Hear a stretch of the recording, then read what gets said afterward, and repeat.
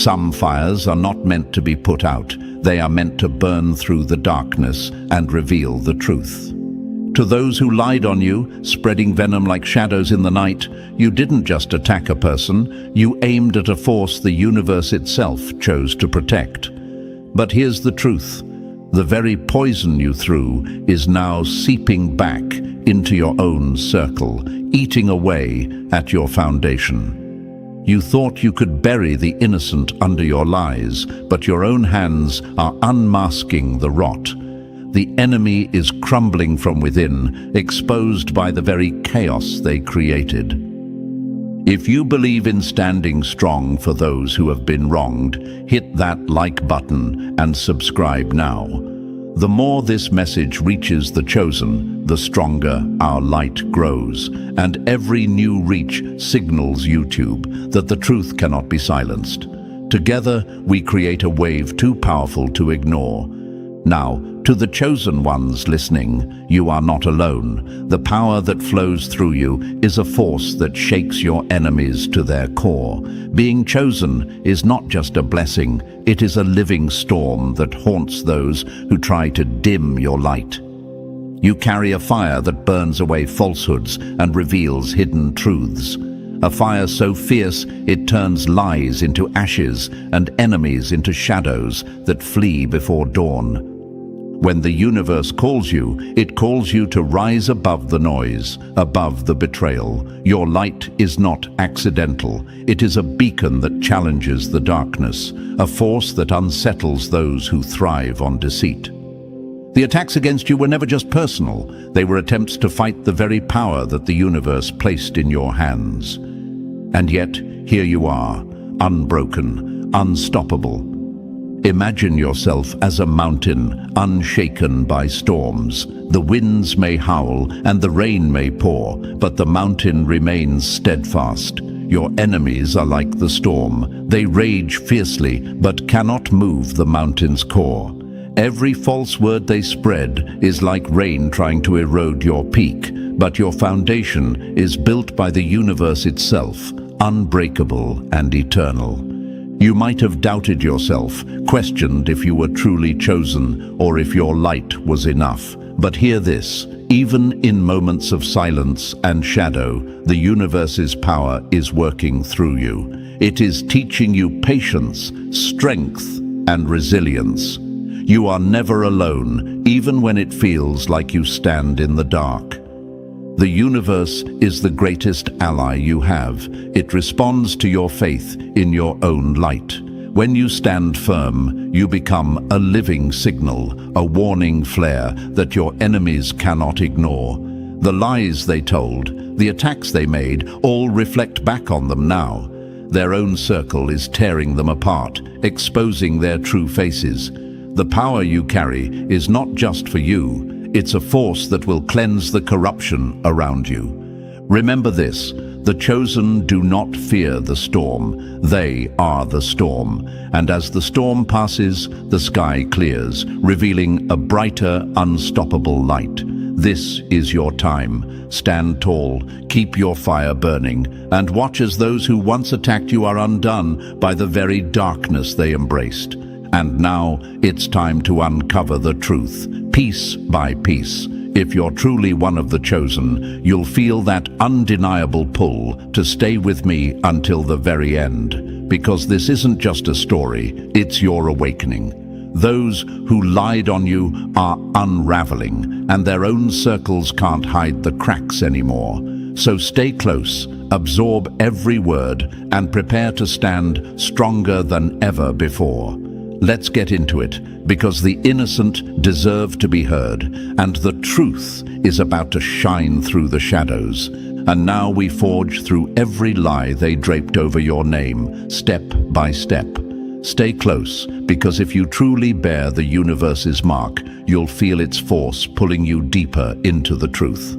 Watch as every accusation they hurled becomes the weight that crushes their own circle, unraveling them from the inside out. Comment the number 77 below to stand with the innocent and ignite the signal that your transformation has begun. This isn't just a prompt to engage. It's your battleground, your rise, ready to watch their deceit burn and emerge stronger than ever before. Let's dive into the heart of their betrayal. Number 1. When you play with fire, the universe turns up the heat. They thought they could light a spark and burn you down quietly, behind closed doors, in whispers, in secret shadows. But here's the brutal truth. When you mess with what the universe has chosen, you're not just poking a sleeping giant, you're igniting a wildfire that no lie can contain. Their webs of deceit are unraveling, thread by thread, and the very people they trusted are now turning their backs. You've been labeled the enemy, cast out like a shadow, but what they don't realize is that their own darkness is now eating away at them, exposing their corruption in broad daylight. To those who are listening, feeling the sting of betrayal and isolation, this is your moment. The power of being chosen isn't just some empty phrase. It's a force that moves beneath the surface, shifting realities, pulling strings unseen by the naked eye. When the universe aligns itself with you, it doesn't just stand by quietly. It acts, it disrupts, it dismantles, it delivers justice in ways the world can't ignore. You were never alone in this fight. The very system they thought they controlled was rigged in your favor all along. They were playing with fire, but you, your spirit, are the flame they can never extinguish.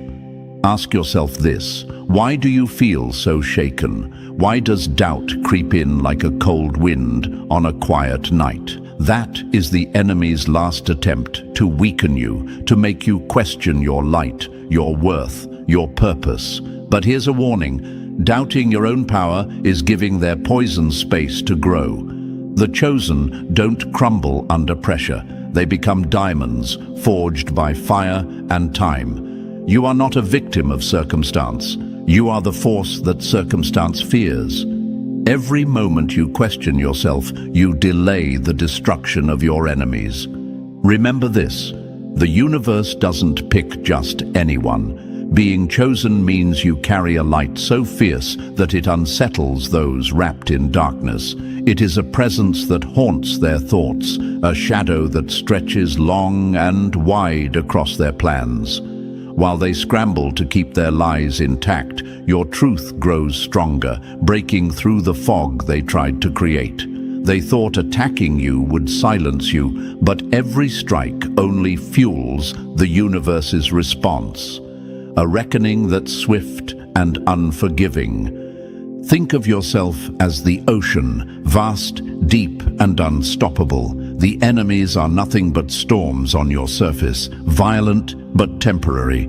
They may roar and thrash, but in the end, the tide always returns, stronger and more powerful. Their own circle, once silent witnesses or willing participants in the betrayal, are now turning against them, caught in the undertow of their own making. When you stand firm, anchored by the universe's will, no storm can sweep you away. You might feel alone now, but isolation is a cloak the universe uses to prepare its chosen for what's ahead. It's not a punishment, it's a training ground. Like a lone wolf sharpening its senses in the wild, you're being readied for the hunt. The universe is teaching you resilience, patience, and the strength to rise when all seems lost. If you think you are forgotten or forsaken, know this: you are exactly where you need to be, building a power that will shatter the false world built against you. The enemies who lied on you, who spread venom and tried to poison your reputation, they were not just attacking you, but the natural order that protects you. By crossing the line, they triggered a force far beyond their comprehension. It's like playing chess with a master who's already 3 moves ahead. They thought they had control, but the universe had set the board from the start. And now, the pieces are moving, not as they planned, but as they were destined. So to the chosen, this is your call. Stop doubting your light.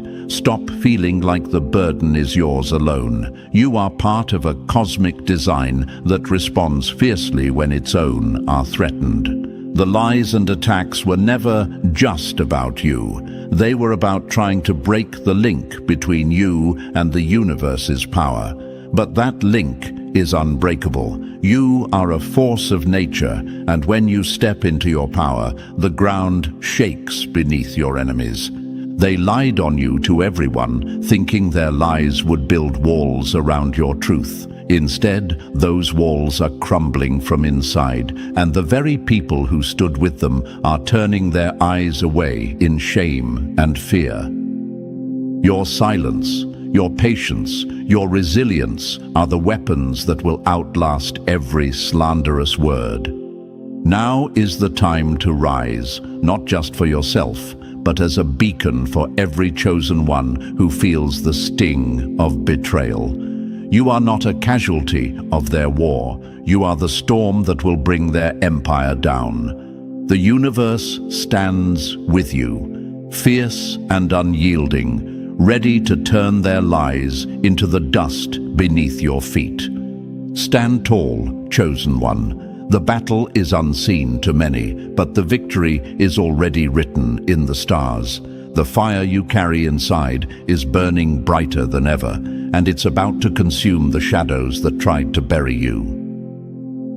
Number 2. When the house of cards crashes, no one can hide from the fallout. They built their fortress on lies, fragile, brittle walls made from deceit and half-truths, hoping to hide their treachery in the shadows. But no lie, no matter how loud or well-crafted, can hold against the slow but unstoppable pull of truth. The very people who once swallowed their poison, who trusted their false stories, are now waking up to the rot beneath the surface.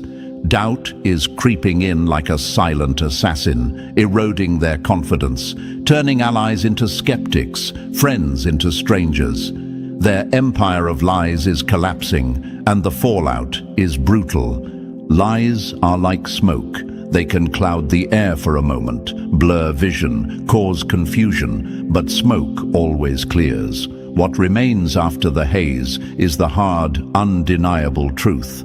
And right now, that truth is shining brighter than ever, piercing through the fog these enemies tried to create around you. The universe, patient and precise, has been working quietly behind the scenes, turning gears, setting pieces into motion, making sure justice doesn't just arrive, but crashes through like a tidal wave. The storm they raised against you was meant to break your spirit, to bury you beneath a mountain of false accusations. But storms don't only rage in one direction. They swirl, they twist, and eventually they come back to the place where they were born. Karma has no watch, no ticking clock, only certainty. What they sent out in hatred and lies is now suffocating them. Every word they planted in darkness is now choking their own breath, strangling the very circles they once controlled.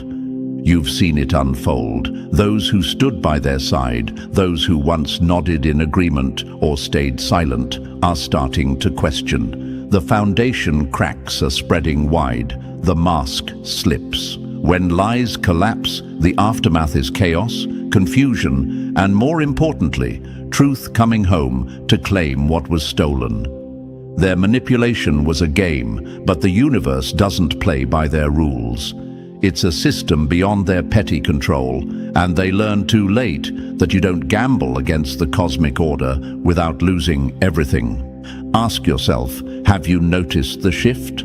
How the once steady voices of the enemy now tremble, how their confident claims now echo hollow in empty rooms.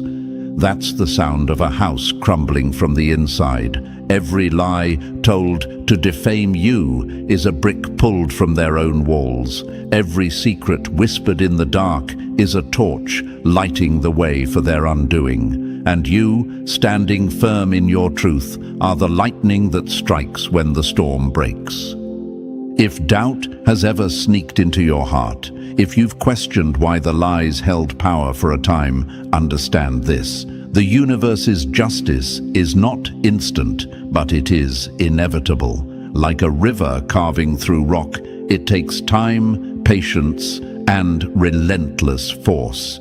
You are the river, not the rock. The lies were the rock, immovable at first, but now the steady current of truth is washing them away.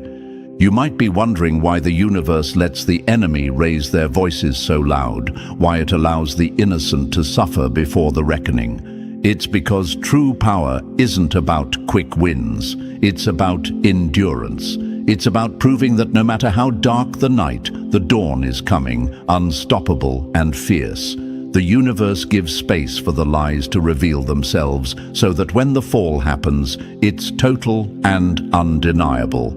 That's why those who doubted your power must see this moment clearly. The collapse of lies is the proof that the universe's chosen can never be broken. Imagine the enemy as a spider weaving its web in the dark, each lie a sticky thread meant to trap and ensnare. But the web is fragile. One wrong move, one gust of wind, and it tears apart, leaving the spider stranded and exposed. Their own circle is that wind. The allies they thought were secure are becoming the unraveling force, pulling threads until the whole deceitful structure falls apart. The spider that spun the trap now finds itself caught in its own snare. And to you, the chosen one, who might have felt crushed under the weight of falsehoods, this collapse is your awakening. It's the moment when silence turns into thunder, when patience turns into power. You are not just a survivor, you are a reckoning. The universe is shifting in your favor, shaking the ground beneath those who dared to lie on you. Their world is cracking, and soon it will shatter completely. They tried to drown your truth in noise, but every wave of falsehood only brought you closer to shore. Now watch as their own tides turn against them. Their lies choke their words, suffocate their influence, and leave their circles splintered and gasping for air. The enemies of the innocent are suffocating in the darkness they created, while your light grows stronger, unshaken, undeniable.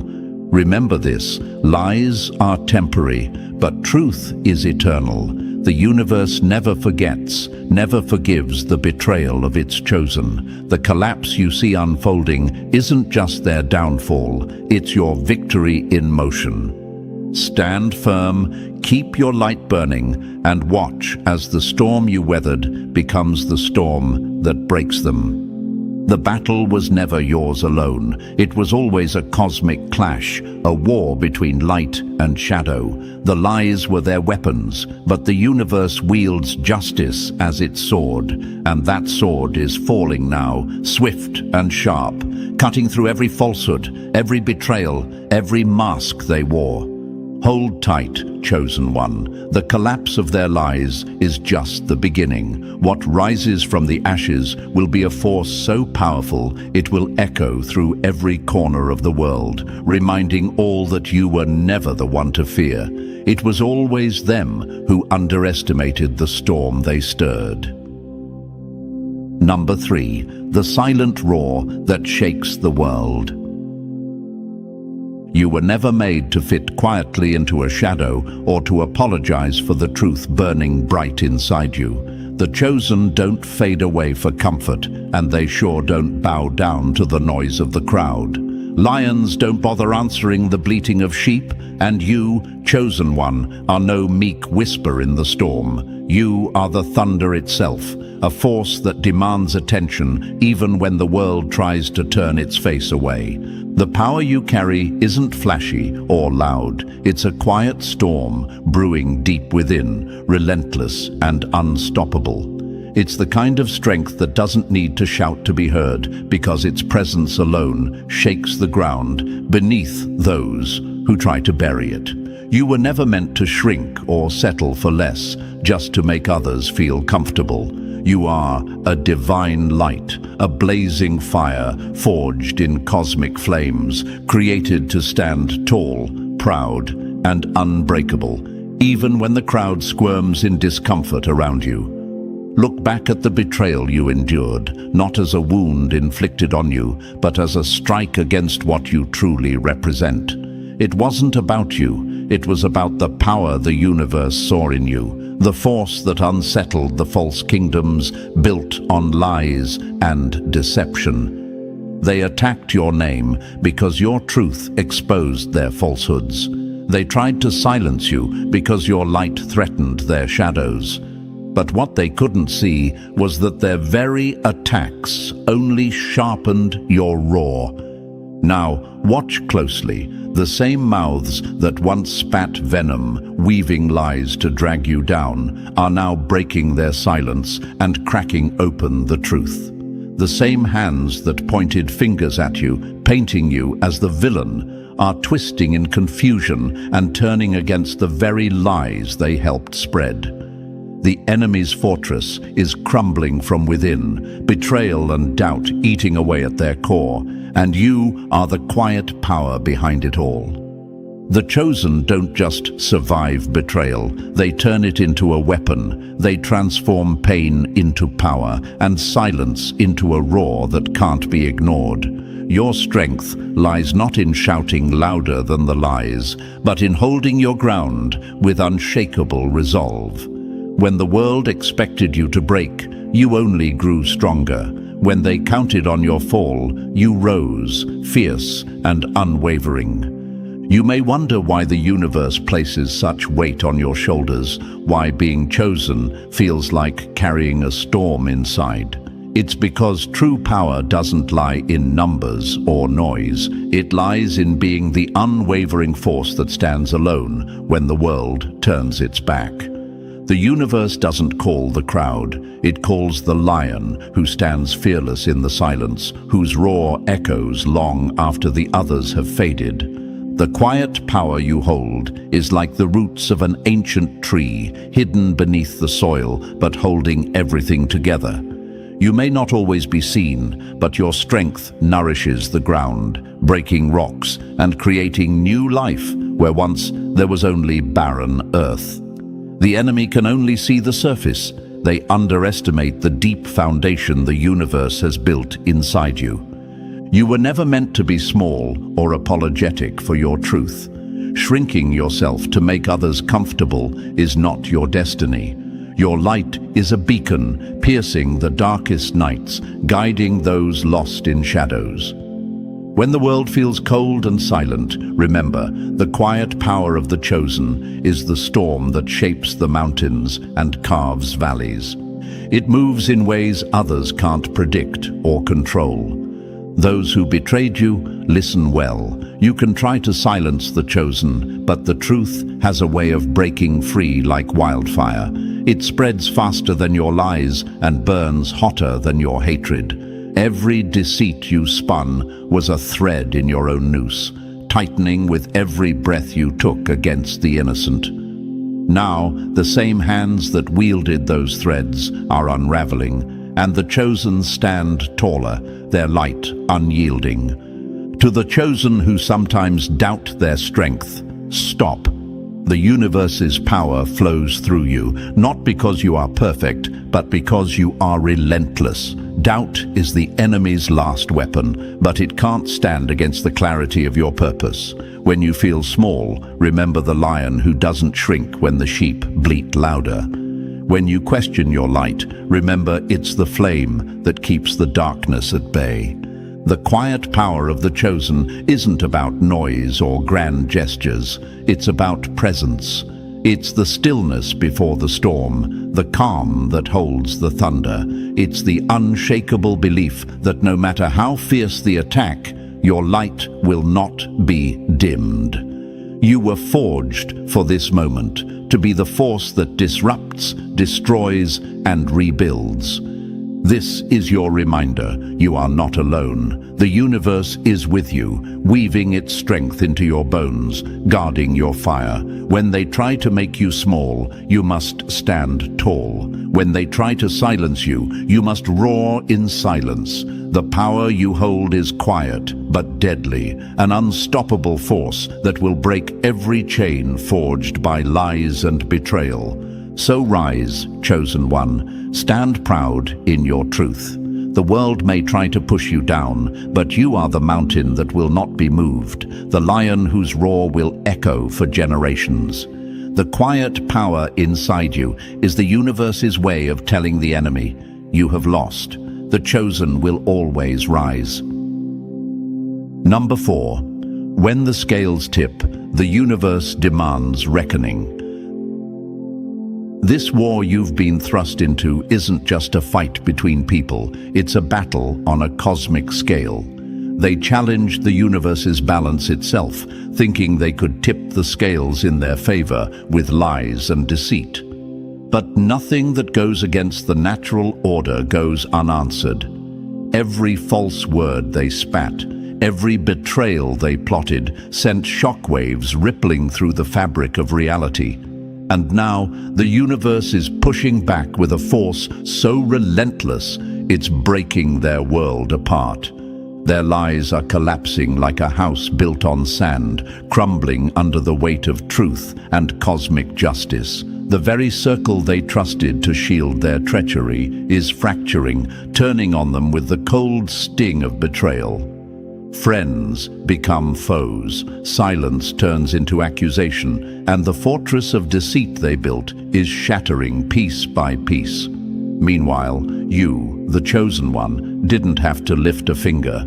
The universe itself became your warrior, your shield, and your sword. Maybe you once doubted yourself. Maybe the weight of their lies, the isolation, and the attacks made you question if you were truly chosen, if your light was enough to withstand the storm. But here's the truth: the universe's timing isn't ours. What looked like silence wasn't weakness. It was sacred preparation. It was a fortress of calm around you, building strength beneath the surface while the enemy rushed in blind, thinking they had won. You were never alone. The universe has been quietly realigning the scales, tilting them back toward balance and justice. Your silence was a shield, protecting your power, your essence, and your truth until the right moment. Now, that moment has arrived. The shift is undeniable, powerful, and unstoppable.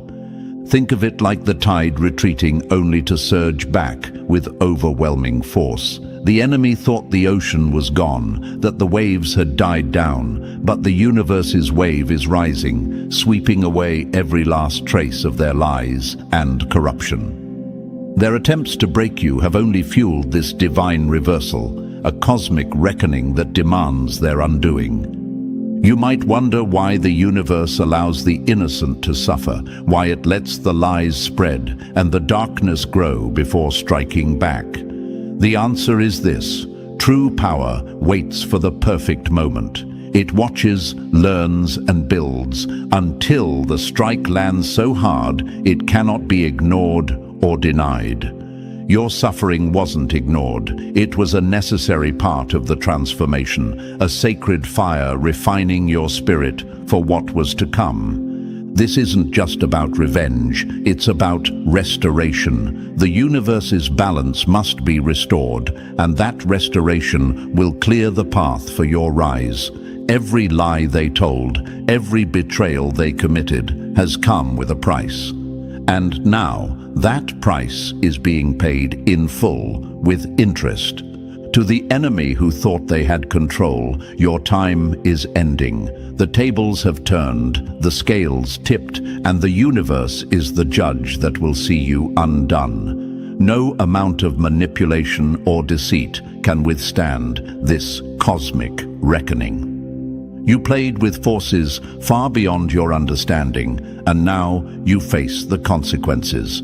And to you, chosen one, remember this: your silence, your endurance, and your faith were never in vain. You were not powerless, you were preparing for victory. The universe's hand is upon you, guiding every step, protecting every move. When the dust settles, it will be clear who stood firm in truth and who fell to their own shadows. This divine reversal isn't just a moment, it's a movement. It's a shift in energy that changes everything, toppling lies, breaking chains, and raising the chosen higher than ever before. The universe stands with you, a silent but unstoppable force that no enemy can defy. So stand tall and embrace the shift. The battle was never yours alone. It was a cosmic war, and now the universe has declared the victor. The scales have tipped, the lies are falling, and your vindication is not just coming, it's already here.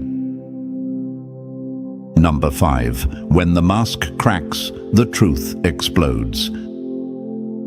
They thought their lies were flawless, their deceit perfectly crafted, like actors rehearsing a play that no one would question. But no mask, no matter how polished, can hold forever, especially when it's stretched thin over a rotten core. The mask they wore is cracking, breaking apart piece by piece under the relentless pressure of truth. The performance that once fooled so many is now exposed as a farce, a stage show collapsing into chaos. What once seemed smooth, confident, and unshakable now feels hollow and fake. Their stories don't line up anymore. Contradictions pile up like debris in a storm, and the weight of their lies is crushing them from within.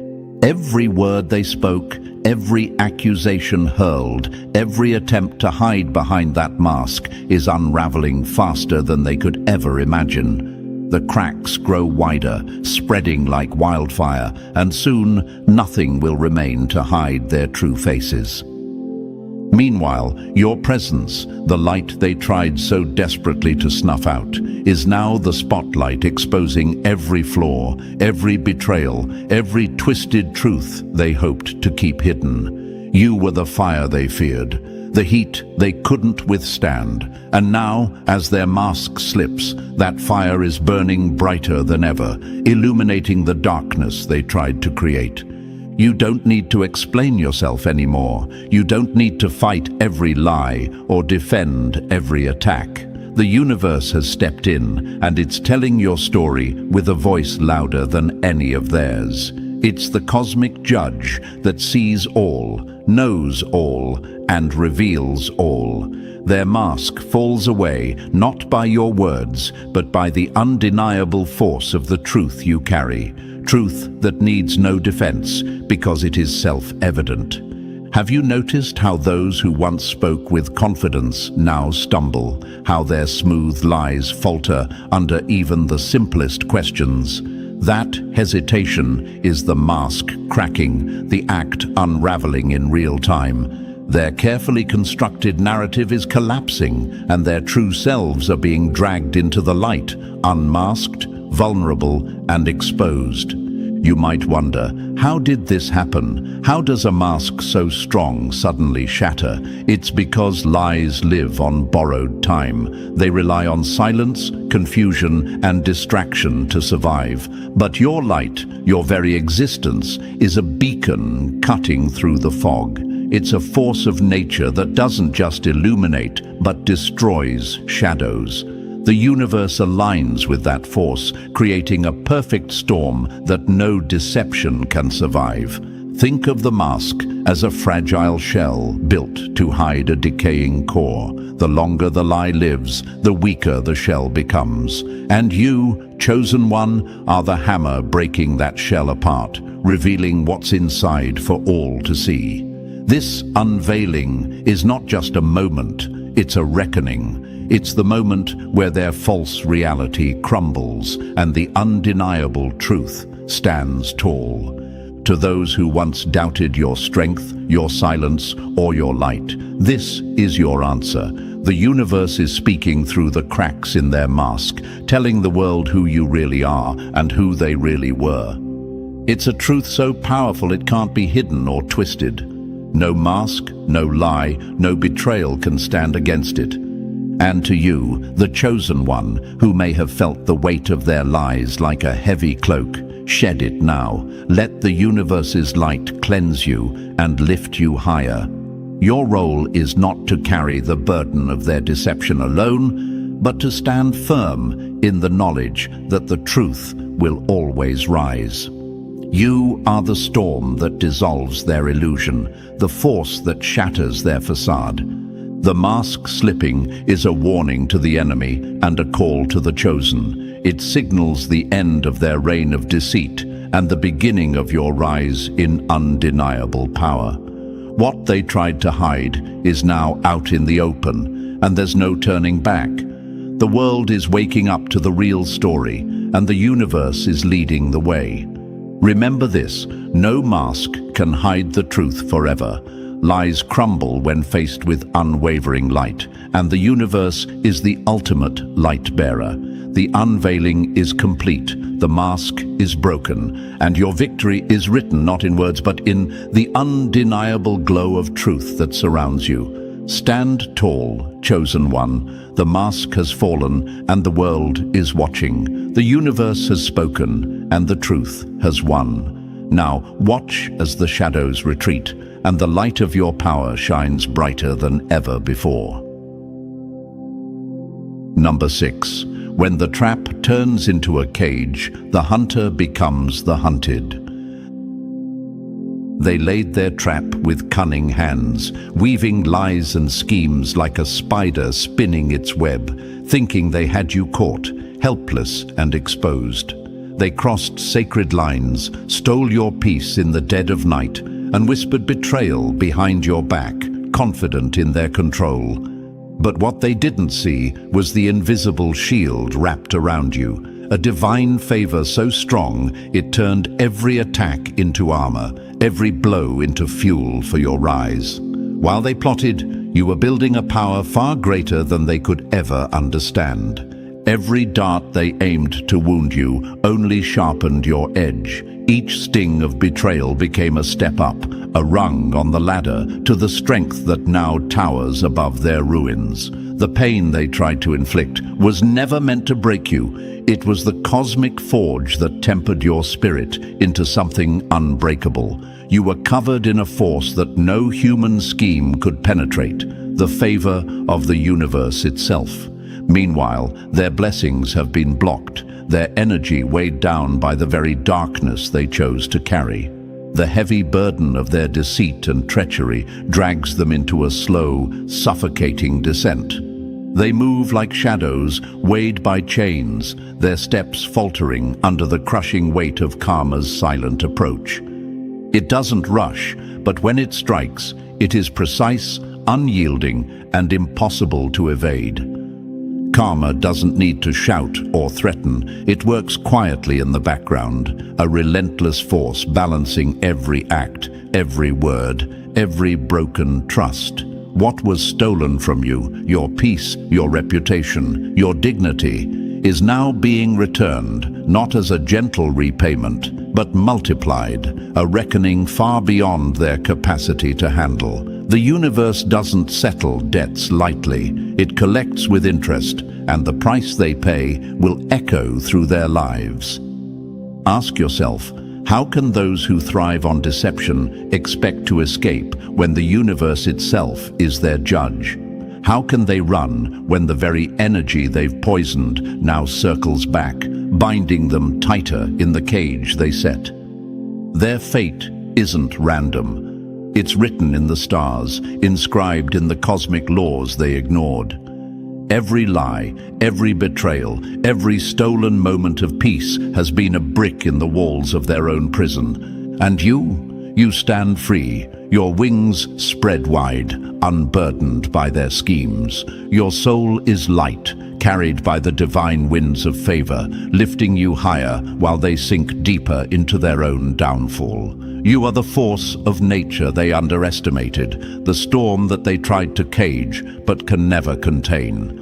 The trap they set to catch you has become their cage. Their freedom is stolen by their own hands. They are trapped not by force, but by the consequences of their actions, a karmic justice that moves quietly but strikes with deadly precision. Their energy, once vibrant and sharp, is now heavy, sluggish, and tainted by the very darkness they cultivated. You might feel the weight of the battle, the exhaustion of standing against the lies and attacks. But remember, each moment you endured, each step you took forward despite the pain, was another link breaking in their chain. You are the key to your own freedom and the lock on theirs. Their downfall is the inevitable result of crossing the line drawn by the universe itself. This isn't just poetic justice, it's cosmic law. What you lost is coming back to you multiplied, restored with a force that no human hand can stop. Your rise is the universe's reply to every false word spoken against you, every secret plot hatched in the shadows. You are the living proof that divine favor is not just protection, but power. A power that transforms wounds into weapons and betrayal into triumph. To those who stand in your way, take heed. The cage is closing. Every step you take in darkness tightens the noose. Every lie you tell builds the bars around you. Karma is patient, but it never forgets. The universe moves in mysterious ways, and its justice is swift and sure. And to you, chosen one, embrace the divine favor that covers you. Know that every attack made you stronger. Every moment of pain was a step toward your unstoppable rise. The universe has your back, balancing the scales, ensuring that what was stolen from you is not only returned, but multiplied beyond measure. This is your time, the time when the trap becomes a cage and the hunter becomes the hunted. Stand tall in your power, knowing that the forces of karma and cosmic justice are working tirelessly on your behalf. The universe is realigning, the scales tipping, and your victory is inevitable.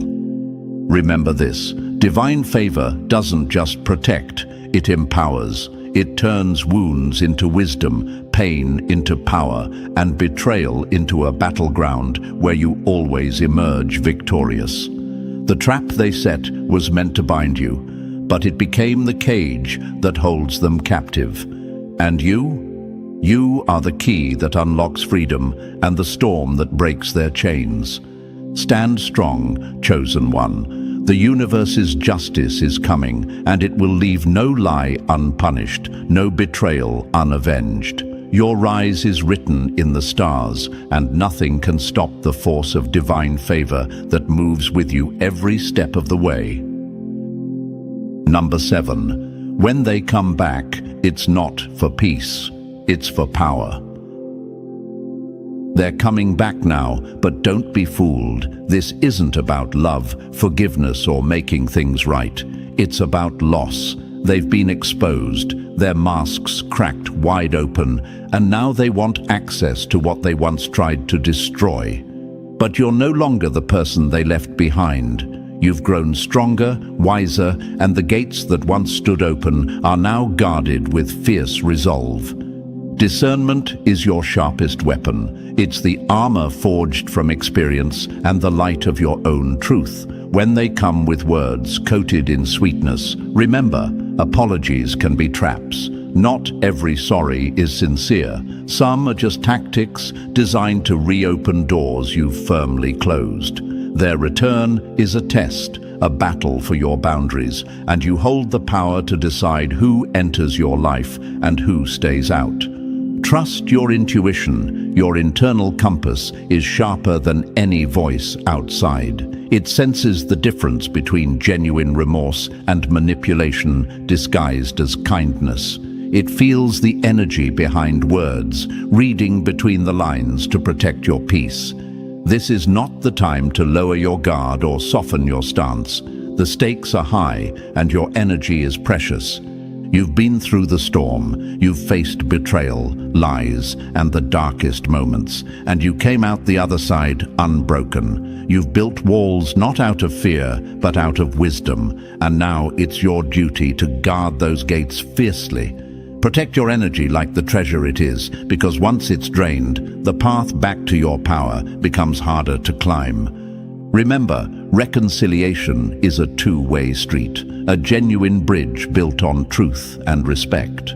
If they're only after access, control, or to disrupt the peace you've fought so hard to create, then no apology or sweet talk should shake your resolve.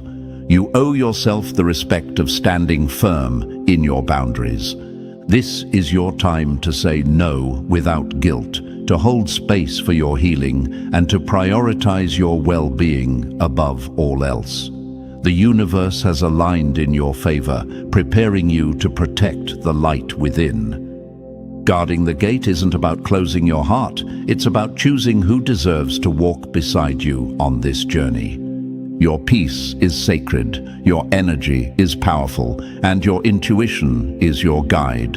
Let it lead you away from false promises and back into the safety of your own strength. Stand tall, chosen one, and guard the gate like the warrior you were born to be. The past may try to knock, but only open the door to those who honor your truth. The rest must remain outside, exposed by the light you carry and the wisdom you've earned. Number 8. The rise that no darkness can stop. This is your moment, the sacred rising that was written in the stars long before the storm began. The tables have turned. The scales are tipping with a weight so undeniable, so fierce that the world cannot ignore it. The truth you carried in silence is breaking through like a roaring tide, washing away the lies and false stories that once chained you. The evidence is surfacing, relentless and clear, dismantling every shadowed narrative they built to hold you down. They wanted you to respond with anger, to sink into vengeance and pettiness, to prove their lies by matching their venom. But you chose differently. You didn't clap back. You rose above the noise with a quiet power that only the truly chosen possess. You chose love over hatred, growth over grudges, and peace over chaos. This choice was not weakness, it was your strength, your divine strategy. The universe saw it all, watched your every step, and now, in this sacred moment, it rewards you. Your elevation is no accident. It is the fruit of patience and faith, of enduring storms without losing sight of your light. The universe lifts those who rise with purpose, who refuse to be dragged into darkness by the enemies who tried to bury them. You didn't just survive, you soared. While they wasted energy on destruction, you invested in your growth. This sacred rising is proof that power born of peace is unstoppable. Every lie they spun is unraveling under the weight of divine revelation. The stories they told, designed to break your spirit and isolate you, are collapsing like a house of cards in a hurricane. Their deception is exposed, their intentions laid bare for all to see. The universe does not tolerate falsehoods forever. It uncovers and reveals, shines a light so bright that no shadow can hide in the end. You might feel the magnitude of this moment, like a wave swelling inside, a force too strong to resist. This is the universe honoring your journey, elevating you to a place of abundance, peace, and undeniable power. It's a rise not just in status or fortune, but in spirit and purpose. You stand taller now, not because the world handed you success, but because you earned it by walking through fire with integrity. Ask yourself, what did you gain by holding on to hate or resentment? Nothing but chains. But by choosing love, love for yourself, for your truth, and for the future you deserve, you broke those chains. You opened the door to a new reality, one where abundance flows freely and peace reigns inside. This is the sacred rising, a rebirth fueled by the wisdom of restraint and the strength of self-love. The universe's reward is multifaceted. It's the calm after the storm, the quiet confidence in your steps, the deep knowing that you are on the right path. It's abundance, not just material, but in spirit, relationships, and opportunities that align with your highest good. This is the promise of the chosen, that when you rise above the chaos with grace, the universe lifts you higher than any force of darkness ever could. Those who doubted your light, who wished for your downfall, now witness your rise in disbelief. Their eyes can't help but see the power you hold, power not stolen or fought for in petty battles, but power earned through endurance, faith, and love. The sacred rising silences the noise of the past and sets the stage for your future, bright, limitless, and unshakable. Remember, this is not just a moment, it's a movement, a shift so profound it changes everything it touches. The universe is calling you to step fully into this new chapter with courage and humility. The path ahead is yours to claim, paved by the strength you cultivated in silence and the light you refused to dim. The sacred rising is also a reminder. The universe rewards those who choose the higher road, while enemies clawed at your heels, trying to pull you down into the mud. You flew above with wings made of resolve and grace. Now, you are a beacon, a living testament to the power of rising with love instead of falling with hate. So stand tall, chosen one. Embrace this sacred rising with open arms and an open heart. The tables have turned and the scales are tipped in your favor. The truth is yours, shining brighter than ever. The stories they built to break you are gone, replaced by your story, one of triumph, abundance, and peace. This is your moment. The universe is with you, elevating you beyond the reach of darkness. Rise fully, rise fearlessly, and let the world see the unstoppable power of the chosen. Now that you've witnessed the unstoppable rise of truth and the fall of lies, it's time to stand firmly in your power. This journey isn't over, it's just beginning. If you're ready to embrace your light and rise above the darkness, show your strength by liking this video, subscribing to stay connected, and sharing this message with fellow chosen ones.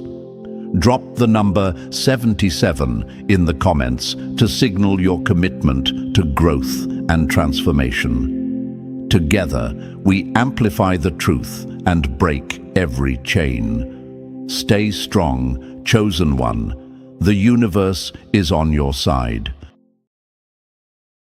Kings aren't born in castles, they're born in chaos, where clarity is rare and thinking sharp is survival.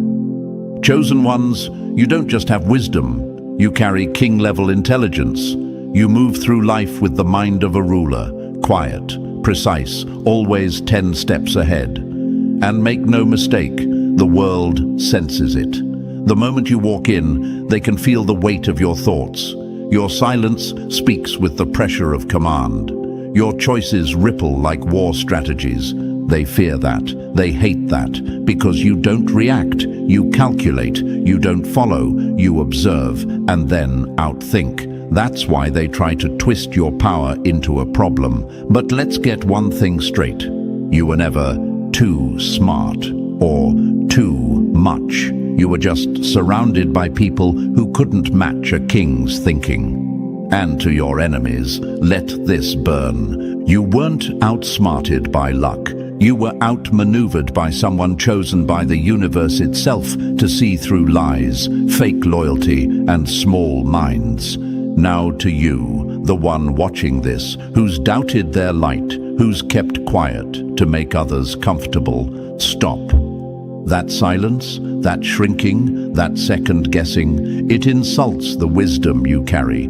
You weren't chosen to blend in. You were chosen to lead with invisible crowns, the kind made of strategy, insight and vision that scares anyone who runs on ego. So listen, chosen one, like this message, and subscribe if you have not already. This isn't for clout. It's to make sure this truth reaches every other chosen one feeling isolated in a room full of noise. When you engage, it signals YouTube that this isn't just another video. It's a coded message for minds built like yours. And we need to find each other. You see, Solomon's wisdom wasn't loud, it wasn't emotional, it was silent power. It was a chessboard inside the mind. And that's what you carry. People stare at you like you're hiding something, and you are. You're hiding centuries of insight, decisions calculated to the millimeter, an internal compass that doesn't need advice to stay aligned. That's not just intelligence. That's inheritance. That's what being chosen really means.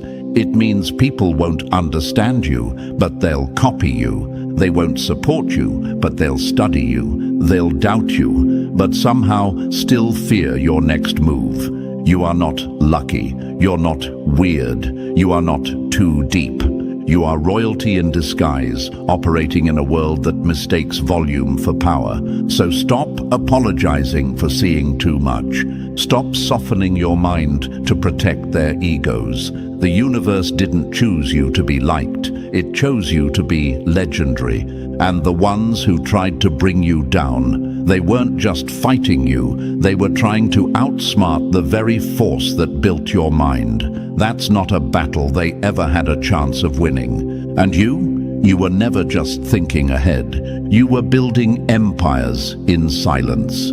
So here's your moment of truth. If you really carry the mind of a king, if the wisdom within you has ever made people stare, whisper, or walk away, you'll feel it now. That pull, that pressure in your chest. It's not random, it's your confirmation. Drop the number 77 in the comments if your intelligence has ever made you the outsider, because that's exactly who this is for. Stay locked in. Every second from here forward peels back another layer of your power.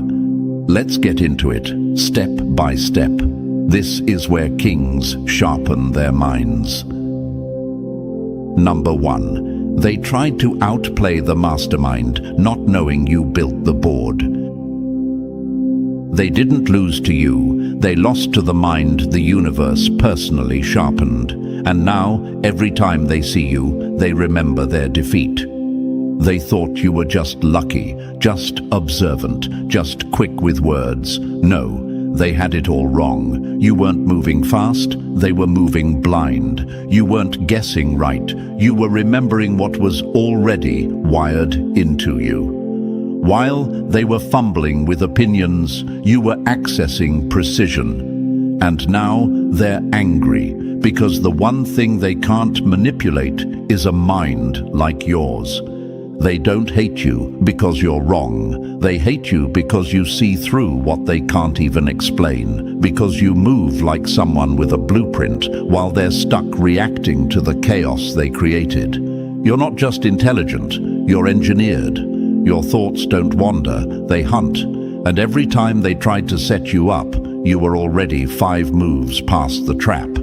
That's what wisdom looks like when the universe puts its fingerprint on someone. That's what chosen really means.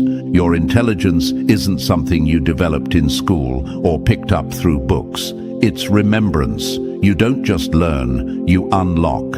That insight you feel in your bones, that inner voice that's always right, that sense of, I already knew. It's not coincidence, it's legacy. The same way Solomon didn't earn wisdom through trial and error, he inherited it. You too carry a wisdom that existed before explanation, and they couldn't stand it. They mistook your calm for weakness, your silence for emptiness. But inside, you were operating like a king in war mode, watching, calculating, letting their own foolishness expose them. They couldn't beat you, so they blamed you. They couldn't trick you, so they labeled you. Too intense, too smart, too much. That's what they call people they can't control. But let's address you, chosen one. You who doubted yourself because they didn't understand. You who tried to hide how deeply you see, how far you think, because you didn't want to make people uncomfortable. Stop that. Stop shrinking the universe's brilliance to fit into tiny minds. Stop questioning the light that burns through illusions.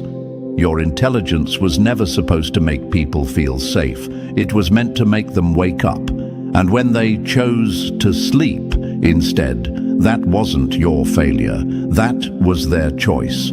You don't just think, you reveal. And people hate mirrors they didn't ask to look into. Now here's what they don't tell you about being chosen. When the universe picks you, it fights for you. Not with noise, not with drama, but with timing, with protection, with elevation. That's why they couldn't touch you. Because they weren't going against just a person, they were going against a force. They were clashing with alignment, trying to override what had already been written into your path. And that always backfires, because when people play games with the system snaps back. And you were the snap. Your mind is not common. Your perspective is not casual. You feel like an outsider because your intelligence doesn't run on approval. It runs on truth. That's why they tried to discredit you, not because you were wrong, but because you were always right too soon. And to the enemies watching, let this settle deep. You didn't fail to fool the chosen one because they were lucky. You failed because they were built to decode people like you. Now, chosen ones, take this in. The next time you feel like you have to explain your intelligence, your vision, your clarity, don't. Stop giving explanations to people who can't even keep up with your questions. Stop making comfort your goal. You were chosen to disrupt, to shift, to move things that have been stuck in darkness for too long. Your presence is not a coincidence. It's a calculated strike of intelligence at the heart of everything false. So let them hate, let them misunderstand, let them gossip, because at the end of the day, they're not even playing the same game. And you're not just playing it, you built the damn board. Number 2, they set traps in a maze you designed. They didn't lose because you were lucky. They lost because they walked into a war where you already owned the terrain, the sky, and the silence between their steps. They thought they had you cornered, that they could provoke you, bait you, manipulate you, that you'd respond emotionally, impulsively, stupidly, that they could play you like a pawn while whispering strategy like generals. But here's the truth. They can't stomach. They were never in control, not even for a second. What they didn't realize was that while they were busy plotting their little games, you were standing still, letting the entire board rearrange itself in your favor. They mistook your stillness for vulnerability. They didn't know you were watching, waiting, recording, not reacting. While they ran their mouths, you ran calculations. While they were scrambling to win battles, you were already writing the final outcome. See, they weren't playing against a person. They were trying to outwit a mind that's been aligned with the universe itself. That's the part they couldn't understand. You don't chase, you attract. You don't panic, you pause. And that pause? That silence they thought meant confusion. That was strategy breathing. They thought they had you figured out because they judged you using their own shallow metrics. Who talks the loudest? Who moves the fastest? Who swings first? But your power doesn't scream. It whispers. It lets them build the illusion of control just long enough for the collapse to hurt more. You're not just wise, you're wired. Downloaded with insight they couldn't buy, steal, or imitate. Every word you speak carries weight they can't measure. Every choice you make shifts outcomes they can't trace. And it's driving them insane, because they keep trying to play games with someone who already knows how the story ends.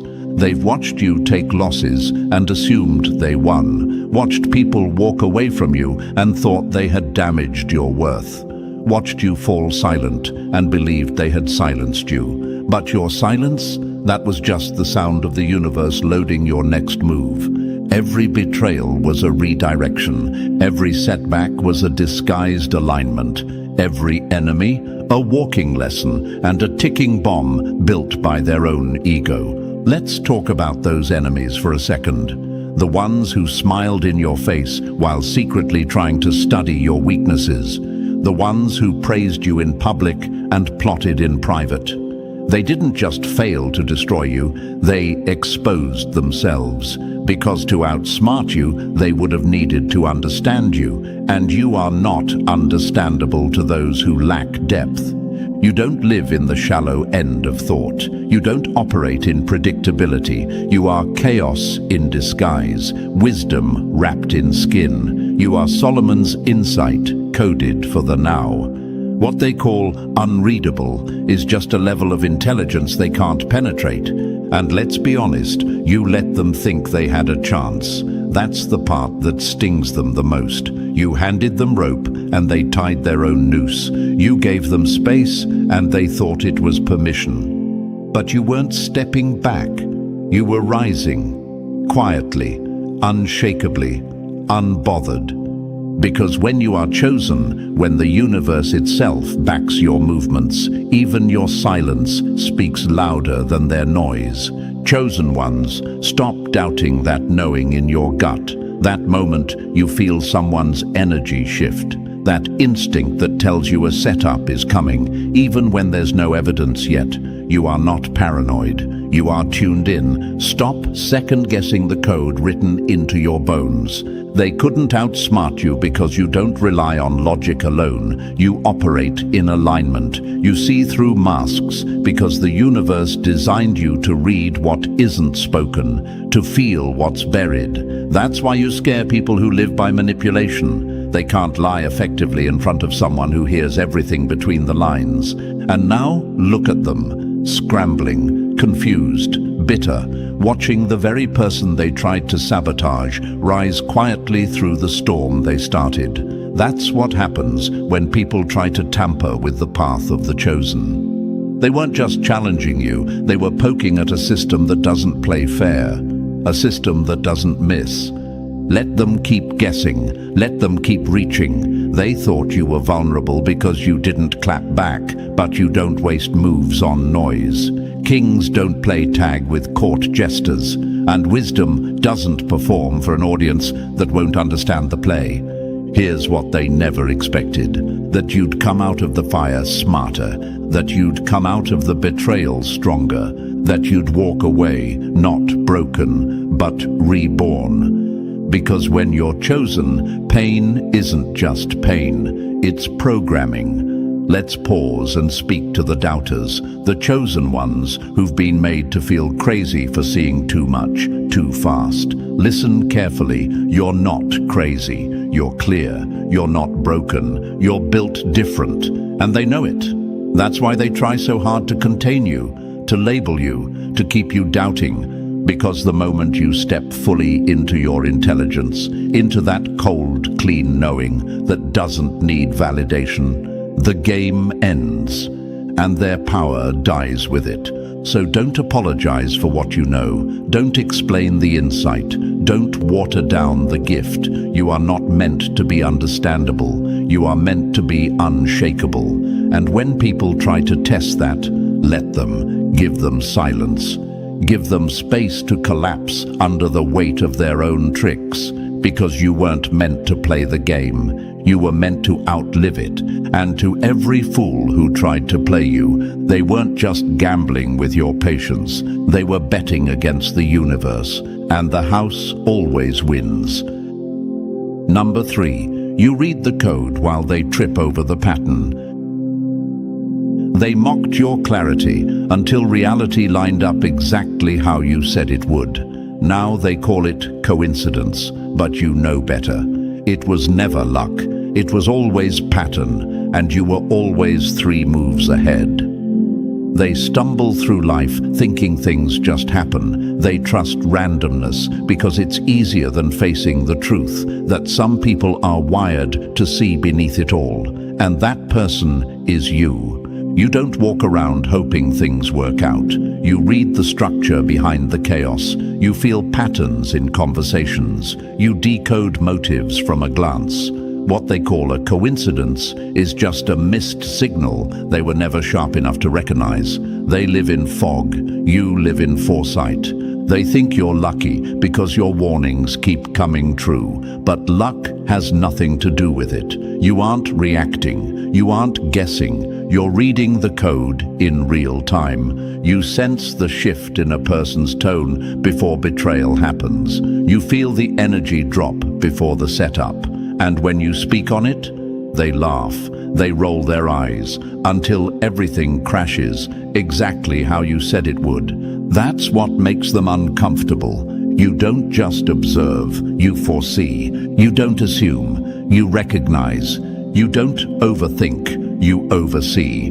You're not paranoid, you're precise. Your awareness doesn't come from fear. It comes from tuning into something they don't even realize exists. You catch what they miss over and over. And instead of being humbled by your accuracy, they mock it. Why? Because deep down, they know you're reading something they'll never understand. Let's talk about that for a second. The way they try to make you doubt yourself. They say you're imagining it, being negative, reading too much into things, and sometimes you've even believed them. You second-guessed what you knew. You tried to rationalize what your gut already confirmed. You let the noise of the world drown out the code your mind was decoding line by line. Stop doing that. You're not imagining anything. You're not unstable. You're not too sensitive. You are aligned. And when the universe tunes someone's frequency to truth, it's not going to make sense to those still stuck in distortion. They walk into traps you avoided months ago. They get blindsided by people you stopped trusting long ago. And when they come crawling back, looking for answers, they'll act like they always believed in your clarity. But you'll know the truth. You always do. You see, people don't fear your eyes, they fear your mind. Because your intelligence isn't built on facts they can memorize. It's built on perception they can't access. You don't just listen to what's said, you track what's unsaid. You don't follow trends, you predict outcomes. And because they can't do it, they try to shame you into silence. But the most dangerous people in the room are never the loudest. They're the ones reading the whole system, while everyone else chases the obvious. That's why they can't win. That's why they can't lie effectively around you. Because while they're playing the surface game, you're watching the code unfold underneath. And it terrifies them. Let them call you crazy. Let them call it coincidence. Let them label what they can't comprehend. But don't you ever stop trusting that deep, clear knowing that flashes through you like lightning. That's the real wisdom you carry. And the longer you doubt it to fit in with people who miss the obvious, the more you're betraying your own gift. This is what it means to carry intelligence on another level. You feel what others only realize after the damage is done. You move like it was scripted because for you it is. And while they run from the truth, you walk through it like it's your natural environment. Remember this, they aren't afraid of what you've said so far. They're afraid of what you're holding back. They're afraid that if you saw this much already, what else do you already know about them? And you don't need to say a word, because chosen ones don't prove they're right. They just wait for the world to catch up while moving on to the next code. Number 4, they thought you were quiet, not knowing you were loading. They raised their voice to prove a point. You raised your silence and erased theirs. Your silence isn't weakness, it's not hesitation. It's the chamber before the strike, the coil before the snap, while they ran their mouths trying to impress, trying to manipulate, trying to control the room. You were watching, memorizing patterns, tracking inconsistencies, listening to the lies stack on top of each other until they couldn't hold their own weight. They didn't know they were performing for someone who already saw how the story ends. Your silence isn't passive, it's a pressure cooker. And when you finally speak, it doesn't just hit. It ends conversations, ends illusions, ends false power structures built by cowards pretending to be kings. You don't argue, you unravel. And that's what terrifies them. They underestimated you because you weren't loud, because you didn't need attention, because you didn't need to flex your intelligence to prove anything. But that's what makes you dangerous. The most powerful people don't announce what they're going to do. They observe, they wait, they let others build a stage and then burn it down with one sentence. You've always known more than you've said. You've always caught more than you've confronted. And that's your edge. Because while they overexpose themselves, you keep everything tucked behind unreadable eyes and calm silence. You're a vault, and people hate what they can't access. That's why you're either admired or feared. There is no middle ground with you. People either respect the way you hold your power, or they're shaken by the fact that they can't find your weak spot, that they can't figure out how much you know. And worse, they don't know if you've already used it against them. Your silence doesn't make people comfortable, it makes them paranoid. And here's the truth. You were never the loudest in the room because you didn't need to be. You're not performing, you're processing. You don't rush to speak because words are weapons, and you aim before you fire. That's what makes you precise, deadly, unreadable. They thought they had the upper hand because you didn't react. They thought your calm was consent.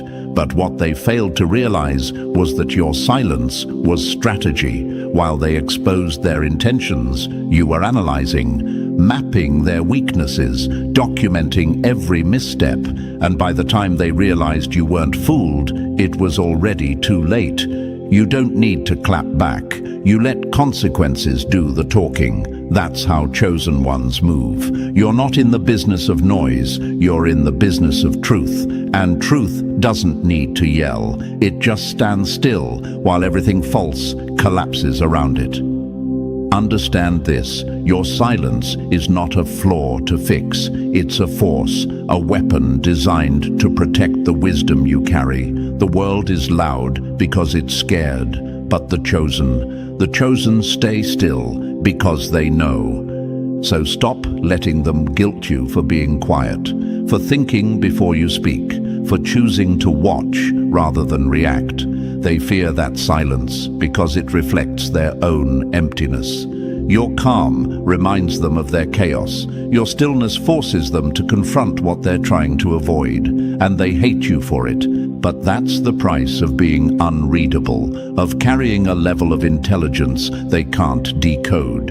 You don't need to explain yourself. You don't need to defend your silence. You've already won by not letting them access what they were dying to manipulate. And don't think they don't know it. They feel it every time you walk in a room and say nothing, yet dominate the energy. Every time they try to provoke you and you blink like they're beneath your attention. Every time your silence says more than their loudest lie. You were never just being quiet. You were letting them dig their own grave. And when you speak, it's not to argue. It's to bury what's already dead. Let the loud ones perform. Let them spin narratives. Let them shout. You keep sharpening your silence, because the ones who listen the longest always strike the hardest. Number 5, they were playing the game. You were redesigning the board. They followed instructions, you rewrote the language. They were memorizing the rules while you were busy bending reality. They thought you were just another player in the system, another piece on the board, another name in the crowd. But what they didn't realize is that the rules they were clinging to, you never agreed to them. You never accepted their limits. You don't play by the structure they forgot. You reshape it. That's why they can't understand how you win without following their steps, why you succeed without using their scripts, why you see openings in places they swear are closed. It confuses them. It threatens them, because they were trained to believe there was only one way, and then you showed up and walked right through the wall they called impossible. They hate you for it, not because you cheat, but because you create, because you don't ask for permission, because you make space where there was none, and because every time they say you can't, you make it look easy, clean, and inevitable. They think you're arrogant, but the truth is, you're just unshakably aligned. You don't need credentials when you carry clarity. You don't need their approval when you're operating from something far deeper than validation. Your wisdom isn't second-hand. It's built-in, preloaded. The universe placed something inside you that lets you see beyond the edges while they're still trapped in the frame. While they memorize systems, you design your own. While they chase titles, you chase impact. While they color inside the lines, you question why the lines were drawn in the first place. And that right there, that's what shakes them. They need rules to feel safe. You break them to set yourself free. And nothing is more terrifying to a follower than someone who moves like they don't need a map.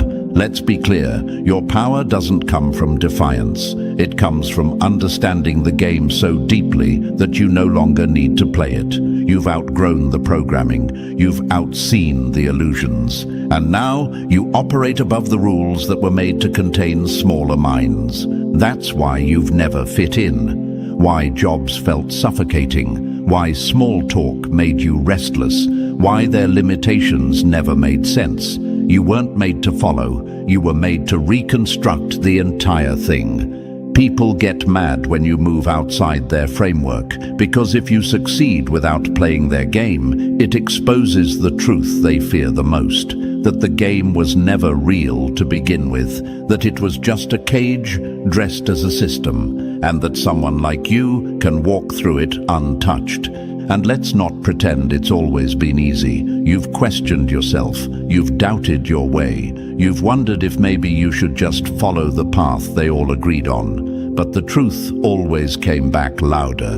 You were never built to follow. You were built to lead by redesigning the very ground you walk on. And those who try to challenge you, who try to limit you with their small logic and tired rules, they end up confused, frustrated, watching you succeed in ways that make no sense to them. That's because they never understood this one truth.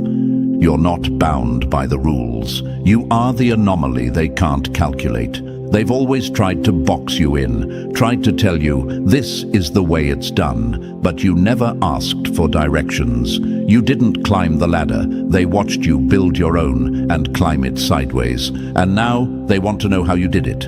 They want to know what you're hiding. But you're not hiding anything. You're just thinking differently. And that is your threat.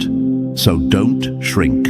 Don't explain. Don't apologize. Your mind was made to open locked systems and bend invisible barriers. You are not rebellious. You are original. You're not here to obey systems. You're here to evolve them. You're not here to blend in. You're here to redesign reality in a way only a chosen mind can. They followed the rulebook. You rewrote the future, and that's what makes you dangerous. Number 6. You don't walk into a room. You rewrite its frequency. Your silence isn't quiet, it's command. You don't take space, you shift gravity. They'll pretend not to notice, pretend you're just another body walking through the door. But the moment you enter, everything tilts. The air feels heavier, conversations slow, people fidget with their tone, their words, their posture. Why? Because your presence doesn't ask for attention, it demands alignment. You don't have to say a word, you are the message. Some people light up a room, you reprogram it. It's not because you're loud, it's not because you try, it's because your energy doesn't exist on their frequency. You're tuned to something sharper, deeper, higher, and the moment your presence hits the space, everyone in it has to adjust. Some lean in, some pull back. But no one stays the same. They feel it in their chest before they recognize it in their mind, that unspoken authority, that unplaceable pressure. You're not carrying arrogance, you're carrying awareness, and that awareness creates discomfort in the unaligned, because your very being is a mirror, and most people don't want to see themselves clearly. They don't know how to respond to someone who sees straight through performance, who picks up the shift in energy before a word is even spoken. They're used to fake power, the kind that talks loud, plays dominant, performs for attention. You don't do any of that, because your power doesn't beg to be seen. It's already felt. That's the weight of being chosen. You walk into rooms and unintentionally make people question themselves, their intentions, their image, their mask. They don't know why they feel exposed. They just know that around you, pretending gets harder. You walk in and people remember their lies, their manipulations, their unfinished business, and they either shrink under the pressure or rise into honesty. That's your effect, not because you're trying to control them, but because your presence shifts people back into truth or drives them deeper into fear. And here's what they'll never admit. The ones who try hardest to ignore you feel you the most.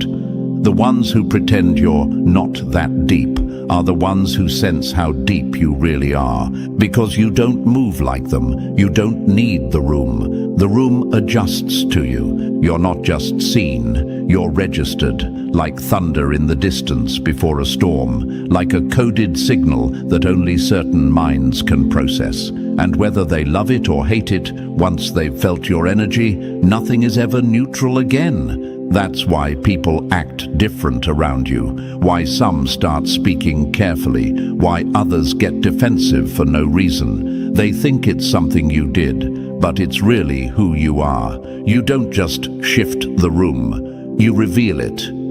And yet, somehow, you've doubted this. You've questioned why people pull away, why friends fall off, why crowds get awkward. Let me be direct. They couldn't handle the pressure of your presence. You didn't push them away. They got burned, trying to stand next to something real while still living fake. You were never too much. They were too exposed. Your energy speaks before you do. It tells the truth without apology. It carries a clarity that can't be faked, bought, or rehearsed. And people who've built their lives on illusion feel it like a spotlight. But don't tone it down. Don't shrink. Don't soften your stride just to make the insecure feel comfortable. You weren't given this presence to be subtle. You were given it to shift everything around you. Remember this: crowds follow noise. Leaders respond to presence. And only the real ones can stand beside power that doesn't speak, but still commands the entire space. You didn't come here to fit into rooms. You came here to change the temperature of them. Number 7, they wore a mask. You saw the blueprint beneath it.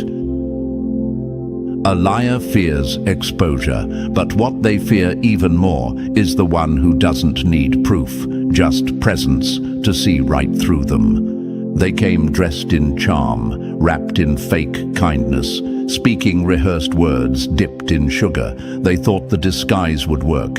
They thought, like everyone else, you'd fall for the mask. But they forgot one thing. You don't see the face. They forgot you read the frequency.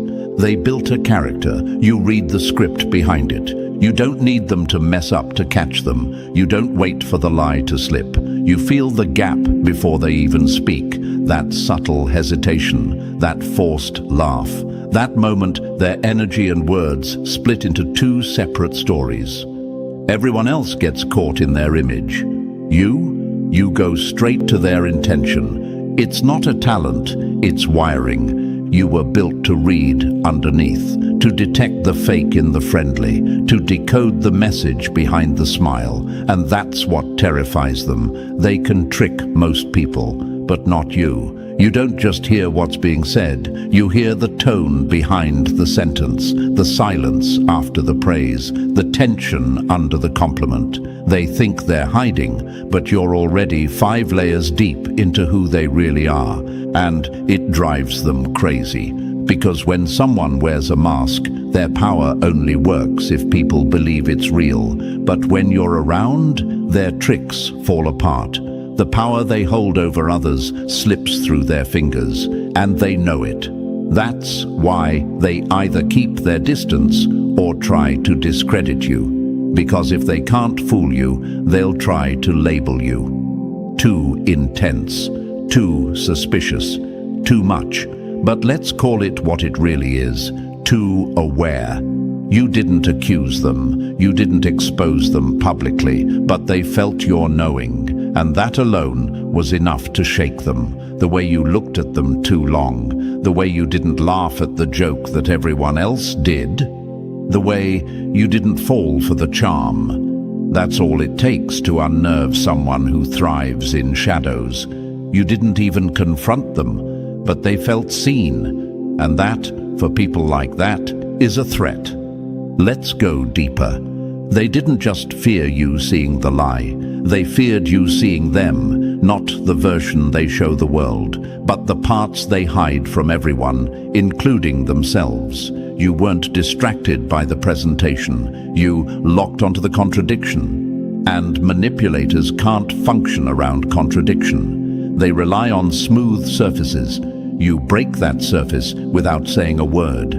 It's not about being suspicious. It's about being chosen. The universe gave you clarity most people can't handle. While others need evidence, you just need the room. While they study body language, you already feel the betrayal in the air. And yes, sometimes even you questioned it. You felt something was off, but they were so convincing, so calculated, and when you brought it up, they flipped it, tried to make you question your sanity, accused you of paranoia. And for a moment, you almost believed them. But deep down, you never forgot the truth. You don't imagine things. You intercept energy. You don't guess. You process faster. You don't need proof to know what's already vibrating in your bones. That's why they fear you. Not because you're loud. Not because you expose them with drama. But because your quiet stare feels like X-ray vision. Because around you, they know the performance won't survive. You aren't here to play detective. You're here to live in truth. And when you're chosen, you don't chase proof. You embody awareness. That's what makes you powerful. So stop questioning your knowing. Stop asking if you're too suspicious. Stop holding back your instincts to protect people who never had pure intentions to begin with. You were built to feel what others are trained to ignore. And that gift, it's not weakness. It's your strongest weapon. They wore a mask. You saw the fracture. They told a story. You read the tension. They tried to gaslight you. You let them dig their own hole. Because at the end of the day, you don't need evidence. You are the evidence. And for people hiding behind lies, that's the scariest thing in the room. Number 8. They scrambled for the throne, not realizing you are the bloodline. They ran after crowns. You never chased anything because you were born carrying the gravity they're still trying to imitate. They fight, scheme, and sell pieces of themselves for power, for position, for influence. But you walk into rooms and everything shifts, not because you force it, but because your presence already holds authority. While they scream to be heard, you whisper, and the room tilts. While they perform leadership, you embody it. They mistake fear for influence, but fear isn't power. Fear collapses the moment it's challenged. You don't intimidate people, you unsettle them, because your energy isn't built on fear, it's built on certainty. That stillness in your bones, that calm way you carry yourself, that's what makes people fall silent mid-sentence when you enter. It's not magic, it's memory. Something in them remembers what true power feels like. And that's why they hate you for it. You don't climb ladders. You don't beg for seats at tables. You don't politic your way into favor. You don't chase clout. You don't market yourself like a product, because you never had to. The power others are spending their entire lives chasing is what you radiate effortlessly. And that is devastating to those who have built their identity around struggle and status. They assume you're playing the same game, that you're maneuvering, competing, calculating, but they don't realize you're not in the game. You're the force that rewrites the scoreboard without ever touching a piece. You don't need the spotlight because you already own the light they're trying to steal.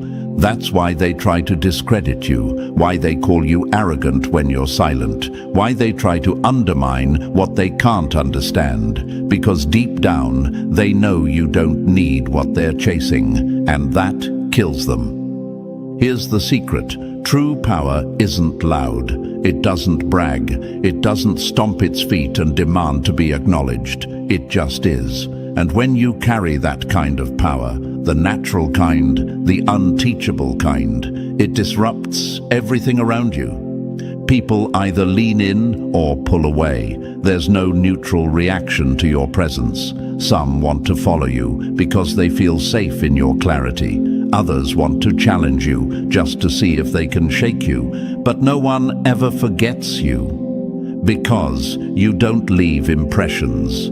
You leave impact. You didn't study leadership. You embody alignment. You didn't take a course in strategy. You were born with internal maps no one else can read. And while they fumble for titles, ranks, or validation, you operate from something ancient, something that doesn't require approval, something that makes people question themselves the moment they stand next to you. You've probably been confused by it too. You wondered why people get competitive with you when you never signed up to compete. Why they act defensive around you when you're just being still. Why they try to one-up you when you weren't even speaking. It's because your existence alone feels like a challenge to those who built their identity on trying too hard. And when someone has spent their whole life clawing for scraps of influence, being in the presence of someone who naturally exudes command is unbearable. But hear this clearly, chosen one, that power you carry, it was never meant to be earned. It was coded into you from the start, not because you're better, but because you were meant to lead from another frequency. You don't rule people. You remind them what real power feels like. Not control, not domination, stability, precision, truth. You don't control people's actions. You influence their awareness. And that's the kind of power that can't be taken, only recognized. So stop apologizing for how people react to your stillness. Stop downplaying your influence just because others haven't found theirs. You don't owe anyone smallness. You weren't made to chase power. You were made to reveal what false power can't survive next to. They chase power because they think it will make them whole. You already are. And no title, no platform, no applause can upgrade what's already complete. You didn't inherit power. You are the source they keep trying to imitate. Number 9, they study for answers. You are the answer. They chase knowledge like it's hidden in books. You carry it like it's carved in your bones. They spend years memorizing theories, quoting thinkers, studying charts, repeating what someone else told them was true. And still, somehow, they move like they're unsure, still disconnected, still lost in noise. Then you walk in, and without trying, you say one thing that makes the whole room stop. One sentence, one insight, and suddenly, everything they studied gets reframed in an instant. That's what happens when wisdom doesn't come from effort. It comes from alignment. You don't repeat, you reveal. You don't memorize, you embody. You don't sound wise, you are wisdom. That's what shakes them, because they thought wisdom was earned by hours and certificates. They thought intelligence came through status and systems, but you carry truth like it's part of your DNA. You breathe clarity. You absorb truth not by effort, but because your very being is tuned to it.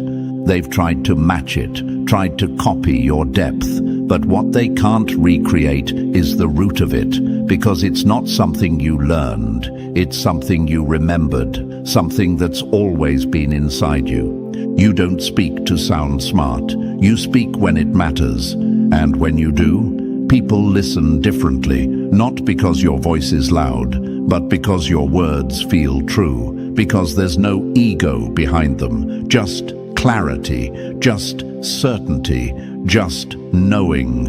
And that unnerves them, because when someone like you walks into a space, everything false starts shaking. You don't need to correct people, you don't need to argue, just your presence reminds people how far they've drifted from truth.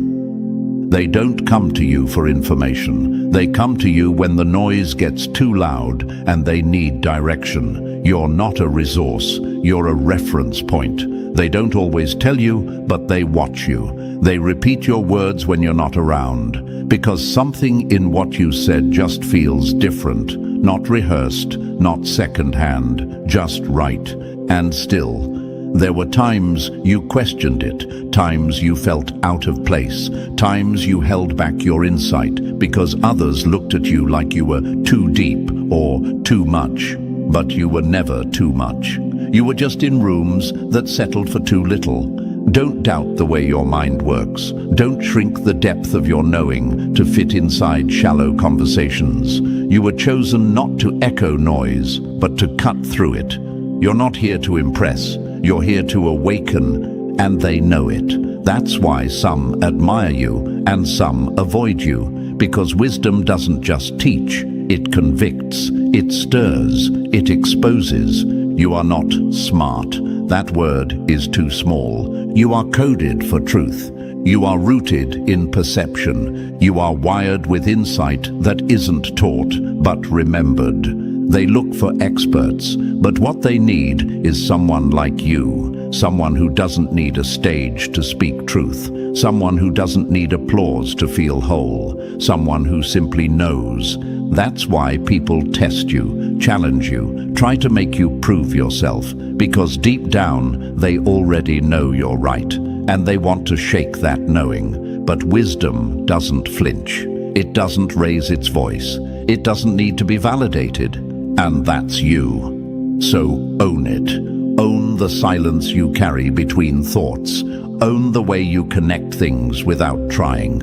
Own the fact that people look to you not for facts, but for direction. You don't just carry wisdom, you are the frequency of it. Not everyone will understand, not everyone is ready, but those who are, they will feel it before you even speak. And that's the mark of the chosen.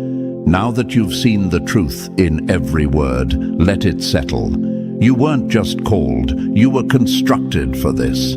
Every part of you was built with intention, precision, and wisdom the world can't replicate. And now it's time to walk fully in that knowing. If this message struck something deep inside you, like the video, subscribe to stay tapped in, and drop the number 77 in the comments to confirm you're walking in chosen alignment. Share this with someone else who's felt misunderstood, because they might just be one of us, still waiting to wake up to their power. They're busy playing chess, not realizing the board, the rules, and the end game were all designed with your victory already sealed. You weren't in the game, you were the game. That's the part that's frying their mind right now. They thought they were moving pieces, but didn't realize you were the table they laid their illusion on. They thought they were smart, scheming in secret, thinking their manipulation was mastery, thinking silence meant submission. But now, The truth is swallowing their confidence whole because you already won, and they're just realizing they were always 5 moves too late.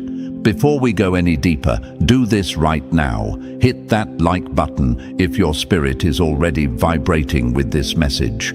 Subscribe if you've ever had to sit quiet in a room full of snakes while pretending not to see the venom. When you do that, you're not just helping this message spread. You're signaling to the platform that this frequency needs to reach every chosen one who's been underestimated, overlooked, and silenced for too long. They're out there thinking they're alone, and we're here to remind them you're not isolated, you're being activated. Let's lock in. They're trying to checkmate you in a game they didn't even realize you retired from. The moment they started pulling strings, they thought you were trapped. But they didn't know that while they were drawing boxes, you were bending the space around it.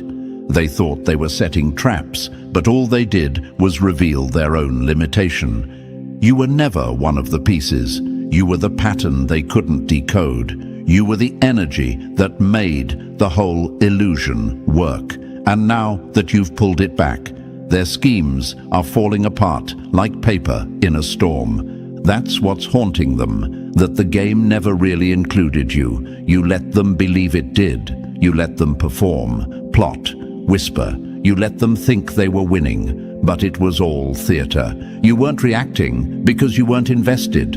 You weren't losing, you were watching. And now that you've stepped out of the audience and into your awareness, the stage is burning. They're still making moves in a match that ended the second you stopped pretending to be a player. This is what the power of being chosen looks like. It's not loud, it's not always dramatic. It doesn't demand attention, but it commands outcomes. It haunts the insecure because it reflects what they'll never have. Alignment without performance. Presence without ego. Power without needing permission. Your glow doesn't scream, it pierces. Your calm doesn't beg, it exposes. You didn't walk in to take over the game. You are the reminder that the game was never real to begin with. And let's make one thing crystal. This isn't arrogance. This is awareness. This is what happens when a chosen one stops explaining themselves and starts embodying the truth.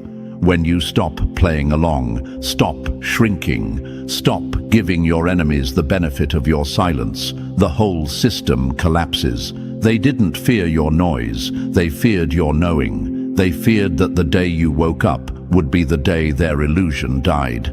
And now they're standing in the funeral of their own narrative, confused as hell about how it all flipped.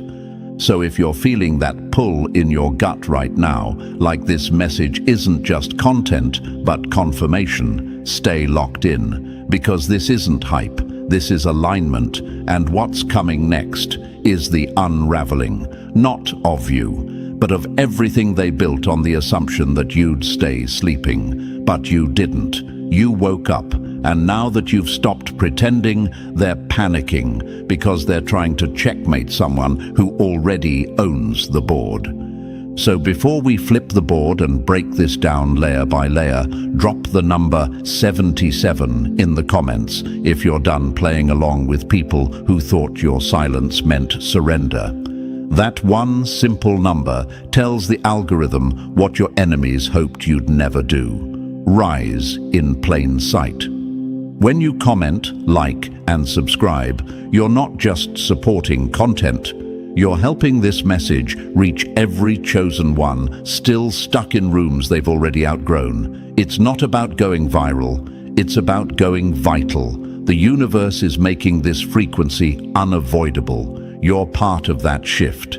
And now, let's walk through it, move by move. If you're really chosen, you won't just hear these words. You'll feel them rearranging your reality. Stay until the end, because this isn't just a breakdown. It's a revelation. You'll never look at their little game the same way again.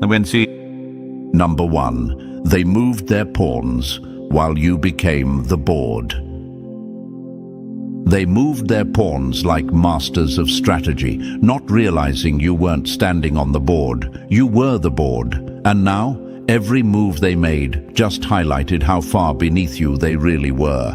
That's what they can't stomach right now. The fact that all their scheming, all their whispered alliances, all their ego-fueled strategies were built on the assumption that you were too slow to see it coming. They thought they were playing a clever game, drawing you in, cornering you, pressuring you.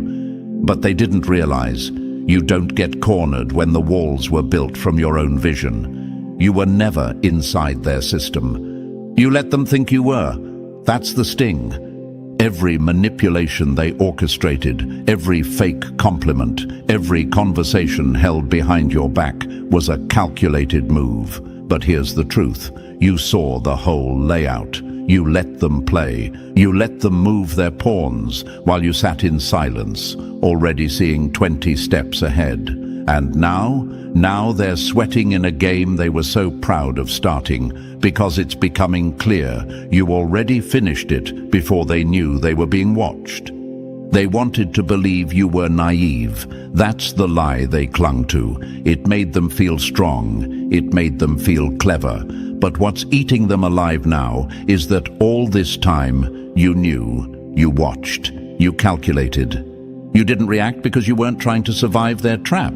You were letting it collapse on its own. They moved pawns with pride. You moved in purpose. And here's where the universe shows off. The power of being chosen doesn't mean playing their game better. It means the game breaks down in your presence. You weren't sent to compete with deception. You were sent to expose it. You weren't built to impress them. You were built to interrupt them. Your very existence is the glitch in their matrix. That's why they flinch now. That's why their alliances are crumbling. That's why their smiles look stiff, because the mask they wore to mock you doesn't fit anymore in your light. Think about it. How many times have you felt like the fool for staying quiet, for not clapping back, for watching people move dirty and wondering if the universe forgot you? You didn't fold. You absorbed. You studied. You tracked patterns, energy, intention. You weren't weak. You were letting them walk straight into the consequence of their own illusion. That's what chosen ones do. And if you ever doubted that, look at the history books. Einstein was called slow as a child. They thought his silence meant deficiency. Tesla laughed at, brushed off. He spoke about energy and frequencies before people even had the language for it. Oprah was fired from her first TV job because she was unfit for television. Do you see the pattern? The world ridicules what it doesn't recognize and fears what it can't control. But the chosen? We don't argue with ignorance. We outlive it until it bows.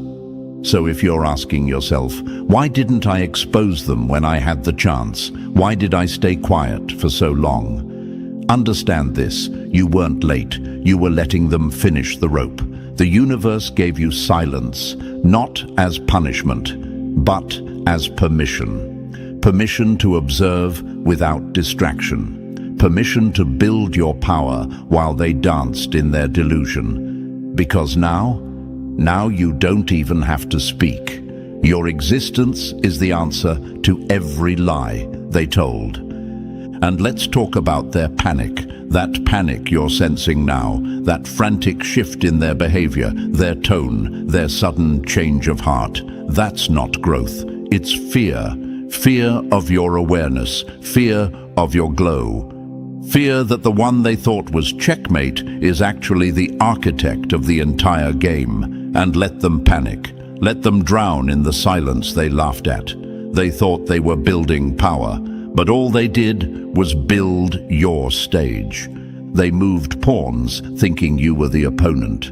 But you weren't sitting across the board, you were watching from above. They plotted in small rooms, but you were working with the universe. That's the difference. They had tactics. You had alignment. They had schemes. You had strategy woven into your soul. That's not something you learn. That's something you are. And now they're realizing it too late. They built their confidence on your perceived ignorance, and now that illusion is cracking like thin glass under pressure. What they thought was weakness was actually focus. What they assumed was confusion was actually vision. And now they're realizing you weren't behind, you were undercover. Quote this in your spirit. They plotted squares, you built dimensions. That's what it means to be chosen. You don't just survive schemes, you transcend them. You don't retaliate with noise, you retaliate with presence. You don't fight for position, you walk in purpose. And now that purpose is becoming the storm they can't control. They never expected you to rise without their validation. They never expected your silence to end in strength. But here you are, calm, clear, unbothered. And that chosen one is more powerful than any move they ever made. So if your spirit is still wrestling with doubt, let this be your reminder. You are not a piece on their board. You are the reason the board exists. And the moment you stopped shrinking to fit their frame, the whole illusion collapsed. That's why they're scrambling now. Not because you're loud, but because you're awake. And there's no strategy in the world that can stop a chosen one who remembers who they are. They moved their pawns, but you became the board. And now they're realizing that wasn't smart. Number 2. They mistook your pause for panic. Now the silence is screaming. They saw you step back and thought the storm was over. They watched you fall quiet, go inward, vanish from their petty little circles, and they cheered, quietly, arrogantly, foolishly. They whispered behind fake smiles, "We've got them." Finally, they assumed your stillness meant surrender, that your silence was the sound of you breaking. But they were dead wrong. You weren't crumbling, you were crystallizing. While they danced on your name and laughed behind your back, they didn't know they were mocking a caterpillar mid-transformation. See, only people addicted to noise assume silence means defeat. Only the insecure assume absence means irrelevance. But those who are chosen know the truth. Stillness is where the universe sharpens its weapons. And you were becoming sharper than they'll ever be ready for. They fed their ego while you fed your spirit. They filled rooms with shallow noise while you filled your silence with fire. And now the fire's coming to collect. Because that pause you took, that wasn't collapse. That was realignment. That wasn't fear. That was foresight. Your pause was prophecy. And now that the silence has ended, it's echoing louder than all their noise combined. Your silence isn't absence. It's the sound of destiny loading. Let that line sit with you, chosen one. Your silence was the loading screen of your becoming. It wasn't the void. It was the vault. While they were busy mistaking you for the past version of yourself, the next version was unlocking. They were so busy celebrating your setback that they missed your setup. That's what happens when clowns think the curtain closing is the end of the show. They don't realize it's just the scene change. And now they're panicking because what once felt like control is now chaos. You're back, but not the you they remember. You returned with clarity in your eyes, fire in your walk, and no tolerance for games. You didn't rise with noise. You rose with certainty, and certainty terrifies cowards. Your energy doesn't chase anymore, it commands. Your presence doesn't beg to be seen, it's undeniable. And their masks, they're melting under the heat of your return. This is the part that makes their stomach turn. You didn't even clap back. You didn't need to. You let silence do what it does best. Expose the unworthy. You didn't scream. You didn't defend yourself. You didn't run around trying to prove you were right. You just paused, and in that pause, you did more damage than 1,000 arguments ever could, because your transformation spoke for you. And now that it's loud, they can't unhear it. So if you're sitting there asking, did I waste time being silent? No, you weaponized time. You repurposed pain. You took what was meant to break you and used it as a blueprint. They underestimated the value of your pause because they've never experienced the depth of your purpose. Let them sit in their discomfort now. Let them squirm in the noise of their own lies. Because the silence they once mocked is now screaming truths they can't run from. Number 3, you left the game. Now they're playing against ghosts. They're still swinging, still scheming, still trying to win, still trying to provoke you into another round of drama, another emotional response, another trap disguised as conversation. They think you're still locked in a game that's already over. What they don't understand, what they refuse to accept, is that you left the game the moment you realized the prize was beneath you. They're arguing with a version of you that doesn't even exist anymore. They're rehearsing comebacks, planning chess moves, pulling strings for an opponent who's already transcended the board. You're not reacting because you're not even in the room they think they've trapped you in. That's the part that's driving them insane. That's why they're getting more desperate, more erratic, more performative, because you became unreachable, and they're still screaming into a void, hoping the old you will show up and play one more round. But the old you is gone, the reactive you, the doubting you, the one who tolerated their manipulation, who second-guessed your worth, who stayed in the arena just to prove a point. That version of you died in silence. And what rose in its place? Strategy, vision, stillness that cuts deeper than noise ever could.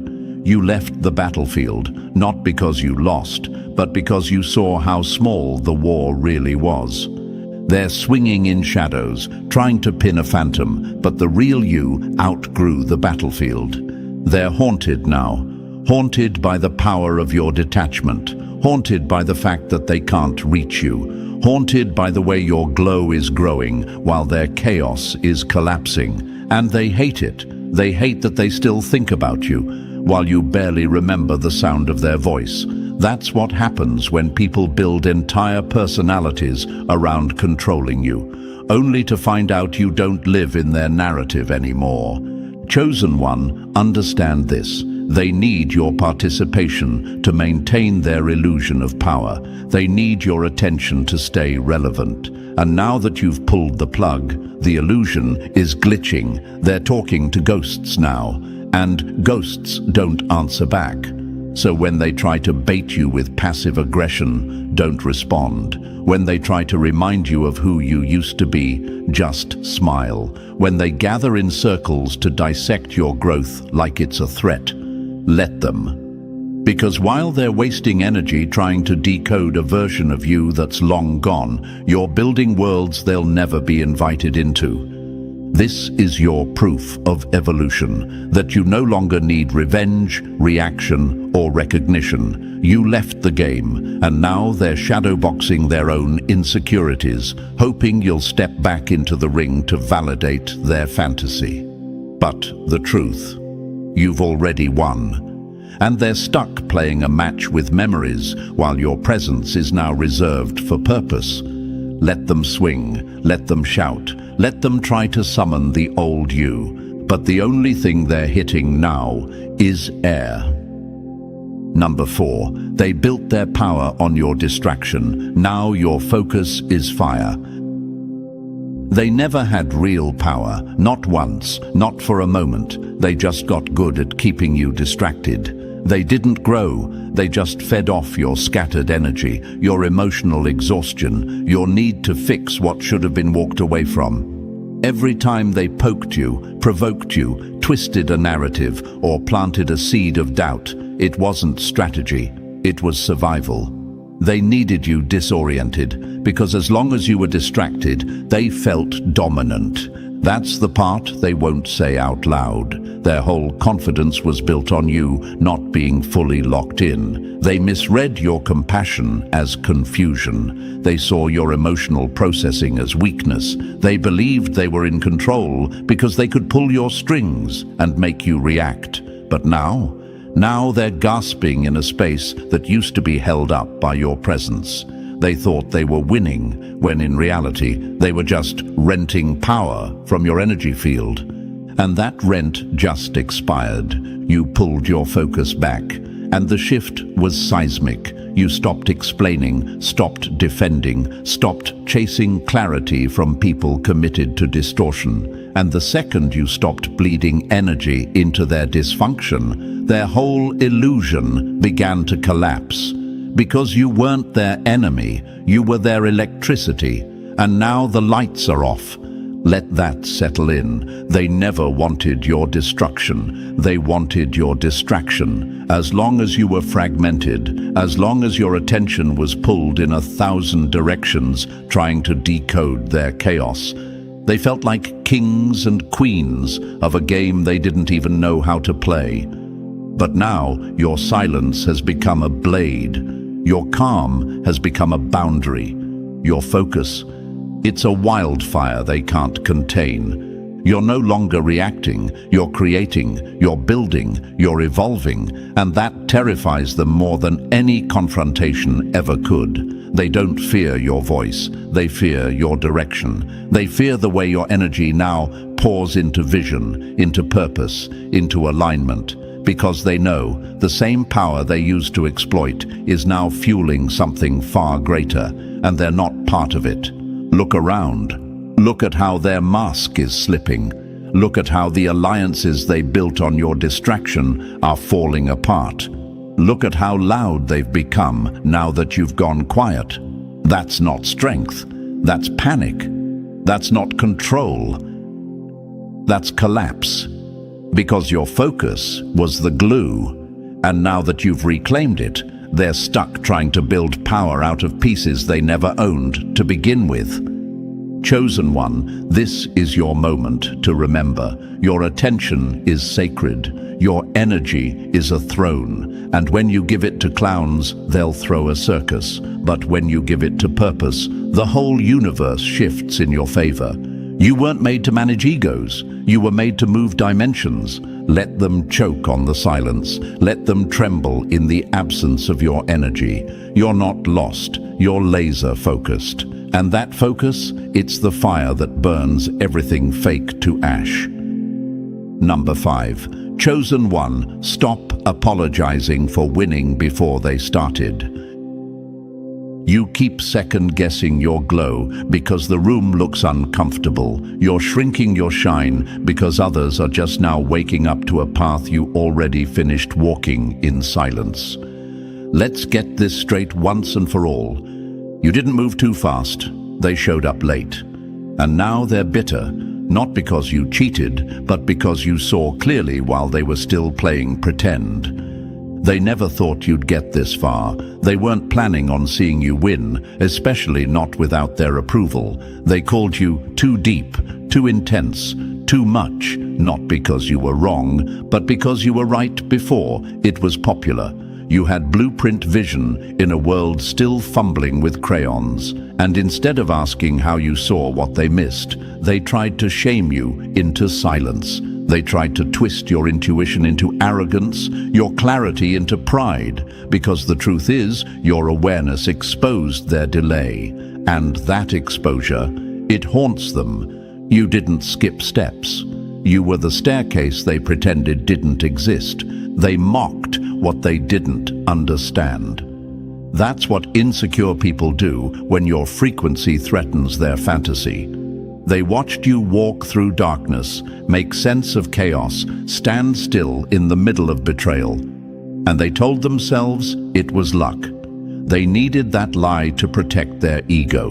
Because admitting the truth would mean admitting they never saw what you saw, that they never carried what you carried, that they weren't built with your blueprint. So now that your elevation is undeniable, now that your wins are showing, now that your silence has turned into success, now that your vision is manifesting in real time, they're scrambling for explanations.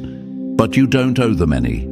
You don't owe them your backstory, your breakdowns, your battle scars. They had their chance to walk with you, but they chose to watch instead. And now they attack. Not because you did something wrong, but because you did something they didn't believe was possible without them. They're not mad at your victory. They're mad that you didn't ask them for permission to get there. They can't reconcile how someone they once dismissed is now the standard they're secretly measuring themselves against.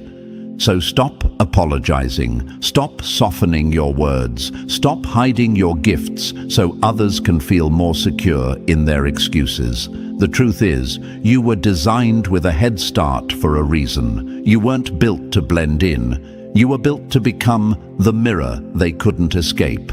That's why they lash out. That's why they whisper. Because your rise is revealing their stagnation. Your clarity is confronting their confusion.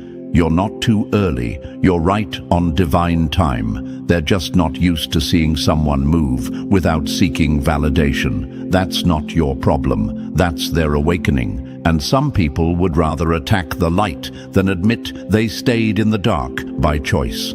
So, chosen one, walk unapologetically. Don't explain the vision to people who weren't given the blueprint. Don't slow your pace for those who refuse to start the race. Your very presence is a prophecy, and no amount of bitterness can undo what you were born to become. Keep climbing, even if they pretend the stairs don't exist, because deep down, they know who built them.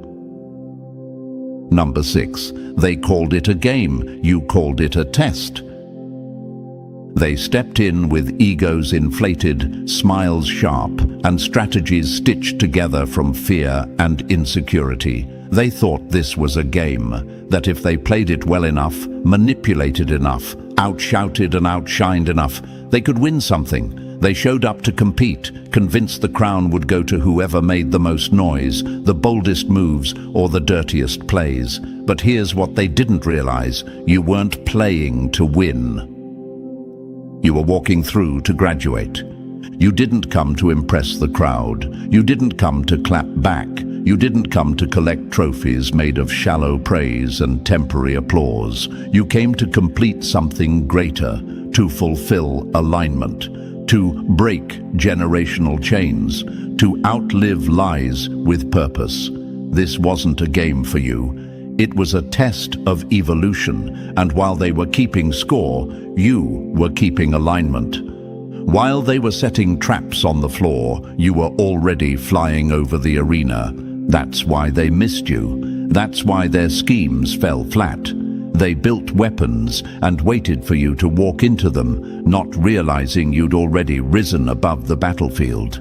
They were on the ground with fake smiles and hidden motives, trying to play chess with someone who'd already dismantled the board. They thought they were running the show, but couldn't see that you were watching from a place they couldn't reach. Where your peace isn't a pause, it's a position. Let's be clear, competition is for people who think power is limited, who think there's only one seat at the table, one spotlight, one path. But you were never one of them. You don't chase validation because your presence is the proof. You don't beg to be chosen because you already are.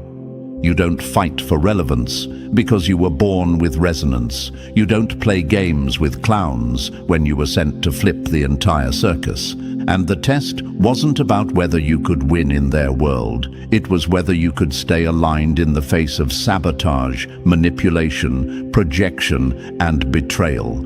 It was about whether you could keep your center when the enemy kept trying to knock you off balance. It was whether you could see the trap and choose not to walk into it, even if that meant walking alone. And you did.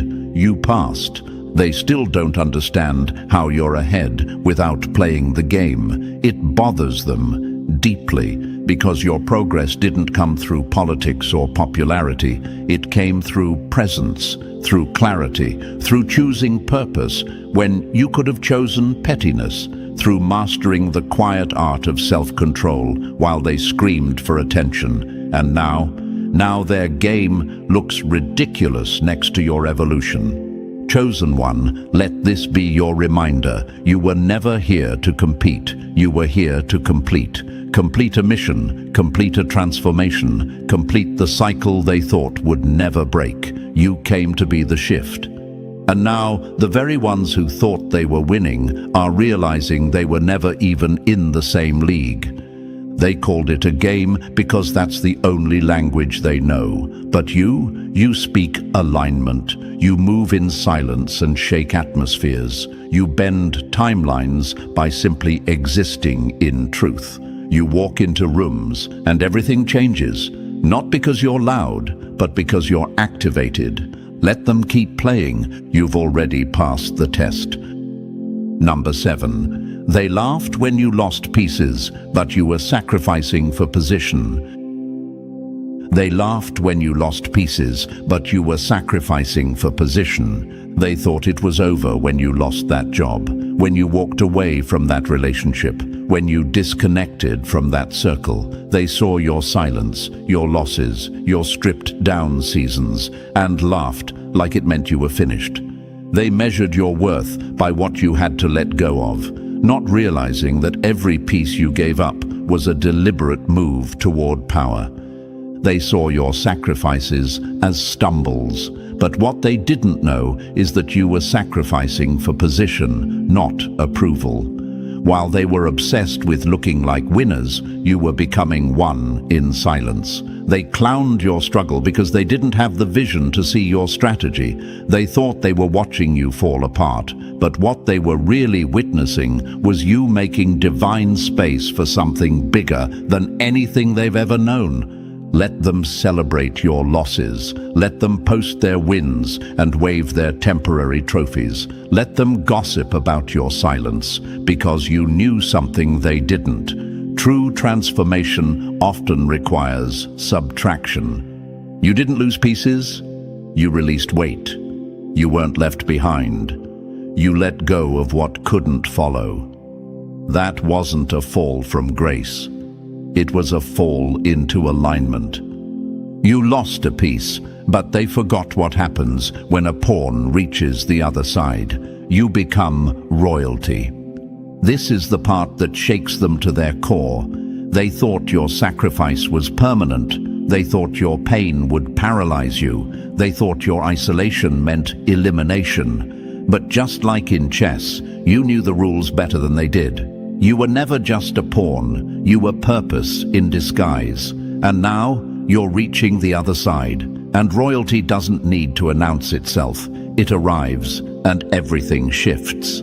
Every loss was a repositioning. Every delay was divine timing. Every goodbye was protection. They thought you were being stripped, but you were being refined. The gold was always underneath. And now that you're rising, they're starting to remember all the pieces you dropped and realizing you don't even need them anymore. They counted your struggle as evidence that you were failing. But failure doesn't look like falling. It looks like quitting. And you never quit. You endured. You recalculated. You recentered. That's why they can't touch you now. Because the version of you they mocked is the same version that built this one. The version that walks like royalty, speaks with clarity, and no longer apologizes for making calculated moves they'll never understand. Chosen one, hear this. Not everyone will understand your silence, your sacrifices, or your strategy. And that's okay, because they laughed when you lost pieces. But now, they're watching you rise with fewer people, stronger energy, and clearer vision. And it's haunting them. You're not bitter, you're just built different. So keep letting them misread your setbacks. Let them count your losses. Because while they're busy keeping score, you're crossing the board.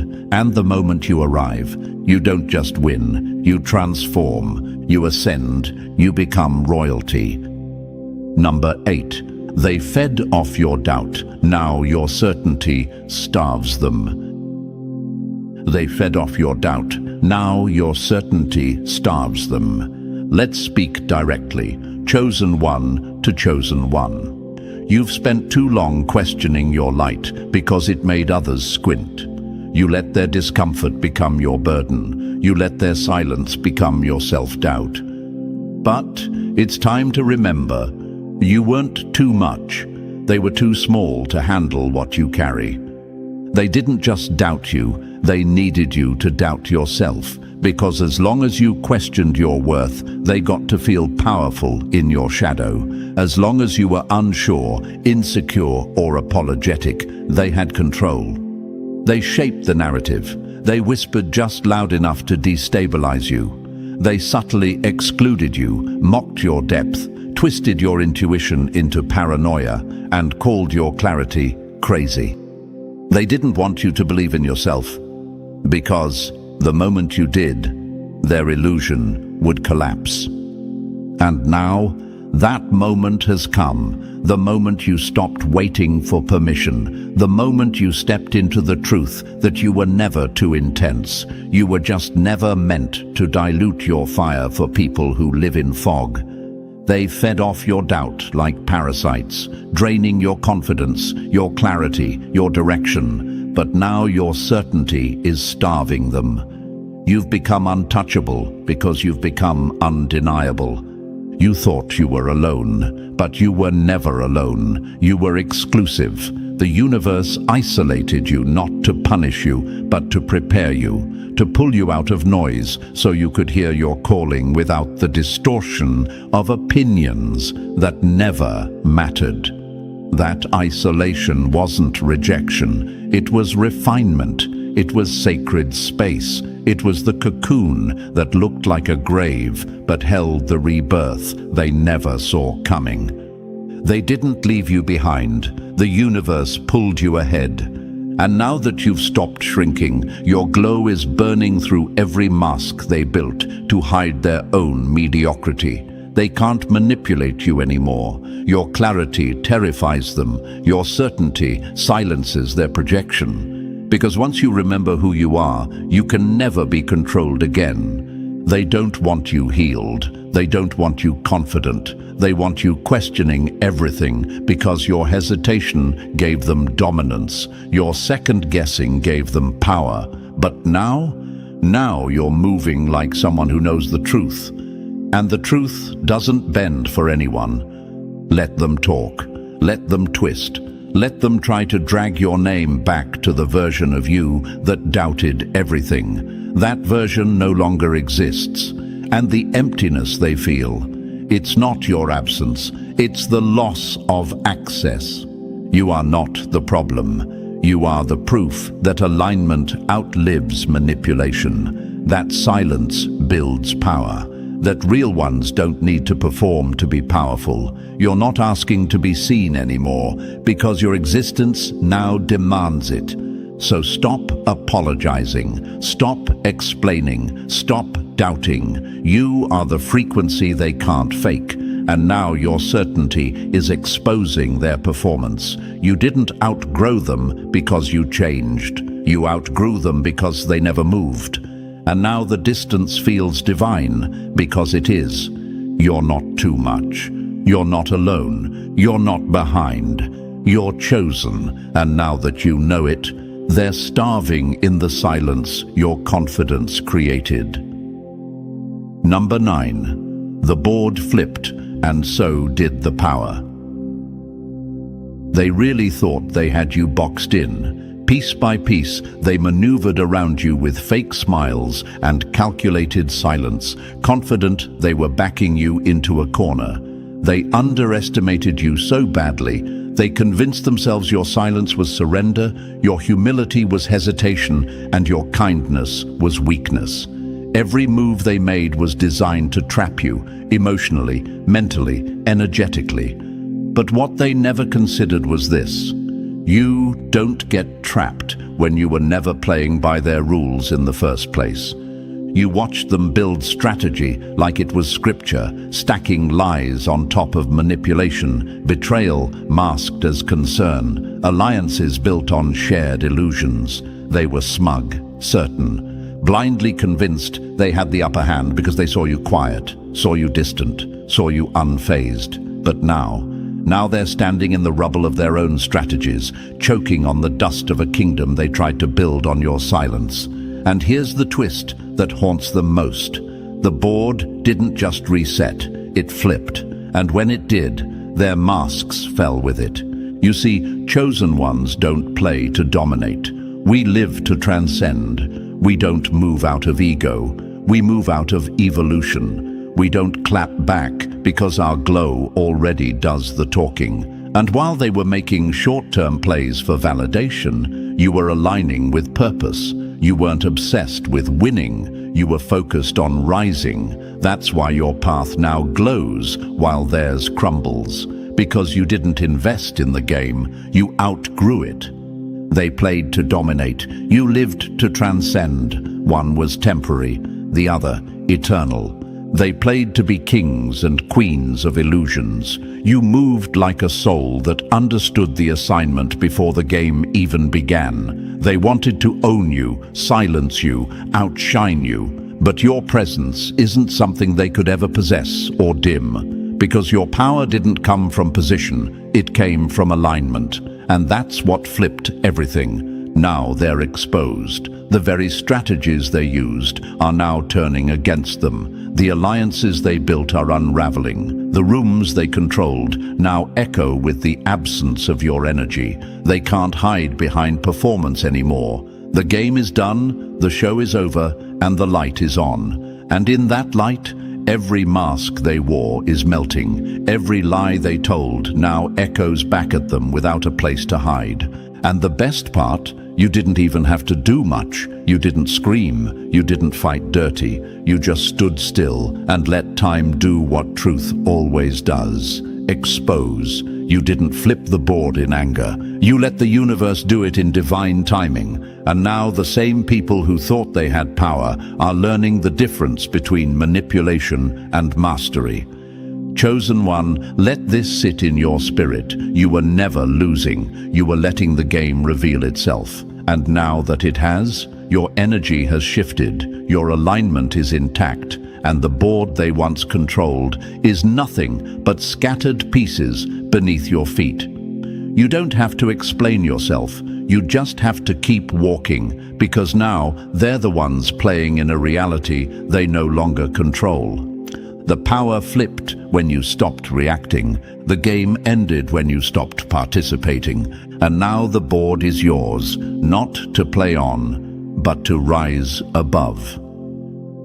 Number 10. They performed for applause. You built for alignment. They performed for applause. You built for alignment. Spotlights, applause, validation. That's what they were chasing while you were building in silence. They wanted the stage, the followers, the admiration, even if it meant faking every part of themselves to get it. And for a while, it worked. They were loud, visible, celebrated, performing for anyone who would clap loud enough to distract them from their lack of substance. But while they were collecting attention like currency, you were collecting truth like armor. They were chasing applause, you were chasing purpose. And now that your purpose is manifesting, they're realizing that clout can't compete with clarity. They worked hard to be seen, you worked hard to become. And that difference? That's what's haunting them now. Because no matter how loud they get, your silence is still what people remember. While they were performing, you were aligning. While they were rehearsing for approval, you were realigning with the universe. They thought you were being quiet because you had nothing to say. They didn't know you were being precise. They thought you weren't moving because they couldn't see the work. But you weren't standing still. You were going deep. And now the roots you built in isolation are producing a foundation they can't shake. They made noise, you became frequency. Now your silence vibrates through every room they thought they owned. That's why they flinch now. That's why their smiles seem forced, their energy nervous. Because they know deep down, you didn't need the stage to become impactful. You didn't need applause to become powerful. You didn't need the crowd to validate what the universe had already confirmed in your spirit. You didn't have to raise your voice to raise the vibration. Your stillness carries more weight than their loudest performances ever could. And now their act is unraveling. The same people who once laughed at your focus are now studying your discipline. The same ones who dismissed your silence are now echoing your words. But they can't copy alignment. They can't mimic divinity. They can only perform near it and hope nobody notices the difference. But the world is starting to see. Because the applause they used to live for, it's dying down. And your presence, quiet, certain, unwavering, is starting to shake the very foundations they built their identity on. You're not here to impress. You're here to impact. You're not here to fit the mold. You're here to shatter it. And you don't need a stage to do that. You just need alignment. Alignment with your truth, your calling, your design. That's what you were building when they thought you were losing. And now that the results are showing, they're learning the hard way. Performances fade, but purpose echoes. Chosen one, stop questioning the pace of your path just because others ran faster toward nothing. Your stillness was never stagnation. It was precision. Your silence wasn't absence. It was presence concentrated. While they built platforms out of ego, you became a force the universe moves through. Let them keep performing. You're the frequency they'll never match. Number 11. Let them play. You already own the victory lap. Let them keep scheming. Let them plot in the shadows, whisper behind curtains, move pawns in circles, and think they're orchestrating your downfall. Let them rehearse comebacks to battles you're not even attending. Let them scramble for relevance in a game that the universe already ended in your favor. Because here's the cold truth they're finally starting to feel.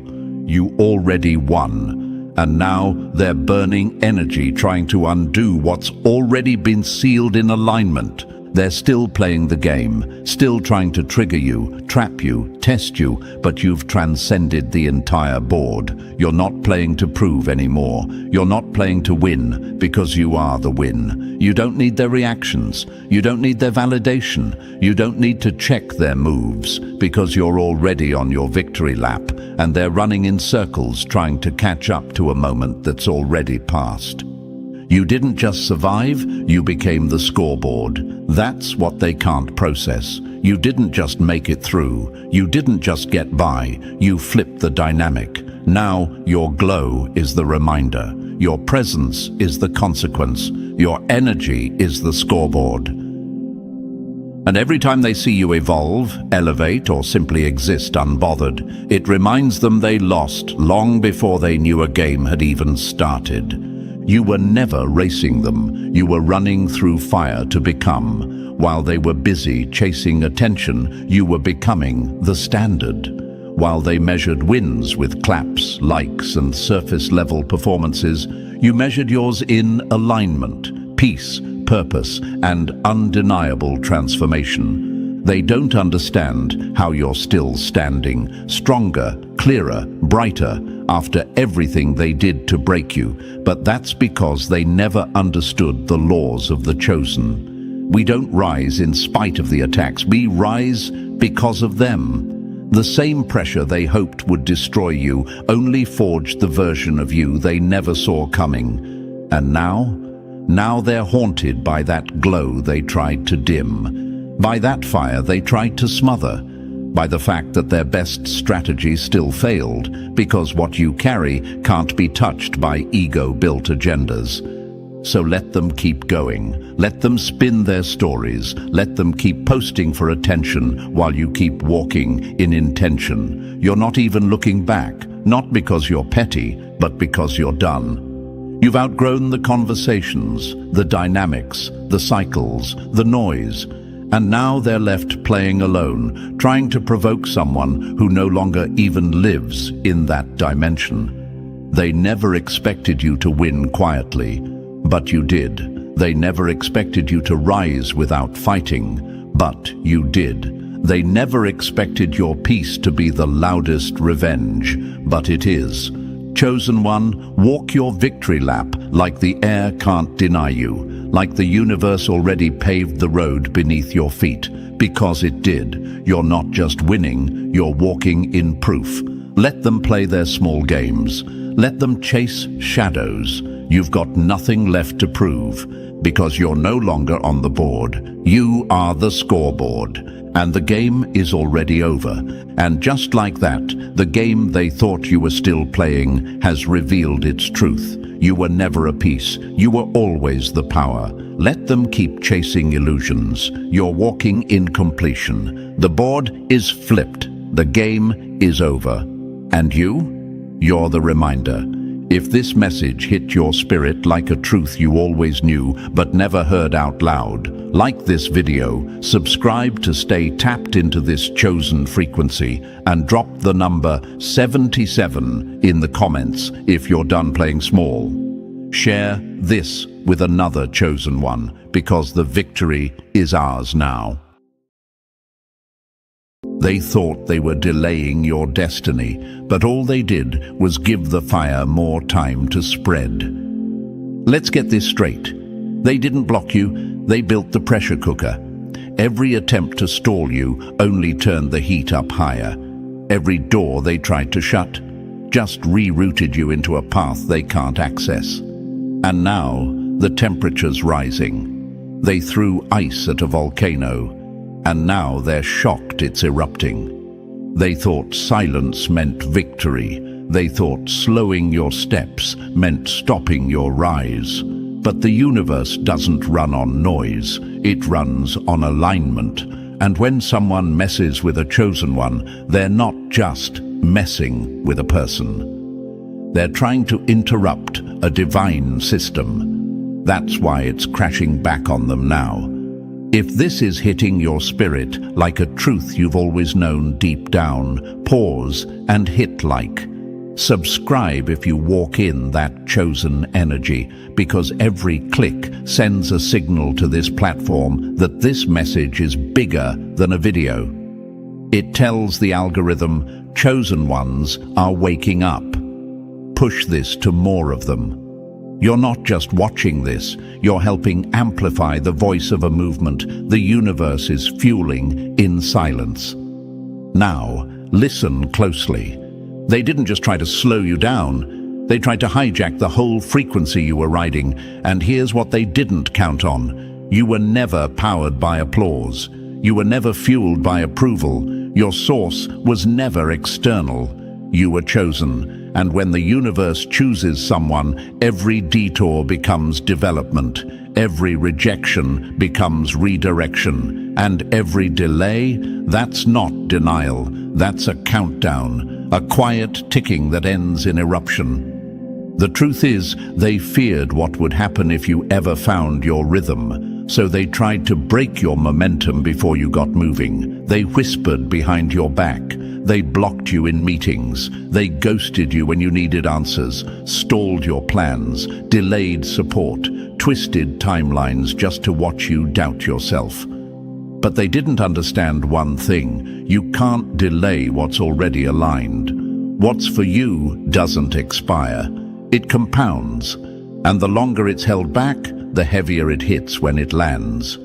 You weren't stuck, you were charging, you weren't overlooked, you were hidden until the weight of your presence could break the fake rooms they built. The silence wasn't stillness, it was strategy. While they were partying over your pause, the universe was loading the next level.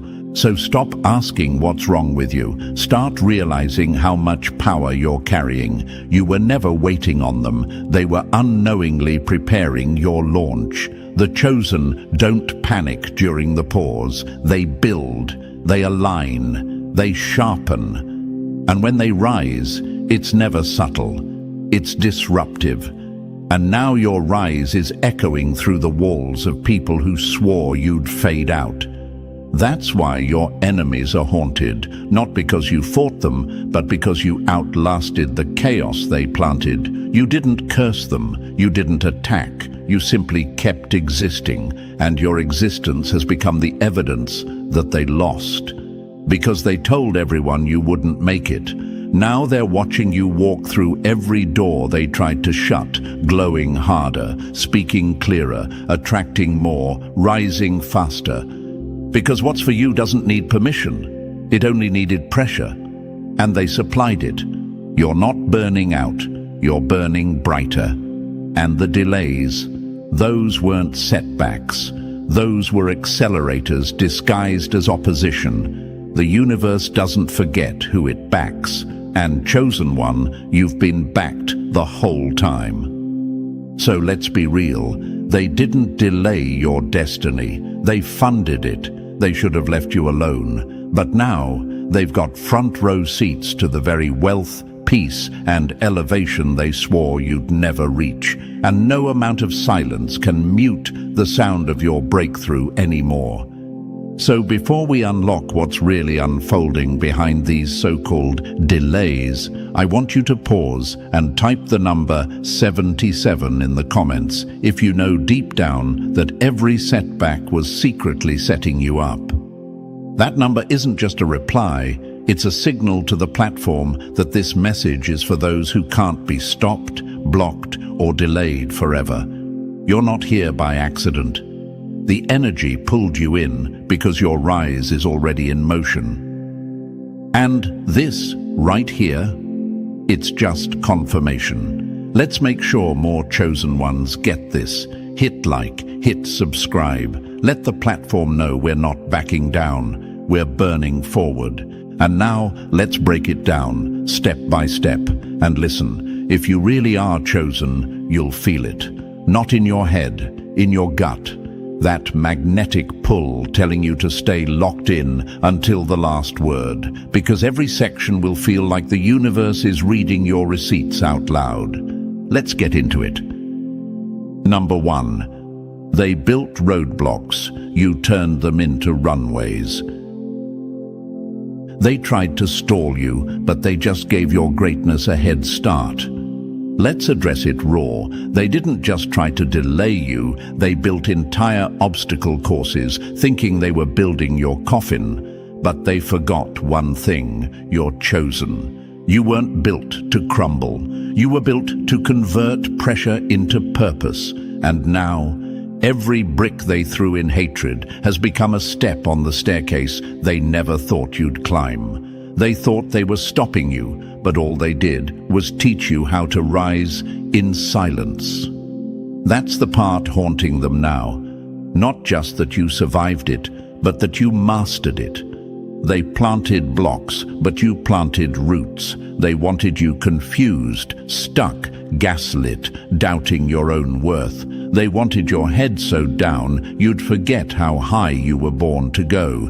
But chosen ones, we don't stay confused for long. You might have been shaken, but you never stopped building. You turned every delay into drive, every rejection into reinvention. You're not standing in spite of what they did. You're standing because of it. They tried to humiliate you, tried to strip your name down to whispers and rumors. They couldn't handle your presence, so they tried to erase it. But you were never someone who needed validation to move. Your alignment was already etched into the fabric of your path. See, chosen ones don't just walk through fire, they absorb the heat, convert it to fuel, and come out hotter than the flames ever expected. Think about it. How many times did you question yourself in the middle of all that resistance? How many nights did you lie awake, wondering, why does everything feel like it's working against me? Here's the answer. Because what's working for you is greater. The pushback is proof of pressure, and pressure is always the prelude to purpose. The enemy didn't see a person when they looked at you. They saw a threat to everything false they built their identity around. Let me remind you, they were never attacking your weaknesses. They were trying to slow down your power, the power they felt but couldn't quite understand. They didn't block you out of strength. They blocked you out of fear. And now that you're still standing, moving, glowing, they're scrambling, trying to make sense of how someone they wrote off is now writing the future they were trying to steal. Let me give it to you clearer.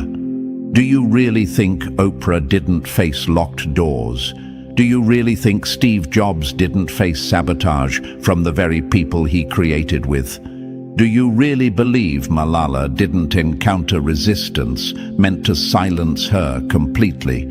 These weren't people with easy paths. They were people with undeniable alignment. They didn't break through because the world welcomed them. They broke through because the world couldn't stop them. And you're made of that same blueprint. The chosen don't coast. They're carved out of conflict. They built roadblocks. Good.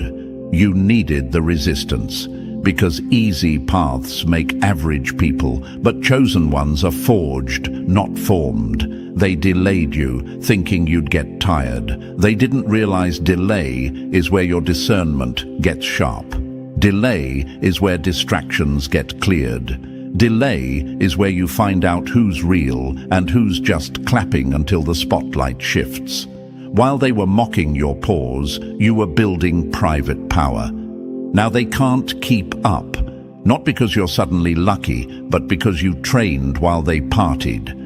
You don't owe them an explanation. You don't owe them a breakdown of how you're still glowing after they dimmed every light around you. The truth is, the power of being chosen doesn't make sense to the unaligned. And that's what scares them. They can't trace your glow back to them. You're not thriving off their help. You're rising from the ruins they tried to bury you under. Understand this. When you're chosen, every attack is reverse engineered by the universe into your elevation. They gave you limitations, and the universe turned them into launch pads. They gave you rejection, and the universe spun it into redirection. They tried to box you in, and now they're watching you operate outside every rule they tried to trap you with. That's not ego, that's alignment. That's the cosmic law they ignored when they thought hurting you wouldn't hurt them back. Chosen one, the reason their tactics didn't work is because your purpose was never tied to their platform. You were never meant to play by their timing. You don't move by popularity. You move by permission from something greater. And now, every block they tried to place in your path is becoming part of your blueprint. The evidence that you didn't just make it, you rewrote the way forward.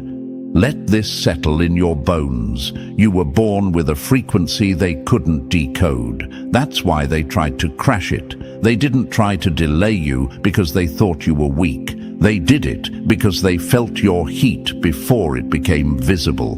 They felt your future pulling away from them, and it terrified them, so they threw everything they had. Petty words, delayed emails, backhanded compliments, ghosting, gossip, sabotage, isolation. But what happened? You built a runway, you took flight, and now they're stuck on the same ground they tried to trap you on, wondering how you keep ascending, wondering how the fire they tried to smother is now the light exposing their entire game. You see, your life isn't just a story of survival. It's a prophecy in motion. You were supposed to be delayed because the universe needed to get them out of the way before your blessing landed. That's not punishment. That's protection. And the delays? They weren't denial. They were divine disruption, clearing the air so you could land without turbulence. They built roadblocks thinking you'd break. You turned them into runways they'll never land on. And now the same people who tried to slow your steps are watching you take off, and they can't follow because the altitude you're rising to wasn't built on access, it was built on alignment. Let them watch. Let them regret. But You keep rising because what's for you has already cleared the skies. Number 2. They tried to trap you in time, but you answer to timing. They tried to trap you in time, but you answer to timing. They thought time was on their side. They thought if they stalled you long enough, dragged out your progress, slowed your growth, and played with your momentum, you'd give up, that you'd question the vision, that you'd look around at everyone else seemingly sprinting ahead and assume the delay meant denial. But what they didn't know, what they still don't understand, is that chosen ones don't move according to human schedules. You don't respond to fear-based tactics or ego-driven distractions. You move in divine precision. You don't follow time, you follow timing, and that's a completely different frequency. See, they used earthly tactics, sabotage, gossip, isolation, ghosting you in key moments, spreading confusion behind your back, cutting off access, hoping you'd get stuck in emotional quicksand while they performed progress in public. But what they didn't see coming was the part of you that's not driven by applause, speed, or performance. You're not powered by timelines, you're powered by truth. And truth doesn't panic under pressure. Truth waits until the stage is set and the noise clears. Truth doesn't run, it arrives. They tried to trap you in time, but you were never playing their game. They were watching the clock. You were watching the sky. They built fences around you thinking you'd stay caged. But they built a fence around a storm, and now they're realizing they can't contain what was never meant to be tamed. You weren't running late. You were in alignment. You weren't lost. You were being launched. Timing doesn't rush the chosen. It protects them. Because elevation without preparation leads to collapse, and you weren't built to fall under pressure. You were built to reign under it. Let's be real. You did feel the sting of delay.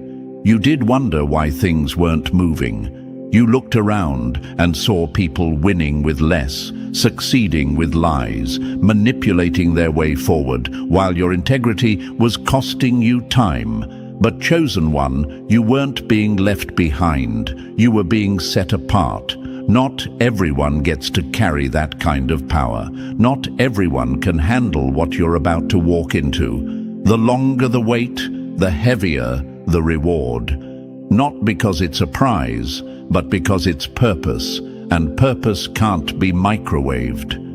The enemy hoped you'd confuse stillness with stagnation, that you'd interpret divine timing as rejection. But the universe was hiding you in plain sight, not to punish you, but to preserve you. And the people who thought they were ahead, they were just moving fast in the wrong direction, because speed without alignment is a train with no brakes. And now the same ones who mocked your patience are panicking in their chaos. Let's go deeper. When you're chosen, every moment is calculated, every pause is protective. You were kept from certain opportunities because they would have contaminated your evolution. You were slowed, not because you weren't ready to rise, but because they weren't ready to handle you rising. Timing isn't a delay tactic, it's a defense mechanism. It keeps you from being exposed before you're fortified. It keeps your vision safe while the distractions burn out. And when timing says go, nothing, no lie, no delay, no block can stop what's already in motion. Think about it. They were rushing around playing small games while the universe was preparing your real move. They mistook your silence for surrender. They misread your patience as passivity.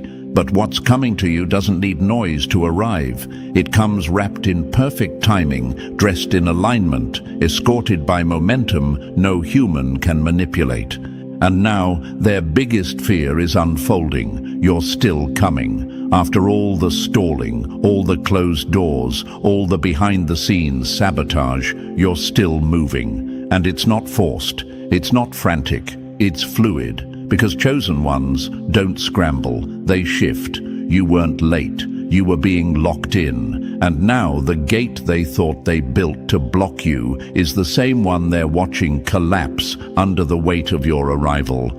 They couldn't trap your future, they couldn't stop your timing, because the rhythm of a chosen one is synced with forces they can't control. You're not on their clock, you're not looking at deadlines, you're listening to divine cues. That's why their delay didn't stop you. It positioned you, and now they're watching you move with a grace they can't explain and a glow they can't imitate. They tried to fence in a force of nature. They thought building walls would stop a wave. They thought setting deadlines on your destiny would kill the dream. But they forgot that you're chosen, and chosen ones aren't bound by time. They're backed by timing. And timing, it's never late. It's just loading the exact moment when everything flips and nothing looks the same again. Number 3. Every delay they designed just made you more dangerous. You got hotter while they stalled, and now they're getting burned by what they lit. They thought delay would dilute you, that pushing pause on your progress would pull power from your potential. But instead of slowing you down, all they did was light the fuse. Every time they blocked a path, the pressure built.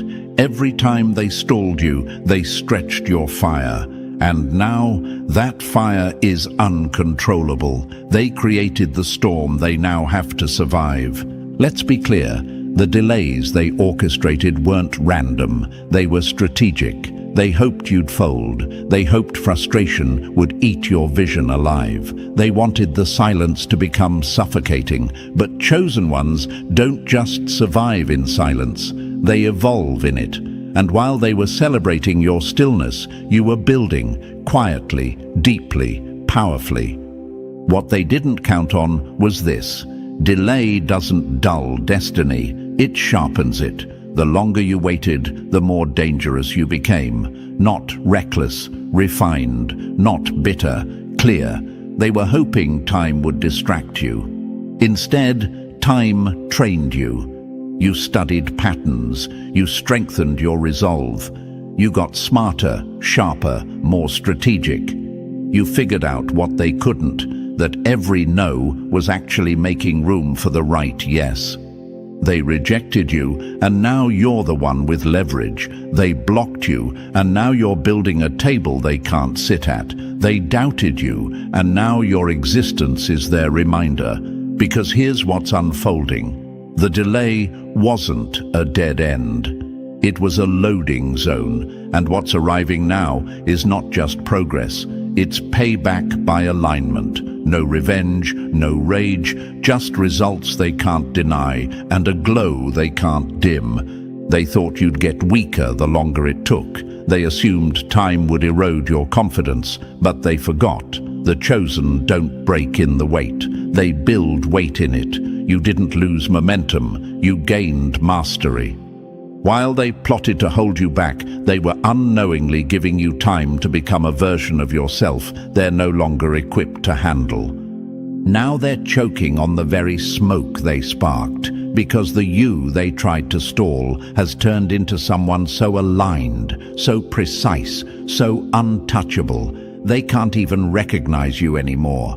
That scares them. Because when they came for you, they came for the unrefined version. But now, you're a threat they can't calculate. You don't just walk in rooms, you shift them. Their plan was simple, delay you long enough for you to forget your power, but all they did was force you into the kind of growth that can't be bought, rushed or manipulated. And now you're rising, not just in visibility, but in velocity. They gave you time, and now time is your weapon. The delays didn't weaken you. They warned the universe you were coming, and now the universe is clearing space. Number 4. They laughed at your pause. Now they can't handle your play. They clapped at intermission, not knowing the next act would steal the whole show. They laughed when you went quiet, when life slowed down, when your name wasn't in their mouths anymore, when your progress didn't look public and your growth didn't look loud. They assumed silence meant surrender, that you were done, forgotten, finished. But chosen ones don't fold in the pause. They fortify. You weren't fading, you were loading. You see, they only knew how to measure power by visibility. If they couldn't see it, they assumed it wasn't real. But what they didn't realize is that your process was never for public validation. The universe had you tucked away in precision. It wasn't a breakdown. It was a blueprint being drawn in silence, made just for you, customized, refined, untouchable. They laughed, all right. They made jokes, whispered in rooms you still carried with your energy, created group chats about your fall-off, watched you from the sidelines like spectators at a halftime show, convinced the game was over. But what they were really watching was your intermission. And now that the curtain is rising again, they don't know how to process what's walking back on stage. Because you didn't just return, you transformed. They mocked your pause, and now they can't handle your play. The very mouths that ran when you were still are frozen now that you've moved. The people who felt comfortable mocking your silence are rattled by your sound. And the best part? You didn't change for them. You changed in spite of them. You evolved off radar. You elevated without announcement. And now that you've resurfaced, it's not even about proving them wrong. It's about proving yourself right. Let's get this straight. They thought they had time. Time to discredit you. Time to rewrite the narrative while you stayed quiet. Time to replace you in rooms they thought you'd never re-enter. But timing doesn't bow to mockery. The universe doesn't fold under laughter. It waits, and when it moves fully. And now, the stillness they laughed at is the silence they're sitting in. They don't know what to say. They don't know how to handle the fact that you didn't just come back. You came back with more depth, more fire, more clarity than they ever imagined. Because the pause wasn't punishment, it was preservation. You weren't being sidelined, you were being sharpened. Your pause was your preparation and your return. It's the performance they'll never forget, not because you're trying to perform, but because your presence outshines the illusion they created in your absence. So let them watch, let them struggle with the fact that the story they thought ended just entered its most powerful chapter. Number 5. They wanted you to doubt yourself. You became undeniable instead. Your doubt fed their confidence until your destiny made them choke on it. Let's tell the truth, chosen one. They couldn't kill your power, so they tried to convince you it didn't exist. They couldn't shut down your light, so they threw shade, hoping you'd start seeing yourself through their distorted lens. And for a moment, it worked. You questioned yourself. You replayed every moment. You asked, was it me? Did I overreact? Am I too much? But you weren't the problem. You were the presence they couldn't handle. And your power, it wasn't invisible. It was undeniable. That's why they targeted it. They didn't fight you with facts. They fought you with manipulation. They used silence like a weapon. They twisted narratives. They built entire illusions designed to make you question your own intuition. Because if they could make you doubt yourself, they wouldn't have to do the hard work of confronting their own mediocrity. You weren't unstable. You were unsettling. You were the one calling out what they were desperate to keep hidden. And when truth walks in, the fake always panic. But here's what they never saw coming. You believed in yourself again. You stopped begging people to understand you and started remembering who you are. You realized you didn't lose clarity. You were just surrounded by people committed to pretending they couldn't see. You stopped shrinking to fit their fragile comfort zones. And now, that confidence they tried to kill is the same energy silencing their noise. You became undeniable, not because you suddenly became louder, but because the lies stopped working, because the growth you went through in private is now echoing in public, because the light you carry is no longer seeking permission to shine. That's the part that haunts them, not that you rose, but that you rose without them. They needed you to need them. But the moment you stopped seeking validation was the moment their whole strategy collapsed.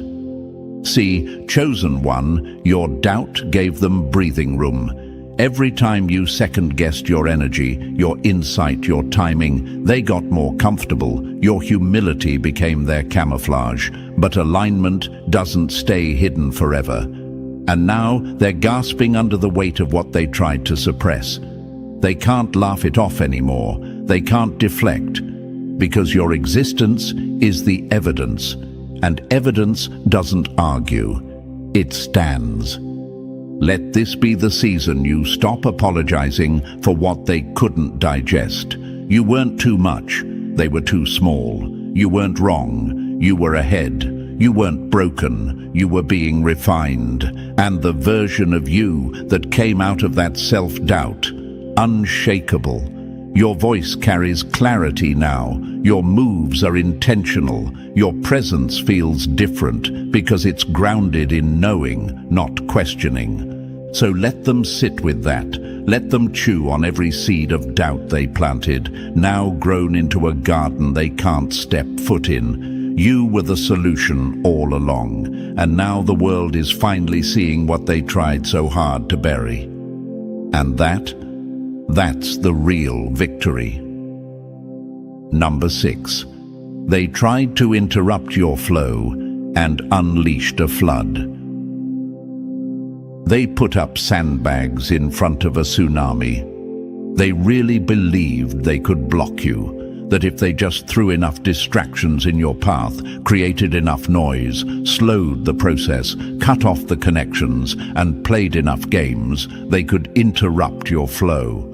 But what they didn't realize, what they never saw coming, is that the chosen don't move in streams. They move in surges. You weren't trickling toward purpose. You were becoming a flood. Every tactic they used to block your flow only made the current stronger.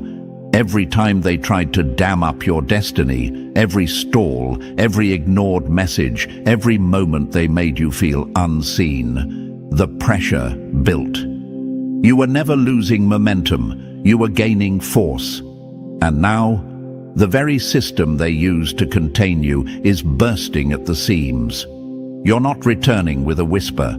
You're returning like a tidal wave. They mistook your pause for an ending. They thought you were finished when you went quiet. But that silence wasn't surrender. That stillness wasn't stagnation.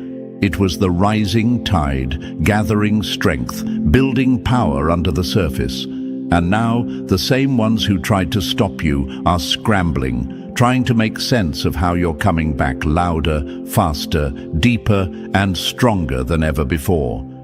They underestimated the nature of chosen ones. We don't retaliate immediately. We don't match pettiness with pettiness. We store power. We absorb the energy of the resistance. And then, in one move, one undeniable moment, we release what can't be ignored. And that's what they're facing now. Not you being aggressive, not you clapping back, just the unstoppable flood of everything they tried to hold back, now moving straight through what they built. It's not personal, it's pressure, it's the energy they tried to contain, finally snapping loose. And the wildest part, you didn't even push, you didn't force your way in, you didn't scream, you didn't fight dirty, you let it build. And now it's here. The surge, the breakthrough, the divine force they thought they could stall with lies and delay tactics. They tried to outmaneuver timing with ego, and now the pressure they created has become the flood they can't survive. Understand this. Every bit of resistance they offered was the universe's way of adding intensity to your impact. You needed the delay to build force. You needed the opposition to refine your route. You didn't miss anything. You were being multiplied. That's why your return feels so different. That's why your voice hits different now. You're not just back, you're overflowing. So let them stand there, holding their little sandbags, thinking they can hold back a soul aligned with timing and backed by universal force. Let them panic as the flood reaches their feet, wondering how they went from blocking your blessing to drowning in the results of their resistance. They tried to interrupt your flow, but all they did was release your flood. Number 7. They couldn't block you, so they tried to break you. You don't just bounce back, you detonate forward. When they realized they couldn't block your path, they turned to something more sinister. They went after your spirit. Because physical sabotage has limits, but emotional sabotage, that's where cowards try to win wars they can't fight face to face. They knew they couldn't outwork you, outshine you, or outlast you, so they tried to wear you down.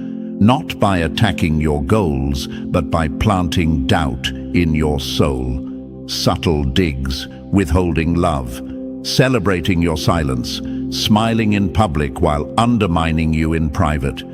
They didn't just want to stop your progress, they wanted to disconnect you from your purpose. Chosen one, hear this clearly. That season wasn't your breaking point. It was your refining fire. You weren't collapsing. You were being weaponized.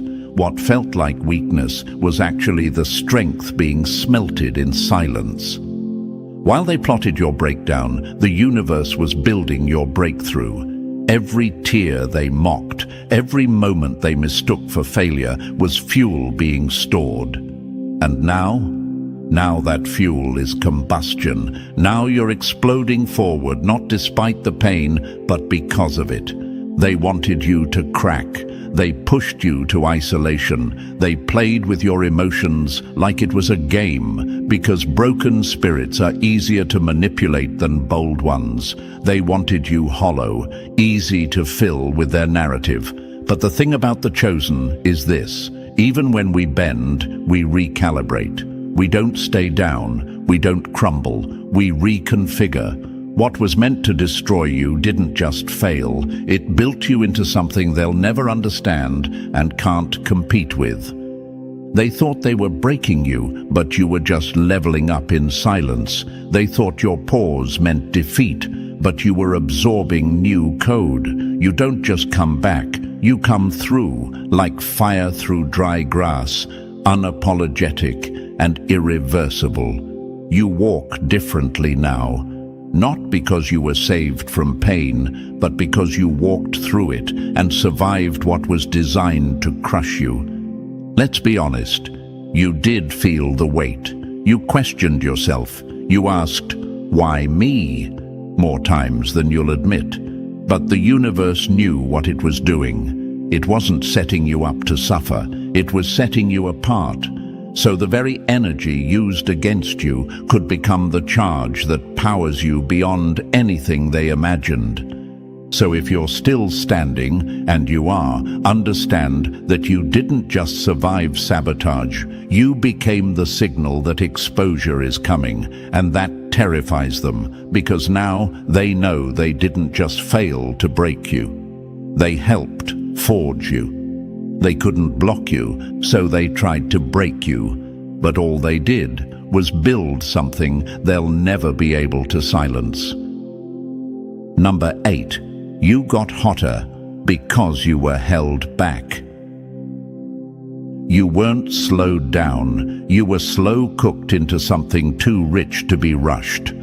They thought they were holding you back, thought that by delaying opportunities, blocking progress, and dragging their feet on decisions that affected your path, they were somehow dimming your light.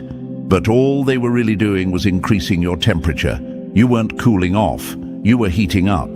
The delay didn't diminish your value, it deepened it, because chosen ones don't fade in waiting seasons. They ferment, they get richer, sharper, more potent. And now, you're not just hot, you're blazing. Like pressure turns coal into diamonds, the time they thought would break you only refined you. You weren't standing still, you were being seasoned. The kind of value you carry can't be microwaved. Your glow takes time, because it's not about impressing people. It's about impacting the right moments. You weren't delayed, you were being developed, and now that development is undeniable.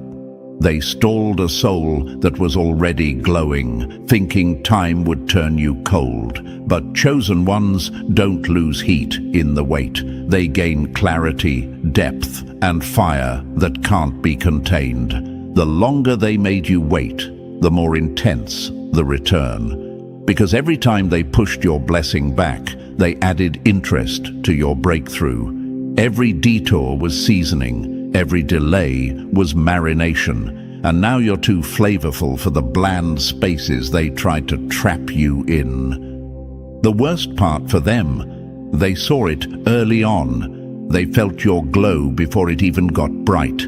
That's why they tried to stall it. That's why they suddenly went cold. Why they hesitated when it was time to give credit. Why they backed away when your energy started demanding a different level of respect. They didn't want you to realize how hot you were becoming, so they tried to cool you down with silence, with distance, with disinterest. But all that did was give you space to burn hotter. Now look at you. They thought you'd simmer out, fade into the background, give up under the weight of maybe later, but instead you got sharper.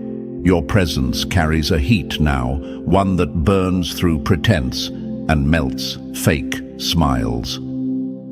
You walk into rooms with the kind of power that makes people nervous, not because you're loud, but because your energy says, "I took my time and came back unbreakable."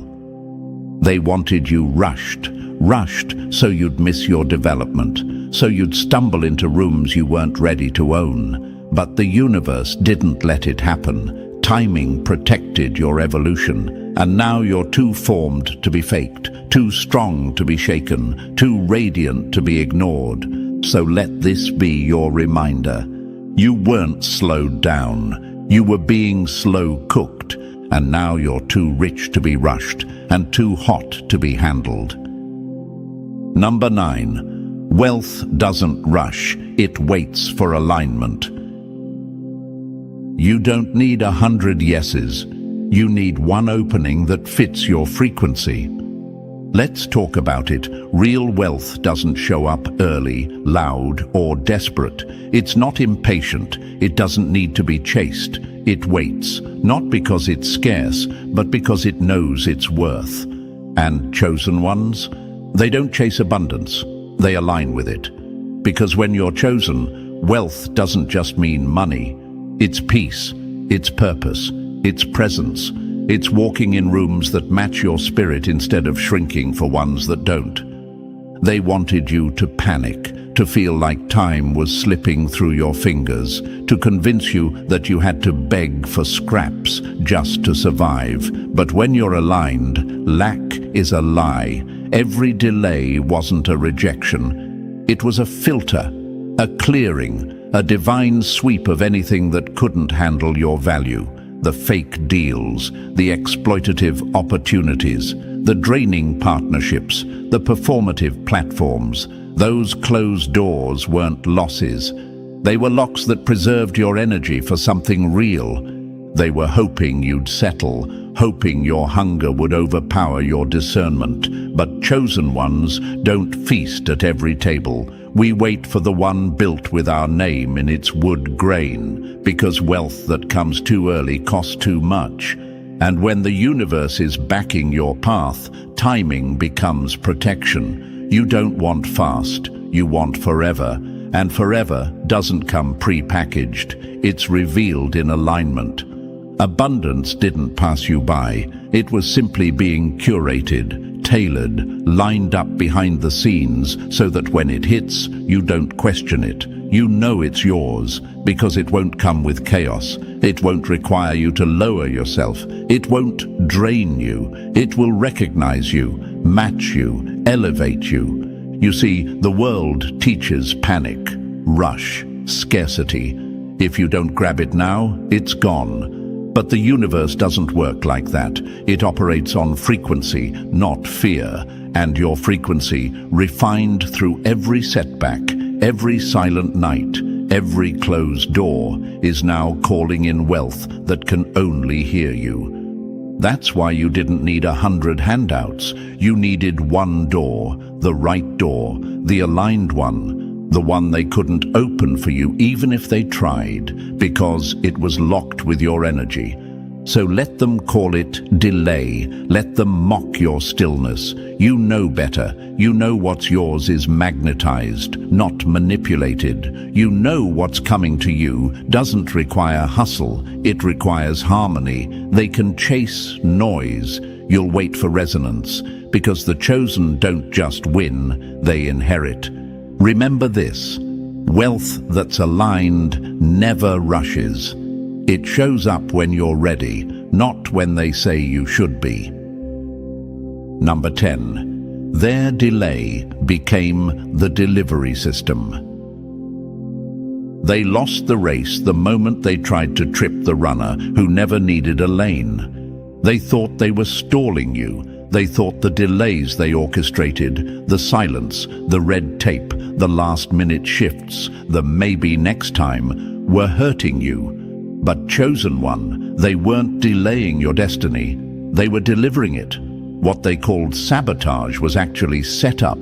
Their interference, it triggered divine intervention. And now the very time they tried to steal from you has been reinvested by the universe into something they can't even comprehend. They delayed the call, thinking you'd miss your moment. But the universe didn't just hold it. It upgraded the entire package. You were never going to receive a basic breakthrough. You were meant for custom elevation. And that kind of delivery doesn't move on human timing. It waits until every player, every move, every piece of your future is perfectly aligned. And then it drops like prophecy. Not late, loaded. While they were busy trying to trip you up, what they didn't realize is you're not the kind of soul that needs a lane. You don't run their race. You set your own rhythm. You weren't dependent on their timing, their approval, or their access. So when they tried to block you, they weren't slowing you down. They were diverting you from distraction. And that delay? It became the very thing that saved you from premature exposure. You have to understand this. When you're chosen, the universe watches the moves people make against you very closely. It doesn't react emotionally, it moves strategically. So while they thought they were getting away with it, the system was watching, taking notes, rearranging the entire structure behind the scenes, and now they're watching in confusion as everything they tried to block shows up in your life better, bigger, and brighter than it ever could have if they had left you alone. That's the part eating them up now. The very delay they created is the same delay that gave you time to become untouchable, time to refine, time to learn, time to prepare. They thought they were running you out of options. But the chosen don't run out. They get rerouted. They thought you missed the opportunity. No, the opportunity missed its original exit so it could meet you at the one aligned with your worth. They delayed it? Good. That delay came with interest, because the universe doesn't forget what's owed to its chosen. And now you're walking into blessings they swore would never reach you, while they sit in rooms trying to figure out how their little detours didn't stop a destiny that was never tied to them in the first place. They tried to delay the outcome, but they didn't know. The delay was the delivery system. Number 11. You were chosen. That alone is the curse they can't escape. They tried to stop what was for you, and now they're stuck watching it arrive on schedule. Let's bring it home. They didn't just come against a person, they came against a prophecy. They didn't just try to ruin your name, they triggered a ripple in the system that protects the chosen. And now, no matter how far they run, no matter how silent they try to stay, you haunt them. Not because you went after them, but because you didn't need to. You didn't fight them, you didn't retaliate, you didn't stoop to their level or match their chaos. You survived, and that's the part they'll never escape. You surviving what they thought would break you. That's the curse they can't shake. Because every time your name is mentioned, it reminds them of how wrong they were, how small their schemes really were, how nothing they did could stop what was always meant to rise.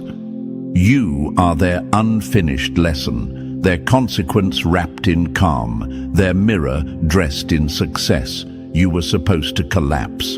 That was the plan. That was the narrative they crafted, the story they told themselves, the version they sold to others. But instead of folding, you flourished. And now your growth, your alignment, your elevation is the echo that keeps them from sleeping. They don't talk like they used to. That smug confidence they once had when your name came up, gone. Because now you're the proof that what's for you won't miss you. No matter how delayed, no matter how resisted, no matter how many tried to interfere, it still found you. On time, fully loaded, wrapped in the kind of purpose they can't fake or fabricate.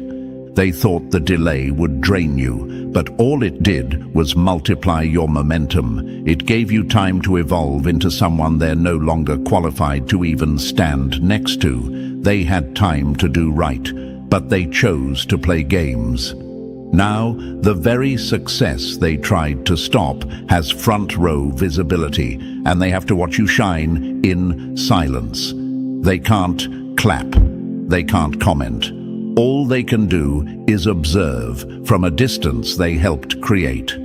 This is what it means to be chosen. It's not about being better, it's about being backed by rhythm, by alignment, by the universe itself. That's why nothing they did worked. That's why every plan crumbled. Because you weren't just fighting for yourself, the system fought for you. Quietly, precisely, relentlessly. And now, chosen one, you are walking in the very thing they said would never happen. Your glow is no longer waiting for validation. Your blessings no longer depend on their permission. Your energy is undeniable, and your presence alone is proof that truth outlasts lies, that purpose can't be delayed forever, and that alignment always finds its way. So let them sit in it. Let them watch. Let them remember.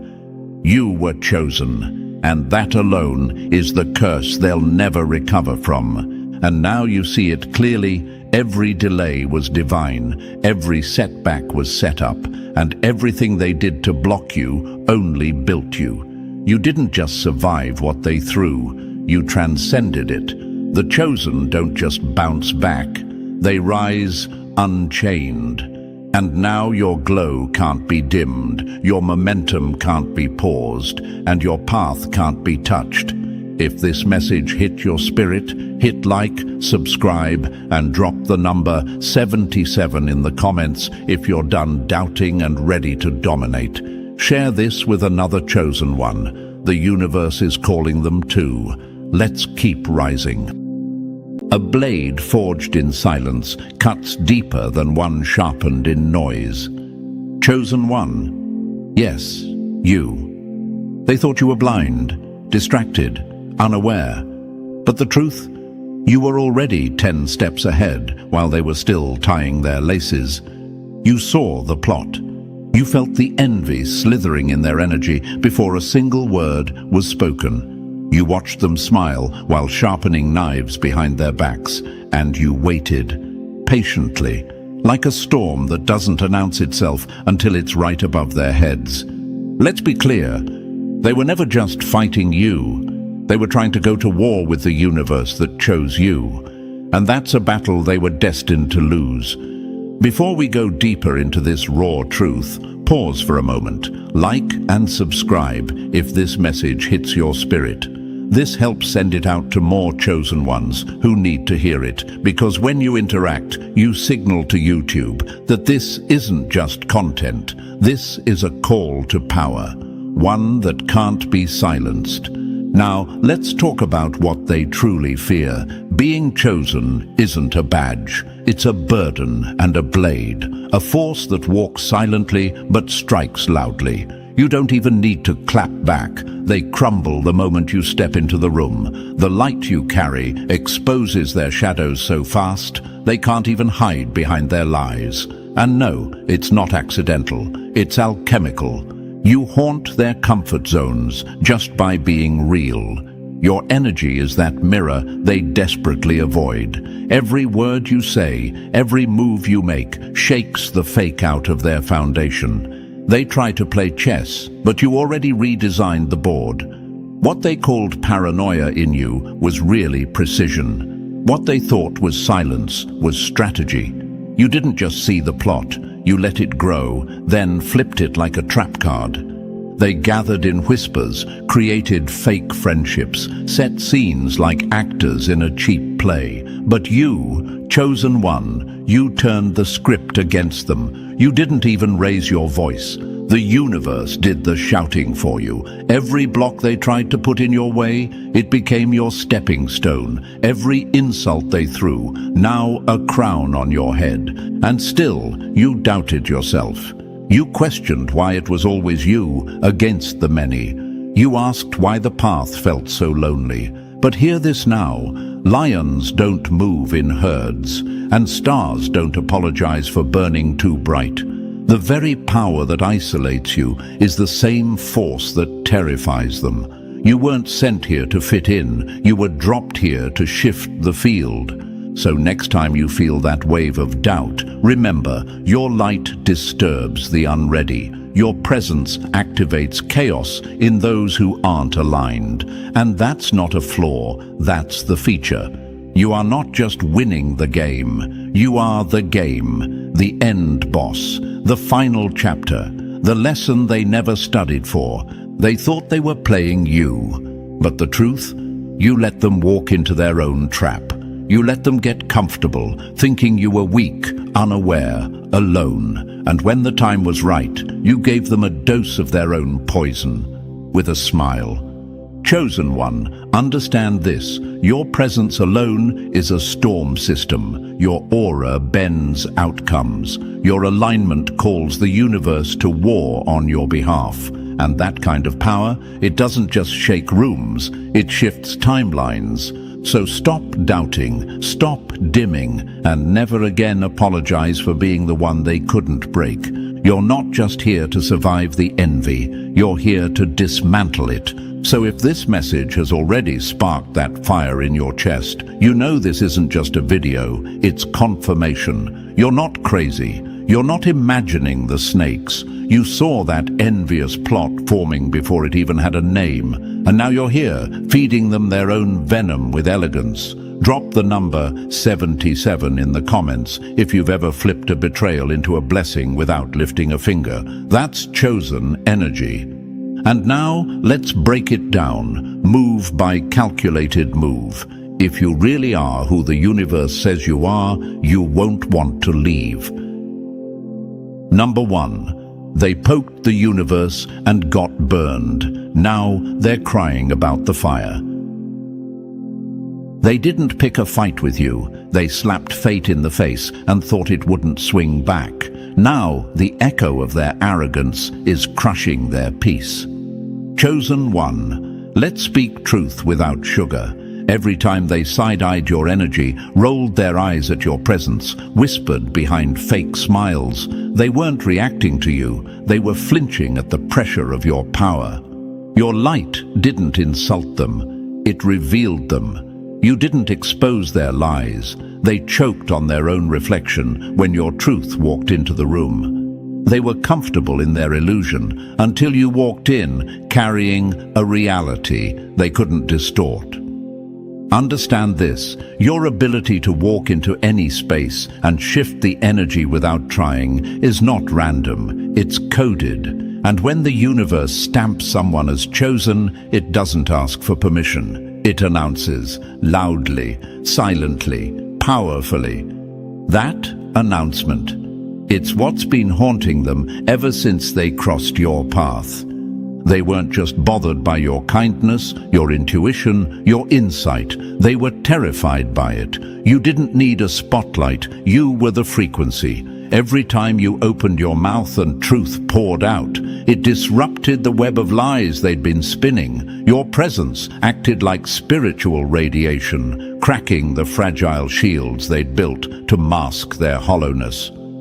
Remember that moment. You felt it. You walked into that room and the whole atmosphere clenched. Conversations stumbled, smiles got tight, eyes darted like criminals trying to avoid a searchlight. That wasn't your imagination. That was your signature. Soul-level recognition. And some of those people weren't strangers to your energy. They were old shadows in new skin, past life rivals, old karmic debt collectors. The minute your aura pulsed through their space, the game changed. Their tech glitched, their scans failed, their masks slipped. They tried to figure you out using tools that only work on the ordinary, but you're not part of their algorithm. You're the system update. And when they tried to read you like an open book, the pages caught fire in their hands. And yet you doubted yourself. You looked in the mirror and questioned why so many people turned cold, why their energy shifted without a word. You asked, "What did I do wrong?" But chosen one, what you did was exist, and that alone was too much for them. Stop asking why you're always the outsider. You weren't built for their little cliques. You were built to collapse them. You weren't made to blend in. You were made to call out the illusions. And the universe? It's not sitting on the sidelines watching silently. No, it's in motion for you. It rearranges rooms before you enter. It exposes lies without you speaking. It pushes your enemies into the very pits they dug for you. When they messed with you, they triggered divine retribution on autopilot. They didn't know that harming a chosen is like throwing stones at the wind. It returns with force, multiplied, precise. And you, how dare you second-guess yourself? How dare you shrink after everything you've seen, felt, and survived? The universe has aligned storms, silence, and synchronicities just to walk you through traps you didn't even see. It's been fighting for you behind the scenes while you stood there thinking you were alone. You are never alone when you're chosen. You are the mission. You are the storm cloaked in skin. They tried to dim you by making you doubt your intuition, your compassion, your ability to see straight through facades. But the joke's on them. Your softness was never weakness. It was warning, a quiet one, the kind that comes before everything breaks. You don't need their validation. You are the proof. You don't need their approval. You are the verdict.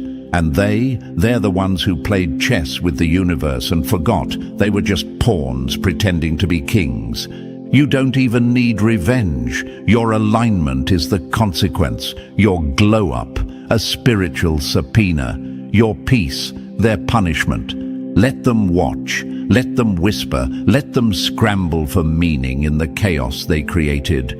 You're not looking back. You're not negotiating with shadows. You saw the plot. You watched it unfold, and when the time came, you flipped the board and made them eat every piece they moved against you. This is your rise, not in silence, but in dominance. Let the universe continue serving justice. You just keep walking like the storm you are. Number 2. They took your kindness for a cage. Now they're choking on the lock. The real mistake wasn't underestimating your strength. It was misreading your silence as surrender and your kindness as consent. Chosen one. This one's going to hit different because it's personal. They didn't just envy your light. They used your love as a weapon, and they thought they were clever about it. They studied you like hunters watching prey, not because you were weak, but because you were wide open. Because your compassion made them feel safe enough to strike without fear of retaliation. They never knew they were dancing on a volcano. You moved in love. You gave without keeping score. You offered grace when others would have turned their backs. And they mistook your mercy for blindness. They saw your kindness and said, "Perfect, this is someone I can control." They saw your giving heart and whispered, "This is someone I can bleed." They mistook your compassion for compliance, and that was their first and worst mistake. You let them in, not because you didn't know better, but because you hoped better, because you were operating from a place of spiritual integrity they couldn't even imagine. You saw the cracks in their character early on, but you looked beyond them. You believed maybe, just maybe, they would rise to meet the love you offered. But instead of rising, they chose to dig. Digging for weaknesses, digging for access, digging until they thought they had a map of your soul they could exploit. You gave them trust. They saw it as a leash. You gave them understanding. They saw it as a blind spot. You offered loyalty. They saw it as a contract they could rewrite when it suited them. And through all of it, you kept showing up with the same steady heart.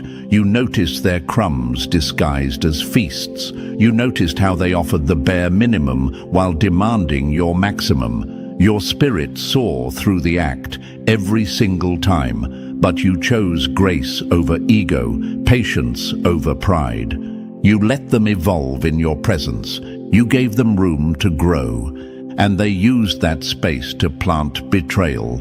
But let's get one thing clear. What they called manipulation was never mastery. It was cowardice. It was desperation. They tried to turn your soul into a doormat, forgetting the ground they walked on was sacred. And yet, you still blamed yourself. You looked back at the ruins they left and wondered if you were too soft, too naive, too loving. But hear me, your compassion was never the problem. It was their inability to receive it without greed that caused the collapse. You gave, they took. You forgave, they plotted. You healed, they repeated. But now, the door is closed, the lesson is learned, and the universe is done playing referee. Because what they didn't know, what they never expected, was that the same heart they tried to break is now the weapon the universe is using against them. That same love they exploited has evolved into a force of reckoning. You don't love blindly anymore. You love like fire now, cleansing, purging, selective. You aren't cold, you're clear. You aren't broken, you're refined. And you'll never again offer soft hands to those who come with hidden daggers. They tried to twist your light into a leash, but the joke's on them. That leash snapped, and now your radiance is burning through every mask they built. You didn't lose them. They lost access to one of the rarest souls the universe ever released. And now, they miss the very thing they mocked. They crave the very energy they mishandled. They hunger for the warmth they once weaponized.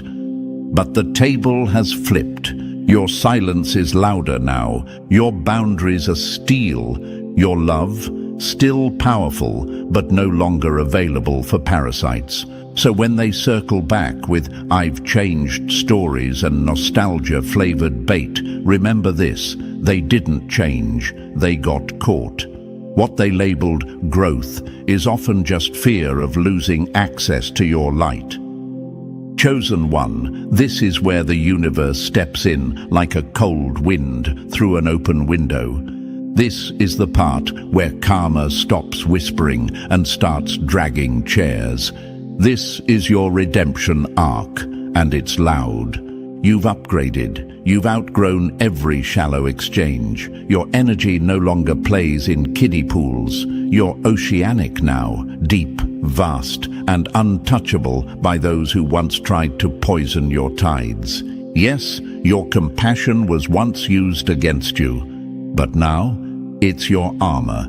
It's the power source they can't tap anymore, and the next time someone tries to misuse it, they'll find out real quick.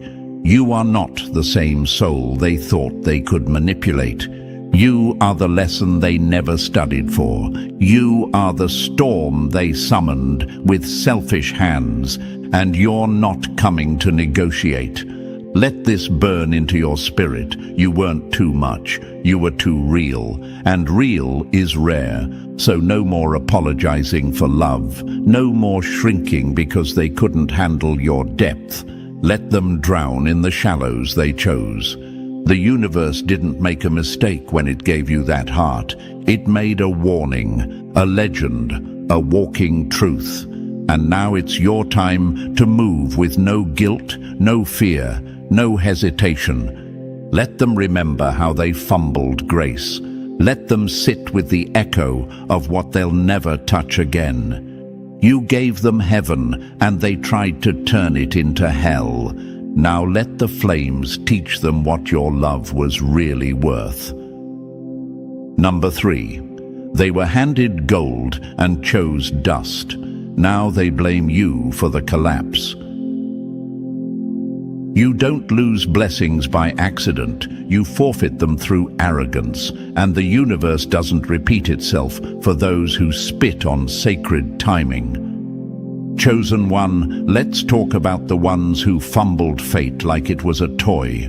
You stood there and watched, calm, silent, alert, as they were handed exactly what they once begged the universe for. Their prayers were answered. Their cries were heard. The cosmic arrangement was made with precision, timing, alignment, and you, chosen one, were part of that sacred equation. But what did they do when destiny knocked? They mocked it. They hesitated. They played games. They were handed a moment dripping with universal favor, and they blinked, cowardly, confused, and ungrateful. They rejected their own answered prayers because the packaging required responsibility, because real blessings don't come wrapped in ease. They come dressed in elevation, and elevation demands evolution. The universe doesn't just throw miracles around like party favors. It orchestrates, it calculates, and when it delivered you, your energy, your wisdom, your guidance, your alignment into their lives, it wasn't by chance.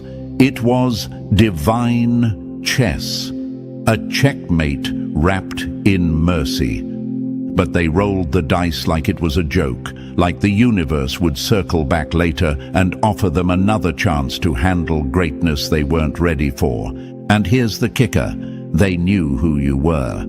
That presence they felt at 3:17 a.m., that electric stillness in the air when your name crossed their mind, that wasn't paranoia. That wasn't imagination. That was spiritual surveillance. High-frequency beings, watchers, divine enforcers, monitoring their actions the moment your paths crossed.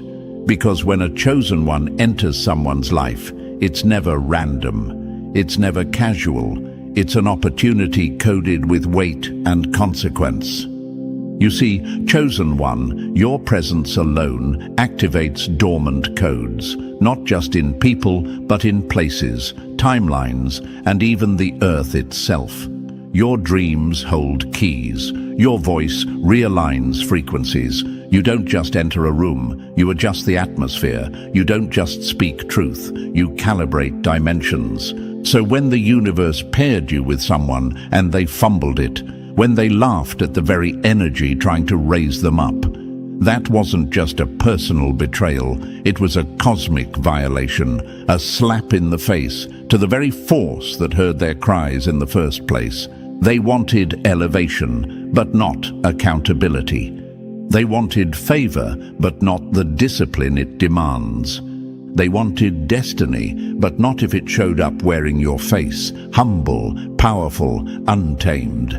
They played roulette with alignment and lost everything. And now they wander through timelines they were never meant to live. They're trapped in loops, haunted by what-ifs and ghosted blessings, because the universe doesn't hold doors open forever, and it especially doesn't beg the ungrateful to walk through them. And still, you felt guilt.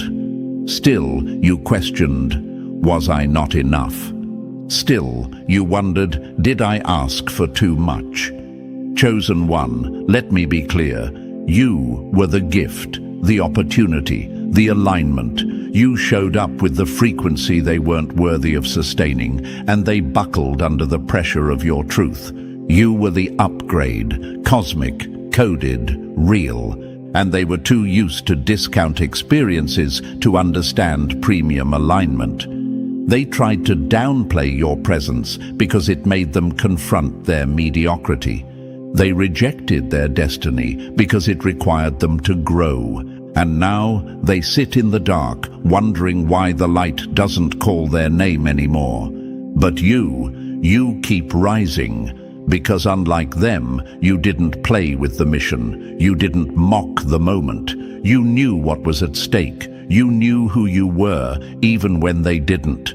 And that's why the universe keeps showing up for you. That's why the protection never fails. That's why the alignment keeps finding you, because you never disrespected the assignment. Chosen one, hear this in your soul. You were never the problem. You were the portal. They didn't just lose you. They lost the shortcut to a better version of themselves. They lost divine backing. They lost ancestral favor. They lost access. Let them sit in the fallout. Let them replay the scenes. Let them dream of the energy they once held and shattered out of ego and laziness. You keep walking, keep glowing. You were sent to shift fates, not to beg people to accept theirs. Let the universe deal with their regret. You've got worlds to change. Number 4, they broke the bond. Now the universe is breaking them. When you violate a sacred connection, you don't just lose a person. You invite a storm that remembers everything you tried to forget. Chosen one, this wasn't just a falling out. This was severance. This was the soul-level rupture that happens when someone tries to play casual with what the universe marked as sacred. They were never just losing a relationship. They were unplugging themselves from divine assistance, from alignment, from mercy they didn't even know was being granted on credit through you. You were their lifeline, their last clear chance to shift timelines, to align with purpose, to step out of karmic cycles. But they thought they could delay, lie, provoke, gaslight, and still keep access to your energy. The arrogance of it, the spiritual stupidity. And now the consequences are cascading. The light they used to bask in, gone. That protection they thought was theirs, ripped away. That peace they felt in your presence, a memory that now haunts them in silence. They're breaking, and they don't even understand why. The headaches, the fatigue, the sudden sensitivity to light, sound, and truth. These aren't medical mysteries. This is spiritual justice on full display. What they once called your overreaction is now echoing in their body like judgment coded in static. Chosen one, you fulfilled every part of your soul contract with precision. You held your ground. You showed up with honor even when they came with chaos. You kept the connection sacred even when they were dragging it through filth. Every time they lied, you responded with clarity. Every time they pushed, you stood tall.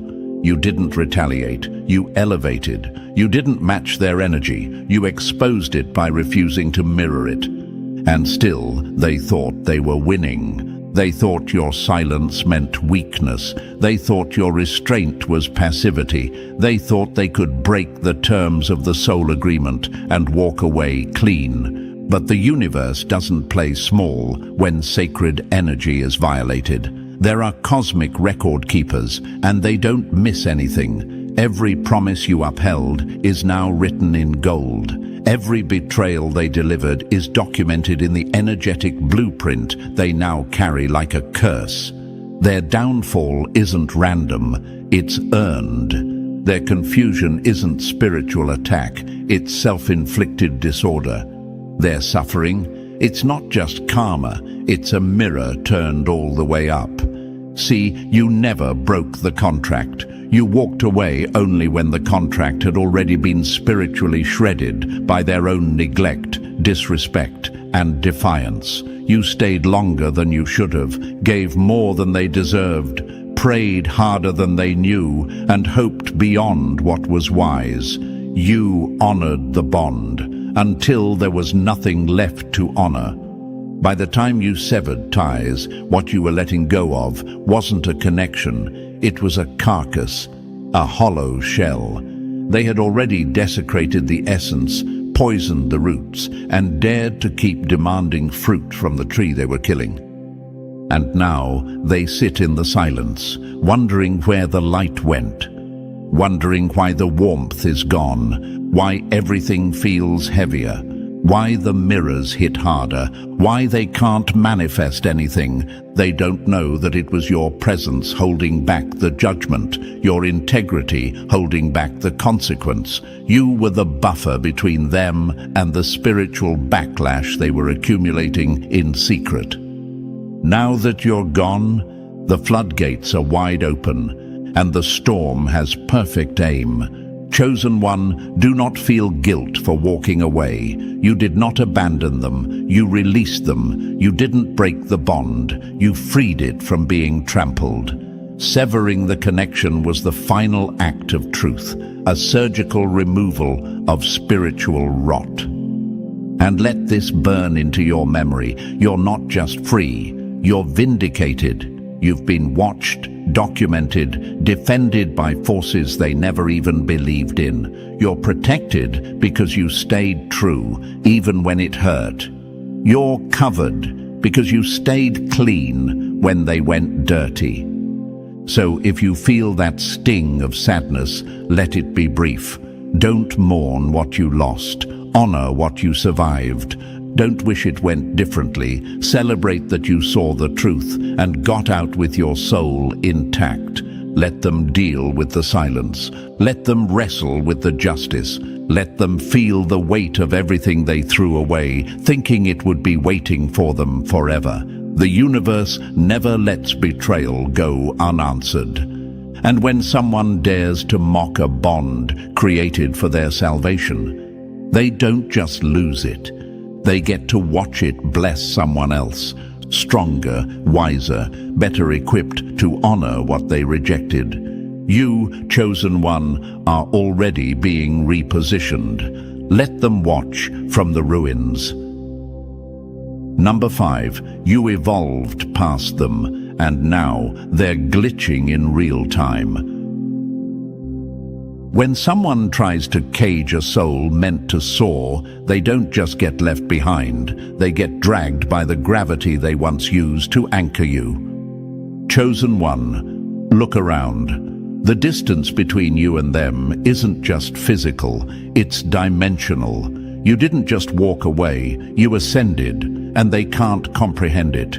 You're not even vibrating on the same bandwidth anymore. You're not hiding, you're just too high frequency for them to perceive clearly now. They're still trying to figure out where it all went wrong, still rewinding the tape, running scenarios, looking for the moment you switched up.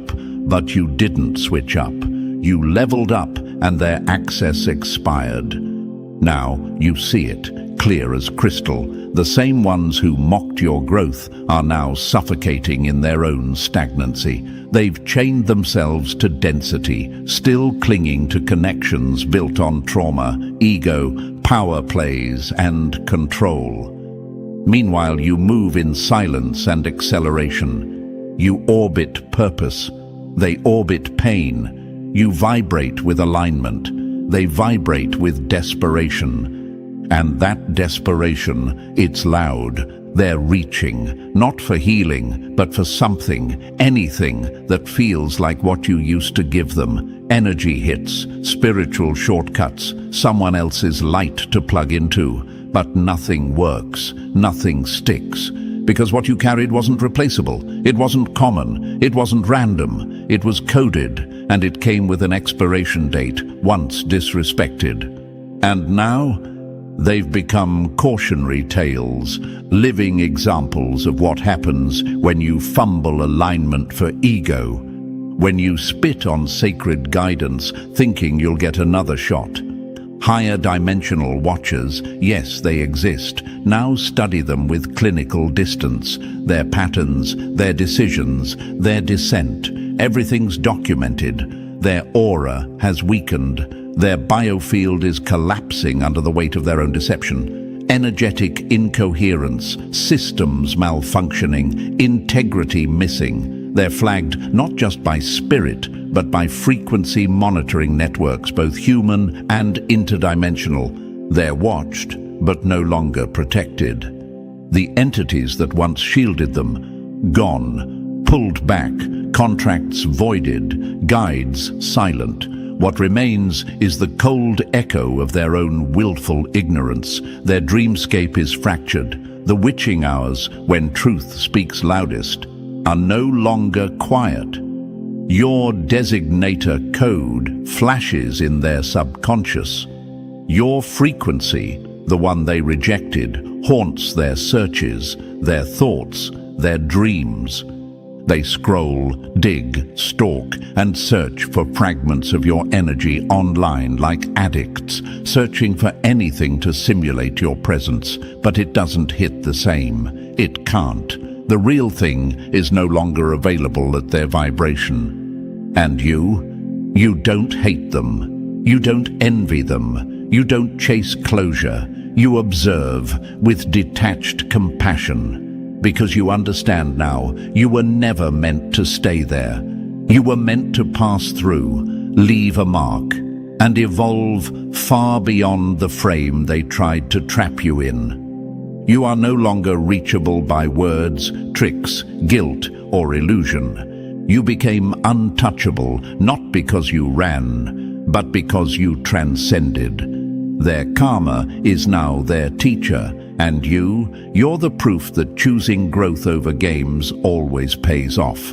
So stop second-guessing your distance. Stop wondering if you were too harsh. You weren't. You were accurate.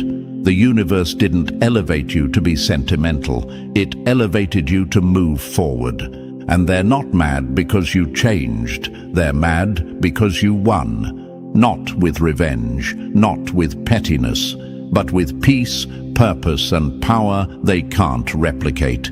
They'll keep trying to trigger what no longer exists in you. They'll keep talking to a version of you that died during your awakening. And they'll keep realizing, too late, too slow, too stuck, that the only path out was through the one they rejected. Let them spiral, let them study, let them search. You've already exited that simulation. You're rewriting blueprints now, beyond their reach, beyond their comprehension. Keep ascending. They're just a bookmark in a chapter you already closed. Number 6. They tried to limit what was meant to multiply. Now you're expanding beyond all logic. You weren't just breaking through, you were breaking out. And when expansion is your destiny, anything that tries to confine you becomes collateral. Chosen one. What's happening to you now isn't just growth, it's eruption. It's the kind of soul-level transformation that defies timelines, logic, even known spiritual science. You didn't heal, you rebuilt. You didn't ascend, you detonated every ceiling they ever tried to place above your head. And now, realms are watching, frequencies are tracking, even higher beings are standing back like, how did they move this fast? You weren't just changing, you were activating. That pain you survived, unlocked codes, that silence you endured, cracked dimensions, that betrayal you alchemized. It turned dormant DNA into pure spiritual artillery. Your liberation rewrote your biology. Your very cells began to sing at a higher frequency. Light codes that had been buried for generations, for lifetimes, are now fully online. And with them comes a power that shifts rooms, opens doors, and commands outcomes. You speak, and reality reconfigures. You decide, and energy obeys. You feel, and the universe responds in real time. Let's get something straight. This is not normal evolution. This is cosmic acceleration. This is Jupiter expansion across multiple planes. You are unfolding at a rate that breaks old contracts, obliterates karmic loops, and leaves timelines gasping in your wake. Your mind, laser sharp. Your perception, multidimensional. Your clarity, so potent that anything misaligned gets ejected on sight. No conversations, no explanations, just energy slamming shut. You're not cutting people off. You're being elevated so high they literally can't reach you anymore. And yes, this expansion came with a cost. There were nights your body shook from releasing the weight. There were moments when you wept so hard the atmosphere responded. That wasn't poetry. That was power. Weather patterns shifted when your soul released what no longer served. Your tears recalibrated groundwater. Your emotional detox rippled out through the planet like energetic shockwaves, and you thought you were just crying. No, you were cleansing the grid. Your emotional release echoed through ley lines. You didn't just break free, you cracked the code for others to follow. Your growth became a template, a blueprint, and now others are waking up, wondering why they feel pulled toward higher ground. They don't even realize it's you. Your expansion is calling them forward, and still they underestimated you. They saw your silence and thought you disappeared.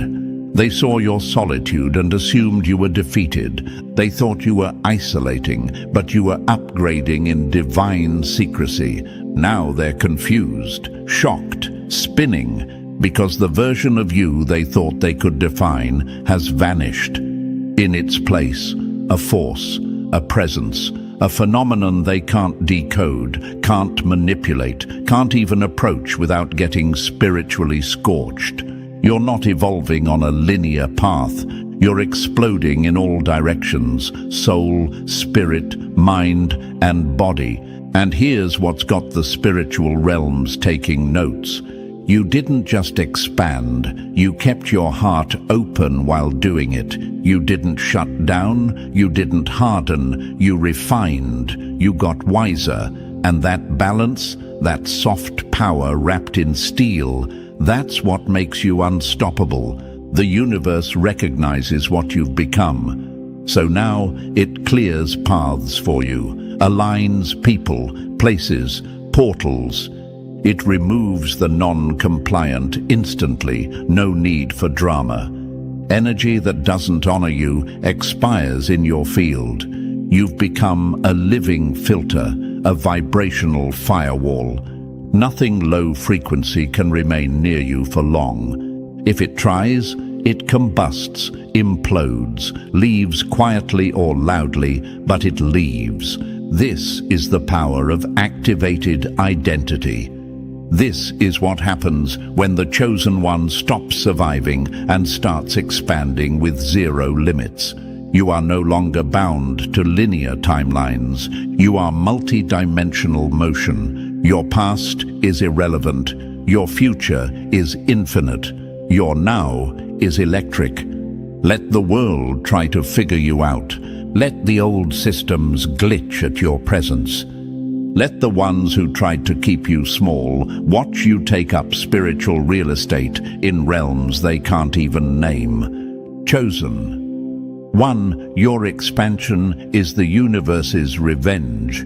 You are proof that when aligned energy is pushed, it doesn't break. It becomes legend. Keep moving. Keep rising. You haven't even scratched the surface of who you really are. Number 7. The stars know your name while they're being locked out of the system. When the heavens shift because you woke up and the earth echoes your rise, you're not just chosen, you're coded into the cosmic infrastructure. Chosen one. Let this hit deep. What's happening now isn't just about personal growth. It's planetary recognition. You didn't just elevate, you've been acknowledged by the fabric of existence itself. The earth, the skies, the energy grids, they're all pulsing in response to you. Your awakening triggered movements across realms, across timelines, across bloodlines. You are not anonymous in the universe. You are a signal, a frequency, and that frequency just went live at full volume. Electromagnetic sensors, both physical and etheric, have picked up anomalous activity directly linked to your expansion. This isn't metaphor, this is data. Sacred hidden energy systems, dormant for generations, reactivated the moment you chose to rise. Waves of coded pulses have moved through the planetary grid, aligning with your internal structure. Your body is no longer just a body, it's a conduit. You're channeling light frequencies the old world can't even describe. And now, sacred knowledge is unlocking. Ancient truths, preserved in timelines outside the reach of corruption, are flooding into your consciousness. These aren't just downloads, these are keys, wisdom stored in stardust and bone, scripts written in sky patterns. You look at the stars now, and they respond. You dream, and constellations whisper your name. Celestial bodies aren't just watching, they're mirroring your structure. Your alignment is so precise that astronomical shifts are syncing with your vibration. And don't think the elders didn't feel it. Tribal protectors, ancient watchers, earth keepers, they received visions the moment your light signature went supernova. Across continents, symbols once buried have resurfaced, etched into stone, carved into dreams, vibrating in rituals. You've been seen by the ancestors and cleared. The soul contracts you carry are older than language, and yet here you are, alive, activated, expanding. You are what generations prayed for, the embodiment of a promise made in sacred time. Meanwhile, your enemies, they're collapsing in silence. Their energy fields are flickering, darkening, some beyond repair. The very ones who mocked your growth, sabotaged your path, twisted your love. They're now dealing with a spiritual shutdown so intense it's rewriting the terms of their access to power. Their spiritual credit score flatlined. The light they once absorbed by proximity is now locked behind universal firewall. No backdoors, no appeals, just restriction by decree. Because universal law is not emotional, it's exact. And when someone attempts to dismantle what was cosmically chosen, there is no leniency. They are now operating under mandated limitation. blocked manifestations, spiritual fog, energetic setbacks. What once came easy now slips from their grasp. Their intuition's gone fuzzy, their dreams are distorted, their guides are quiet. Why? Because they played games with divine order, and you were the trigger that exposed the imbalance. But here's the deeper truth. They were never just messing with you, they were interfering with a global timeline upgrade. You weren't just some person in their life. You were a node, a vital point in the evolution of collective consciousness. So their sabotage wasn't personal, it was planetary, and now the system is correcting itself. Chosen one, your path is consecrated, your presence measured, your expansion licensed by law beyond law. That's why signs follow you, why animals stop and watch, why strangers stare with awe or unease. You're broadcasting alignment, you're coded in the field, and everything unworthy of that frequency is being forced to shift or shatter. You are a walking alignment, a living confirmation, a celestial appointment dressed in skin. So no, you're not imagining the synchronicities. You're not crazy for feeling cosmic movement in your chest. You are synced to something the average person can't even survive, let alone understand. And those who tried to drag you down, now they can't find footing. They can't get clear. They're stuck in energetic purgatory, shut out from the very flow they once disrupted. Let them sit with the silence. Let them wrestle with restriction. Let them remember the moment they laughed at what was meant to liberate them. You, on the other hand, don't need revenge. Your existence is prophecy fulfilled.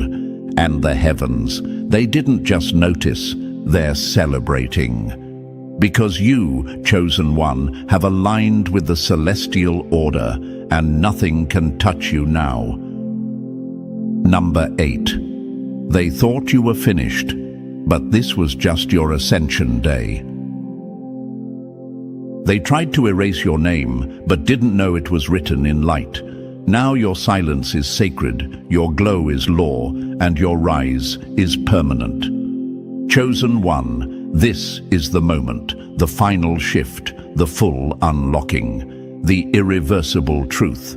You've ascended, and not a single force in existence can reverse it. You are no longer just walking through your purpose. You are the purpose. You are the signal. You are the verdict to every false judgment, every silent betrayal, every room that tried to ignore your value. The final ascension isn't just about rising above enemies, it's about stepping fully into sovereignty, where nothing beneath you can touch, twist, or tempt your spirit. This isn't a glow-up. This is divine clearance, cosmic validation, and quantum-level elevation. The realms have taken notice. The watchers are no longer just observing. You've triggered a new classification of being. You've moved into energetic authority. You speak, and the universe listens. You decide, and timelines shift. You breathe, and dormant blessings awaken. Your spiritual DNA unmatched. The light you carry isn't just powerful, it's singular, irreplaceable. It holds a vibrational fingerprint that the realms themselves now protect. You are surrounded by your soul family, awakened, high-frequency witnesses who form interference grids to guard your field from unauthorized access. They don't just love you, they defend you, silently and without hesitation. Enemies can no longer hide. No matter what mask they wear, your discernment pierces frequency. You hear what they're not saying. You feel what they're trying to hide. You know what they pretend not to be. They can try to enter your field, but your vibration instantly creates exclusion boundaries. They get repelled like shadows pushed back by floodlights. And now, everything that once broke you becomes evidence of your invincibility. The lies they told? Irrelevant. The damage they tried to cause, reversed. Their denial of your worth, now their most humiliating regret. Because let's be clear, your existence is proof, and the universe has preserved your truth through quantum encryption. No amount of slander, gossip, or sabotage could alter your design. Your integrity coded your reality to protect itself. You are truth in motion. And truth doesn't need to shout. It shines. And now they know. They say your name when they think no one is listening. Security monitors record their anxious muttering. They scroll through pages that remind them of you. They feel deprivation, not physical, but spiritual blueprint starvation. You were the key, and now the lock is rusting in their hands. Meanwhile, you are breaking models, economic, spiritual, relational. Your manifestation powers now defy logic. Abundance flows where there was once drought. Opportunities find you without permission or petition. This is Jupiter's promise in motion. Abundance, wisdom, sovereignty. And don't overlook this. You are not just seen, you are recognized by elders, by children, by animals, by systems. You're the one who makes people pause and wonder why everything feels different when you're present. This isn't ego. This is energetic resonance in its purest form. The universe doesn't just recognize you, it responds to you. It shifts, it opens, it clears debris, it releases withheld blessings. You're not chasing anything anymore. Everything meant for you now moves toward you. Because your alignment commands it. And those who couldn't handle your rising, let them compare.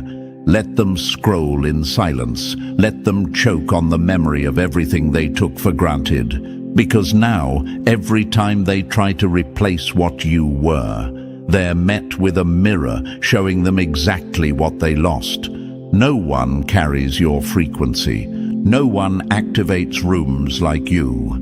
No one walks like proof, breathes like law, or radiates like cosmic certainty. And their karma, oh, it's just beginning.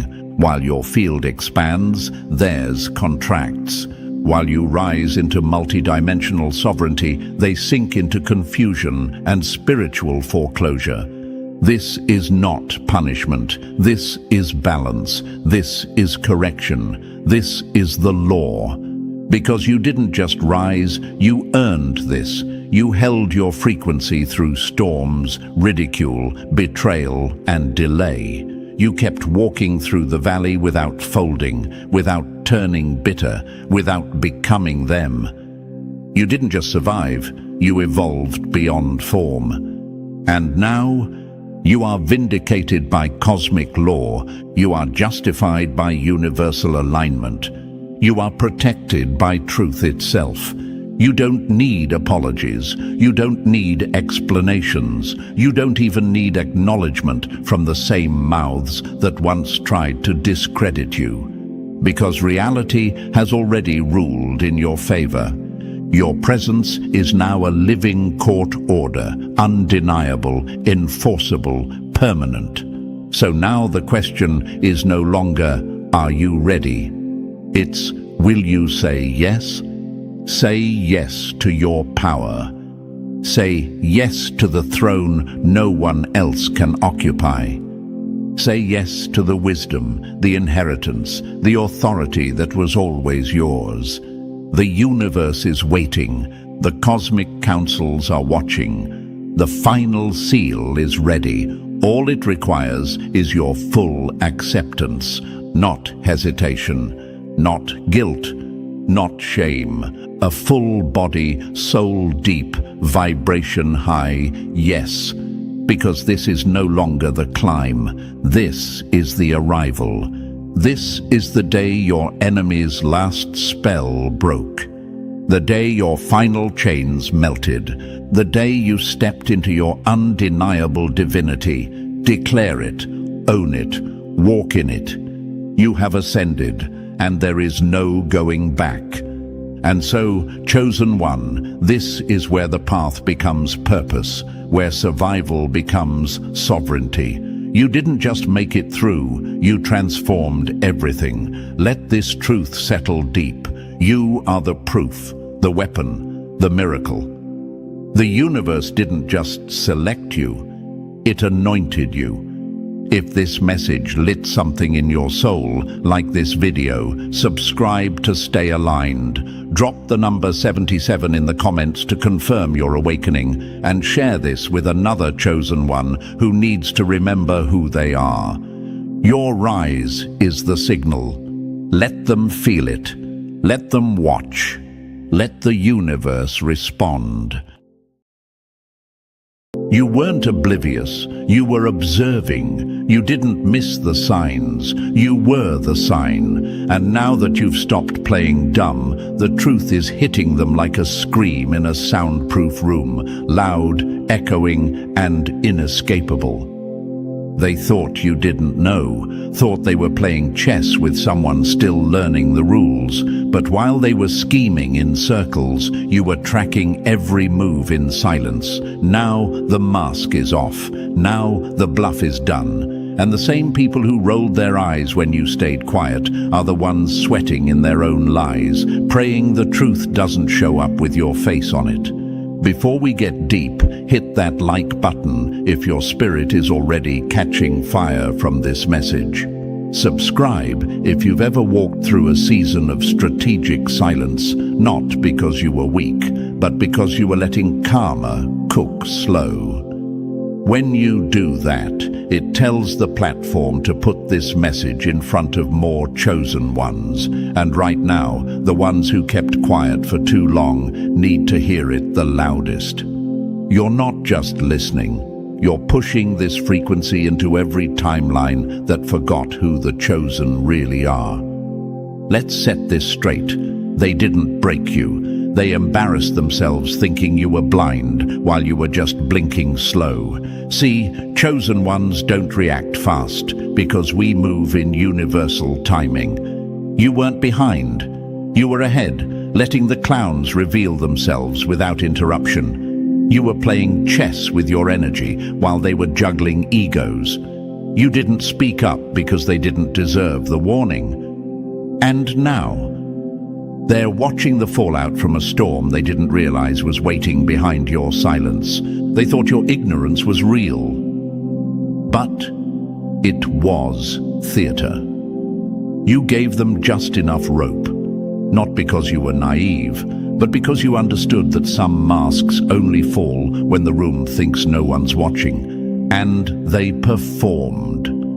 Oh, they performed. They lied, manipulated, plotted, and smirked, all while thinking they had the upper hand. But what they didn't know, the moment you stopped correcting them, you started collecting karma. Chosen one, stop doubting the weight of what you carry. They didn't fear you because of what you said. They feared you because of what you knew, and the fact that you held it in. Your stillness scared them more than any reaction ever could. Your silence became the loudest prophecy in the room. You were the mirror they couldn't escape, and the longer you let them believe you were lost, the more dangerous you became. Because when a chosen one pretends not to know, it's not confusion, it's strategy. It's the quiet before the correction. And here's the part that haunts them. They can't undo what they did when they thought you were blind. They can't unsay the things they said when they believed you weren't paying attention. They can't rebuild the fake image they crafted when they assumed you'd never rise. Because you did rise, quietly, precisely. And now your very existence is judgment. Your glow is justice. Your calm is consequence. The truth is, the power of being chosen doesn't come with fireworks. It comes with echoes. You don't just survive betrayal, you outlive it so gracefully, it makes your enemies question their whole existence. You don't chase validation. You become the vibration that bends reality. You're not just a person, you're proof. You're the reminder that the universe protects its own, even when it looks like it's gone quiet. And now they're learning. You weren't the fool. You were the fuse. So stay locked in. The silence is over, and now that your clarity is showing, so is their collapse. So before we rip the mask off this story layer by layer, pause right here. If you've ever sat in a room full of noise, quietly knowing more than you let on, this message was built for you. Drop the number 77 in the comments if you're done pretending, done shrinking, done letting people mistake your silence for stupidity. When you do, you're not just claiming your truth. You're pushing this message to every chosen one who's been quietly underestimated for too long. Help this frequency find them, because now that they finally realized, it's time they feel every consequence. And now, let's get into it step by step. And I mean really lock in, because if you're a true chosen one, the pull you feel right now isn't hype, it's alignment. Don't walk away from it, not this time. Let's begin. Number 1. They thought you were clueless, you were calculating. They thought you were clueless, but really you were giving them space to hang themselves with their own delusion. You weren't confused, you were collecting evidence. You weren't late, you were letting their arrogance write its own eulogy. They thought you didn't see it. They believed they were slick, calculated, ahead. They mistook your calm for confusion, your nods for ignorance, your quiet for weakness. They thought you were a background character in a game they already won. But what they never expected was that you were watching the entire show from the front row, writing the script for their downfall in silence. That's what terrifies them now, that you knew, that you always knew. Every fake compliment, every side glance, every room where your name got twisted like a joke. You sat there, calm, still, almost too still. Because you weren't lost. You were calculating. You were adding up every move, every manipulation, every alliance they built on the assumption that you were too dumb to see it. What they didn't know was that chosen ones don't expose the game. We let the game finish itself. They mistook the calm of the ocean for safety. Now they're trapped in the undertow. You weren't clueless. You were dangerous in disguise. You gave them the illusion of power because you understood something they never will. Alignment doesn't rush. The universe doesn't panic. The storm doesn't announce itself. It waits for the sky to go silent. And you were the storm dressed like fog. You let them walk into you thinking it was safe, thinking they'd won. But now they're choking on the very silence they once laughed at. You didn't clap back because you were too broken. You stayed quiet because you were too focused. You knew timing was everything, and while they were burning through fake victories and ego-driven celebrations, you were letting the fire build. You were letting their masks melt on their own faces. And now that the temperature's rising, now that the truth is screaming in every corner they tried to bury you in, they don't know whether to hide or confess. Your silence wasn't absence, it was analysis. Let's make this plain. The chosen ones aren't always loud. We don't always fight fire with fire. Sometimes we become the air, invisible, undeniable, everywhere. You don't have to scream when the universe already speaks your name in outcomes. And that's what's eating them alive. Not just that you survived, but that you saw it all, said nothing, and still came out ahead. That's the kind of haunting silence they can't explain in public. That's the type of vengeance that doesn't look like revenge. It looks like excellence. Chosen one, let's break the lie you might still be wrestling with. Maybe I should have spoken up. Maybe I should have said something sooner. No, you did exactly what was required. You were never behind. You were positioned. They counted on your ignorance, but your silence wasn't submission. It was strategy. You didn't hold your tongue because you didn't know what to say. You held it because they weren't ready to hear it. And now they hear you, loud and clear, without you saying a word. Think about all the people who history mocked at first. They called Einstein slow. They called Tesla insane. They told Oprah she wasn't fit for TV. They laughed at people who saw more than they were supposed to. But guess what? Every one of those souls just sat back, took notes, waited. And when their moment came, the world didn't just see their value, it bowed to it. You were never clueless. You were in character. You gave them just enough of the old you to let them feel comfortable dragging your name through mud. And now that you've stepped out of that role, their whole reality is trembling. Because here's the part that's tearing them apart. They revealed their true selves to someone who never stopped watching. Every lie, every manipulation, every time they played innocent while loading the knife behind their back. You saw it.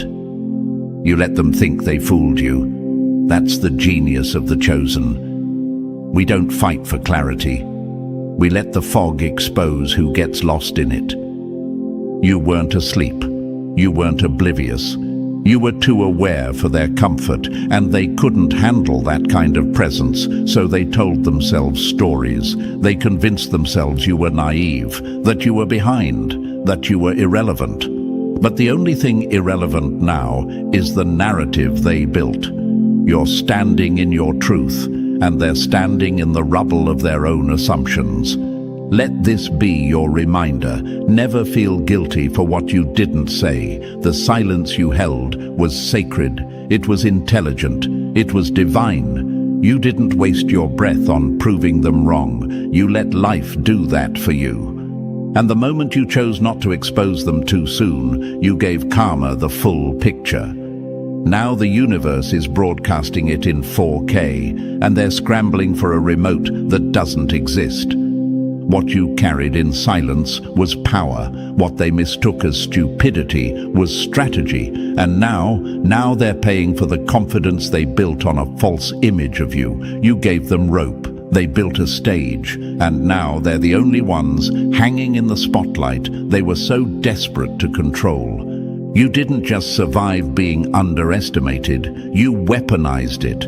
And the most dangerous person in the room is the one they thought wasn't paying attention. You were. You always were.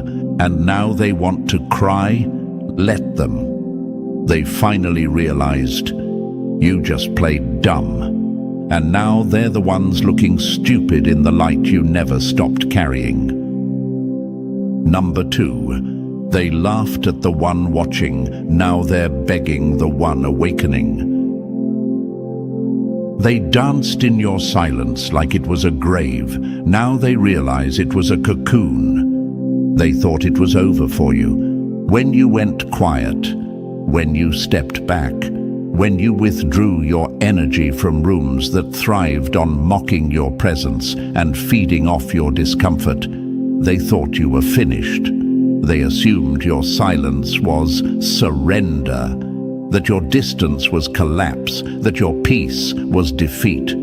But the truth was far more dangerous than anything they prepared for. You were watching, not wallowing, observing, not breaking, transforming, not folding. You saw it all. You clocked every fake smile, every whispered word, every alliance built behind your back. You didn't react. You recorded. You didn't explode. You evolved. And that's what's killing them now. Because the one they tried to bury isn't gone. You're awake now. And worse, you were awake the whole time. You were just waiting for the perfect moment to shed the false version of yourself they thought they had figured out. See, the chosen one never announces the shift. You don't warn them when the transformation is complete. You arrive. And when you do, everything they laughed at becomes the proof of what they never saw coming. They never prepared for your awakening. They were betting on your breakdown. They expected you to self-destruct. That was the plan, wasn't it? Keep pushing your buttons, keep poking the wound, keep playing their roles while praying that the pain would crack you wide open, that you'd lash out, look crazy, confirm their story, and hand them the narrative they needed to keep lying in peace. But instead of cracking, you cocooned. Instead of combusting, you concentrated. And now, they're staring at the fire they lit, wondering why it didn't burn you, and realizing it just forged you. That's the power of being chosen. You don't get consumed by the chaos, you convert it. You didn't just sit there in silence, you grew teeth in that silence. You built armor, you learned who was real, who was fragile, who needed your light, and who just wanted to steal it. You saw them clearly, even while they celebrated your so-called absence. What they don't realize is that the one watching is always the one holding the power. The one who waits is the one who commands the storm when the moment arrives. And now, you're not asking for their approval. You're watching them unravel from a higher place they can't reach. That's what's haunting them. The version of you they tried to destroy doesn't even exist anymore. They laughed at a ghost, and now they're begging for mercy from someone they no longer recognize. They mocked the stillness. Now they're panicked by the movement. They dismissed the observer. Now they're obsessed with the awakened one. The roles have reversed, but the energy was always in your favor. They just didn't see it until it was too late. And you know what else? That laugh they used to throw around so easily, it's gone quiet now. They used to joke, whisper, smirk. That's what cowards do when they think they're safe. But now, they don't laugh anymore. They flinch, they stutter, they second-guess themselves in the very rooms where your silence once made them bold. Because what's more terrifying than someone you tried to break, standing in front of you fully whole, completely aware, and totally uninterested in your apology? Chosen one, understand this. You were never the one out of place. You were just surrounded by people addicted to control and allergic to accountability. They couldn't handle your clarity, so they mocked your silence. They couldn't compete with your presence, so they tried to erase it. But now they're realizing you were never gone. You were just becoming. You were shedding the skin of smallness they forced you into. You were burning off the parts of yourself that made them comfortable. You were stepping back, not to disappear, but to give them space to expose everything they never wanted you to see. And they did. Oh, they did. They showed their hands, their hearts, and their hollowness. You watched every move, logged every motive, felt every shift. You knew, you felt, you understood. And now they're begging for the one they used to laugh at, to forget, to overlook, to show grace. But that version of you, the one who swallowed it all, who stayed small to keep the peace, who sat quietly in the fire just to protect their illusion, that version of you died in the silence they thought was your grave. You buried that you. And now you walk as the proof that awakening is the most terrifying revenge, because it doesn't come with noise. It comes with results. You weren't clueless. You were calculating. You weren't broken. You were building. And now they're face to face with the version of you that doesn't flinch, doesn't explain, and doesn't play dumb anymore. Let them beg. Let them cry. Let them remember every laugh they threw while you were in the dark, because now the light is on and you're the only one who knows how to walk in it without shame. You didn't rise for applause. You rose because the silence was over, and now that you're fully awake, they finally realize they never stood a chance. Number 3, they misread your peace as permission. Now their panic is personal. You let them feel safe in the lie. Now they can't survive your truth. They thought your peace meant approval. They assumed your calm was consent. They looked at your silence and mistook it for surrender, as if you were too afraid to speak or too small to matter. But the truth is, your peace wasn't surrender. It was permission denied. You weren't backing down. You were backing off, so they could expose themselves without interference.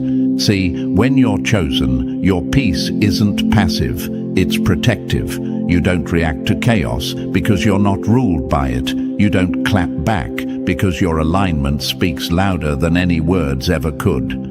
And while they were busy mocking your stillness, they didn't realize they were building their false power on sand. The quake was always coming. You were always going to move. But they misread your restraint as a green light to keep violating your space. And now that you've shifted, their masks are slipping so fast they don't even know who they are without the lie. They built illusions on your stillness, but the quake was always coming. They built their comfort on your compliance. Their confidence grew not because they were strong, but because they believed you were weak. You gave them grace, and they called it permission. You stayed still, and they called it submission. But the universe doesn't gift peace to those who haven't earned it. And now that you've stopped offering it, the space they once felt safe in has become a mirror they can't escape. Because when a chosen one walks away from fake peace, real chaos begins. Not for you, but for everyone who depended on your silence to keep their stories straight. They never had peace. You were their peace. And when you pulled your energy back, their world began to fall apart. That's the part they'll never say out loud, that your presence covered them, that your stability balanced out their chaos, that your grounded energy kept the temperature low while they stirred the pot. You were the reason the environment didn't explode. And now that you've stepped out, the explosion is all they're left with.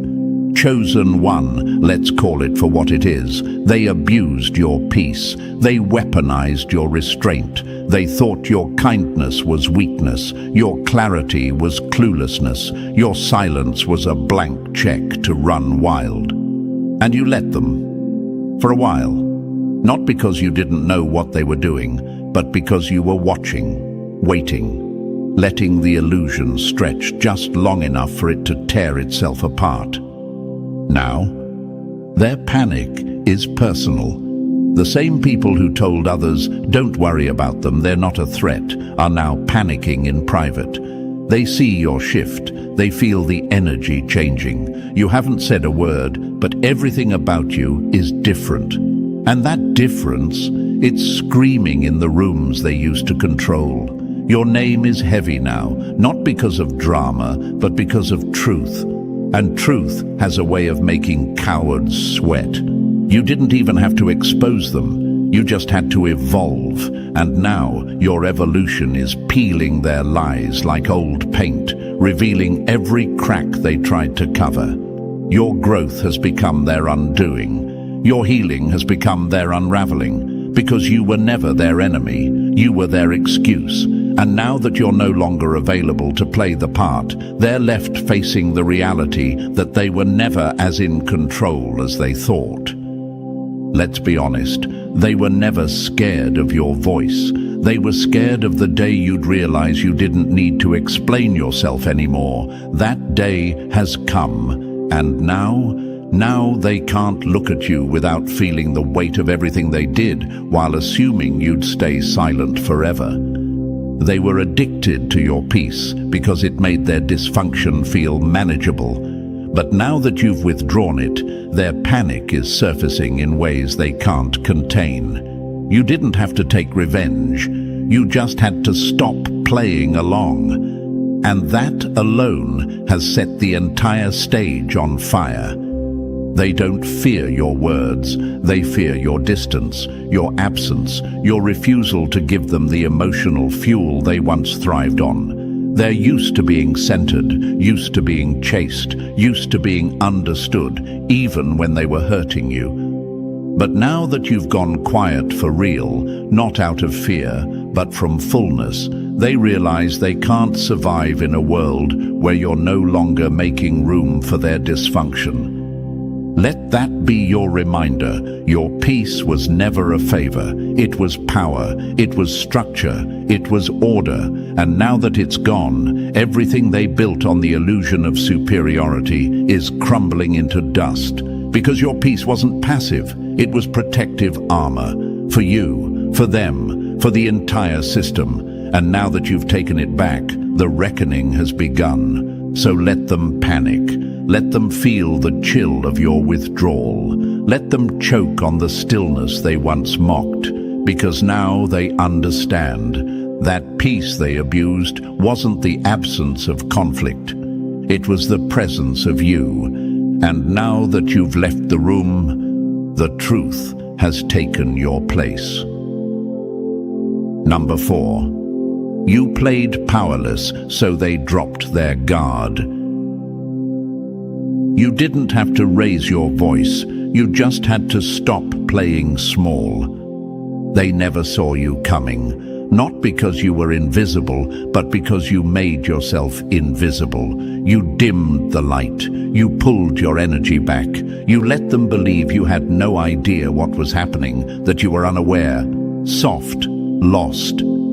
But what they didn't know, you were playing powerless, and the moment they believed it, they dropped their guard. And that's when their house of cards started falling. See, there's a difference between being weak and being strategic. You weren't being walked on, you were walking through. You didn't cower out of fear, you crouched for leverage. And while they were chest out, head high, drunk on their own manipulation, you were crouched down low, gathering everything you needed to rise with precision. They exposed themselves, and you barely had to lift a finger.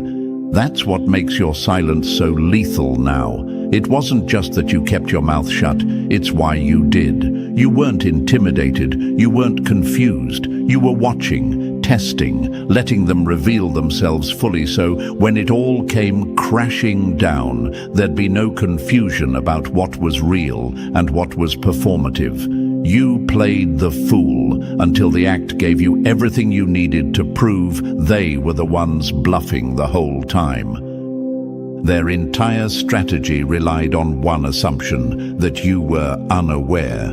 They thought if they whispered enough lies, if they pulled enough strings behind the scenes, if they smiled while planting knives in your back, you'd never catch on. Or worse, you'd collapse under the weight of what they built against you. But what they never imagined was that the person they were underestimating was more dangerous in silence than they could ever be in slander. You weren't scared, you were patient. That's what they couldn't predict. That kind of patience isn't normal to them. They're reactive, ego-driven, loud when they feel threatened. So they assumed your quiet was fear. They assumed your pause was panic. But for the chosen, stillness is strategy. You didn't confront them. You didn't demand justice on their timeline. You simply waited, and your waiting exposed them more than your words ever could. You let them take off their own mask. One by one, their lies unraveled. The alliances they formed started turning in on themselves. The same people they whispered to started whispering about them. The games they played turned into traps of their own design. And you didn't have to scream, argue, or defend yourself. You just stopped playing along. And the moment you stopped shrinking to fit their narrative, everything shifted. Because when someone's entire identity is built on believing you're beneath them, your glow becomes their undoing. They need you to stay small, to feel big. They need you to doubt yourself so they don't have to confront their own weakness. So, the second you stopped acting like the underdog, even though you were never one, their confidence cracked like glass. Their lies became harder to keep up. Their manipulation lost its grip. And their guard, gone. Let's be real. They underestimated the wrong one. They thought you were the soft target, the easy mark, the one they could spin, control, use. And they built their confidence on that lie. They flexed on borrowed strength. But you were never out of power. You just knew when to let it unfold. And now, the ones who saw you as disposable are watching your name rise, while theirs quietly fades beneath the weight of their own exposure. You didn't ruin them. They played themselves. You didn't have to plot revenge.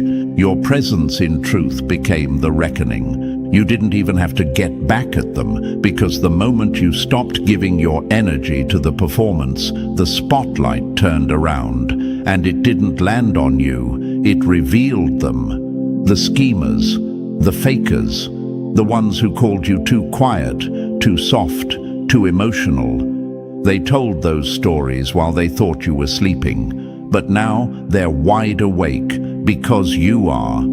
And here's the part that truly haunts them now. You always had the upper hand.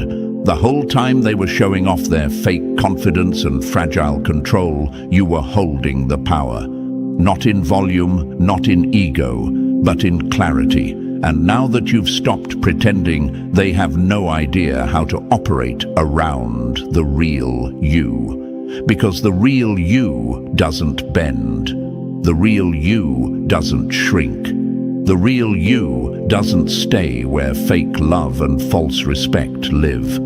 So let them fall apart trying to figure it out. Let them squirm in the same silence they thought was yours to drown in. You didn't have to make a scene, you just had to stand up. And now, every lie they leaned on is collapsing under the weight of your truth. They should have guarded their lies better.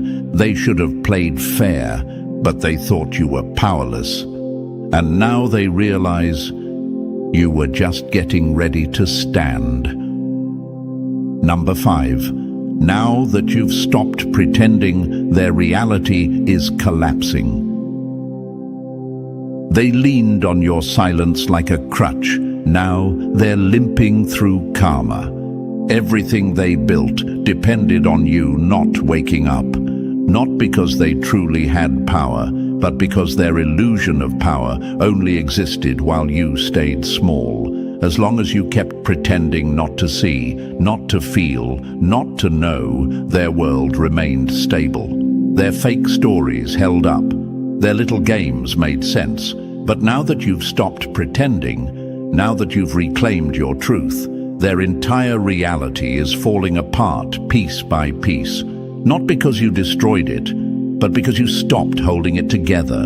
You were the balance. Without you, the system turned on them. It's wild how quickly they crumble when the energy they fed off decides to pull back.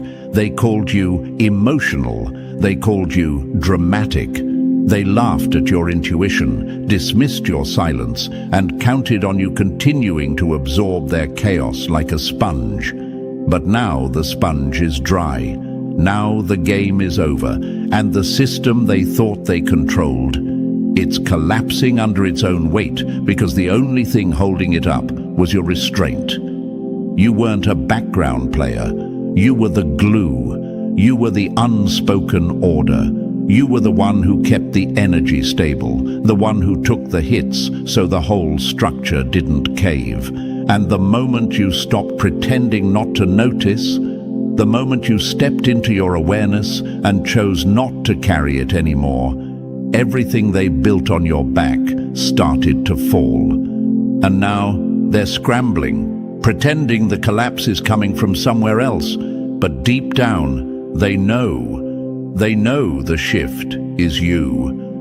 They leaned on your silence like a crutch. Your stillness gave them space to lie, manipulate, and hold on to positions they didn't earn. You played dumb, and they felt brilliant. You played calm, and they mistook it for weakness. But all along, your restraint was a safety net. You were the protection they didn't even deserve. And now that protection is gone, and what's left is the truth they never thought would come for them. Now their peace is chaos. Now their power is cracking. Now their influence is leaking. Because it wasn't real. It was never real. It was borrowed from the very one they tried to diminish. And that's what makes your awakening so devastating. You didn't return loud. You returned certain. You didn't storm in, fists raised. You walked in with presence, with clarity, with that glow that doesn't need to prove anything because it already knows. And that knowing, that's what's wrecking them.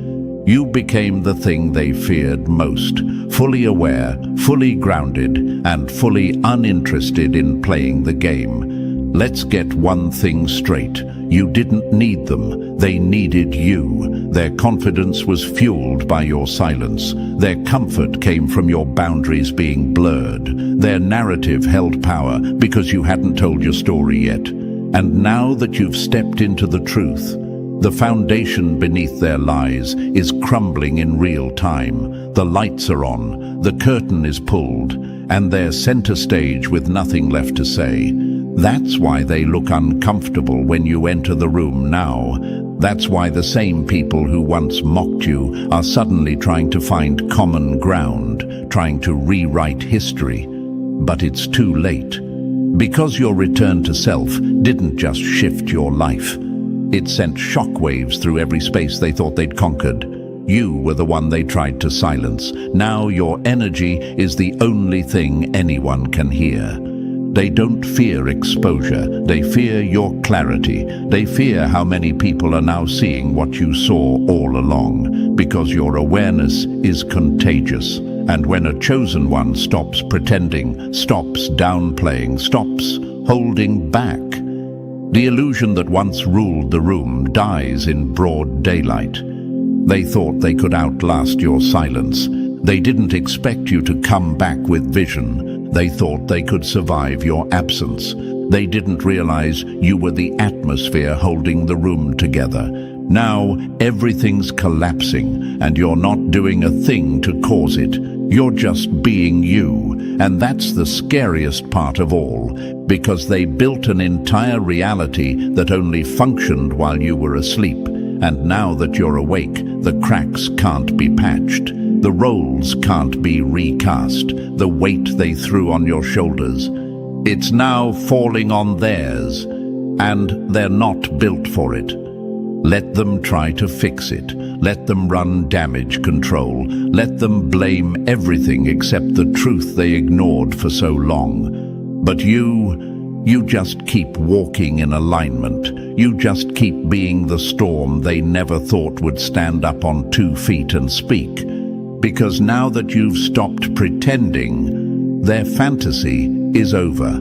And their panic, it's personal. Number 6. Chosen one, stop apologizing for the light that scares them. Your glow isn't too much, it's a mirror, and they hate what they see in it. Chosen one, let's stop playing games with the truth. You've been apologizing for how you were designed, and not because you didn't feel the power in you, but because they couldn't handle it. And somewhere along the way, their discomfort became your burden. Their insecurity became your problem. Their silence made you second-guess your clarity. But enough is enough. Stop apologizing for being exactly who you were built to be. They were never afraid of your attitude. They weren't scared of your emotion. They weren't scared of your anger. They were scared of your awakening. Because the moment you realized your light wasn't a flaw, it was evidence, their games ended. The power imbalance collapsed. The masks melted. You weren't confused. You were just surrounded by people who benefited from you staying unsure. And instead of trusting your intuition, you gaslit yourself. Maybe I'm reading too much into it. Maybe I overreacted. Maybe I really am the problem. No, that wasn't humility. That was internalized sabotage. You tried to dim the very light that was exposing what others were desperate to keep hidden. You were never too much. You were too real, and realness is a threat in a world addicted to performance. Your presence is a test, and they failed it. You walked into rooms and shifted the atmosphere without saying a word. People flinched when you spoke, not because you were cruel, but because you were clear. Your discernment wasn't annoying. It was accurate. And they couldn't manipulate a person who wasn't playing the game. So what did they do? They labeled you, called you dramatic, difficult, intense, too deep, too sensitive, always reading into things. But that's the pattern. When people don't want to be seen, they blame the one who sees them. You are the mirror, and mirrors don't create the distortion, they reflect it. That's what they hate. It's not your voice that makes them uncomfortable, it's their own reflection in your eyes when you stand in your full awareness. You made them feel what they were hiding. You made them confront what they couldn't admit.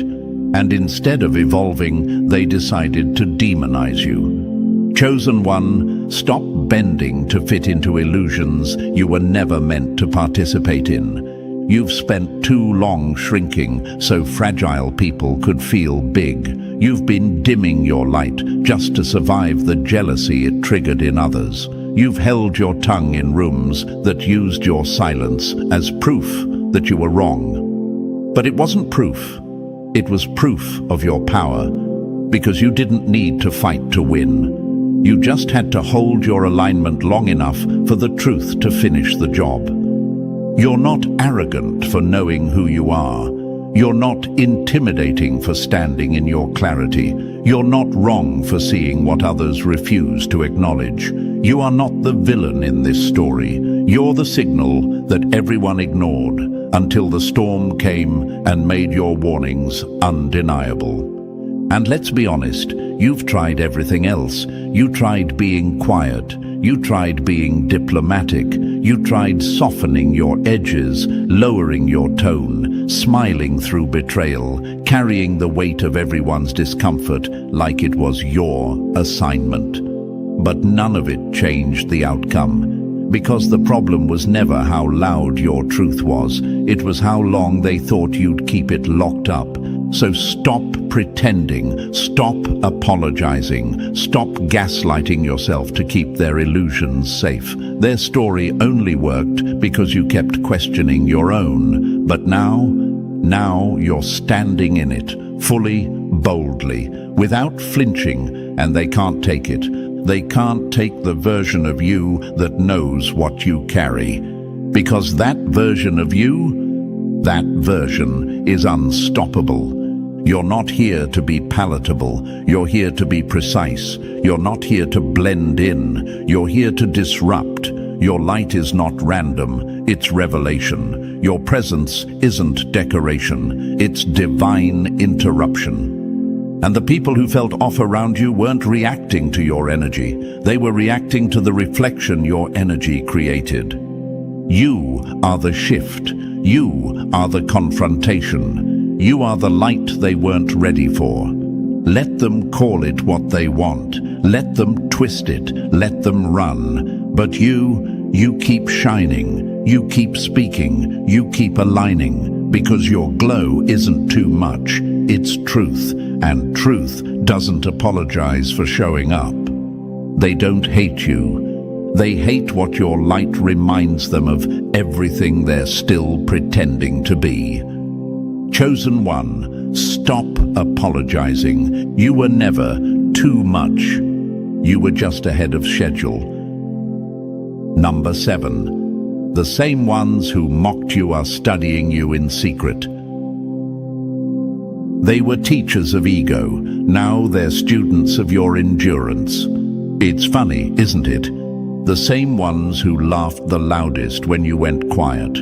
The same ones who mocked your silence, dismissed your clarity, rolled their eyes at your growth, are now quietly watching your every move like their life depends on it. They said you were delusional. They said you were trying too hard, too deep, not cut out for it.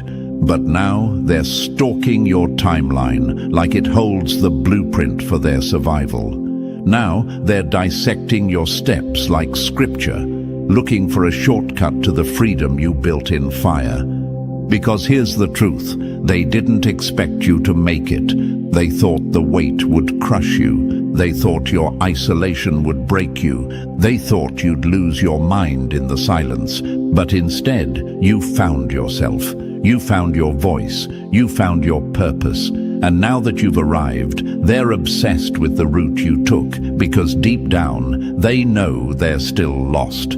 They were teachers of ego. They knew how to perform, how to manipulate, how to play the role that gets applause. They had charisma, noise, attention. And you had stillness, pain, doubt, depth. They wore confidence like a mask.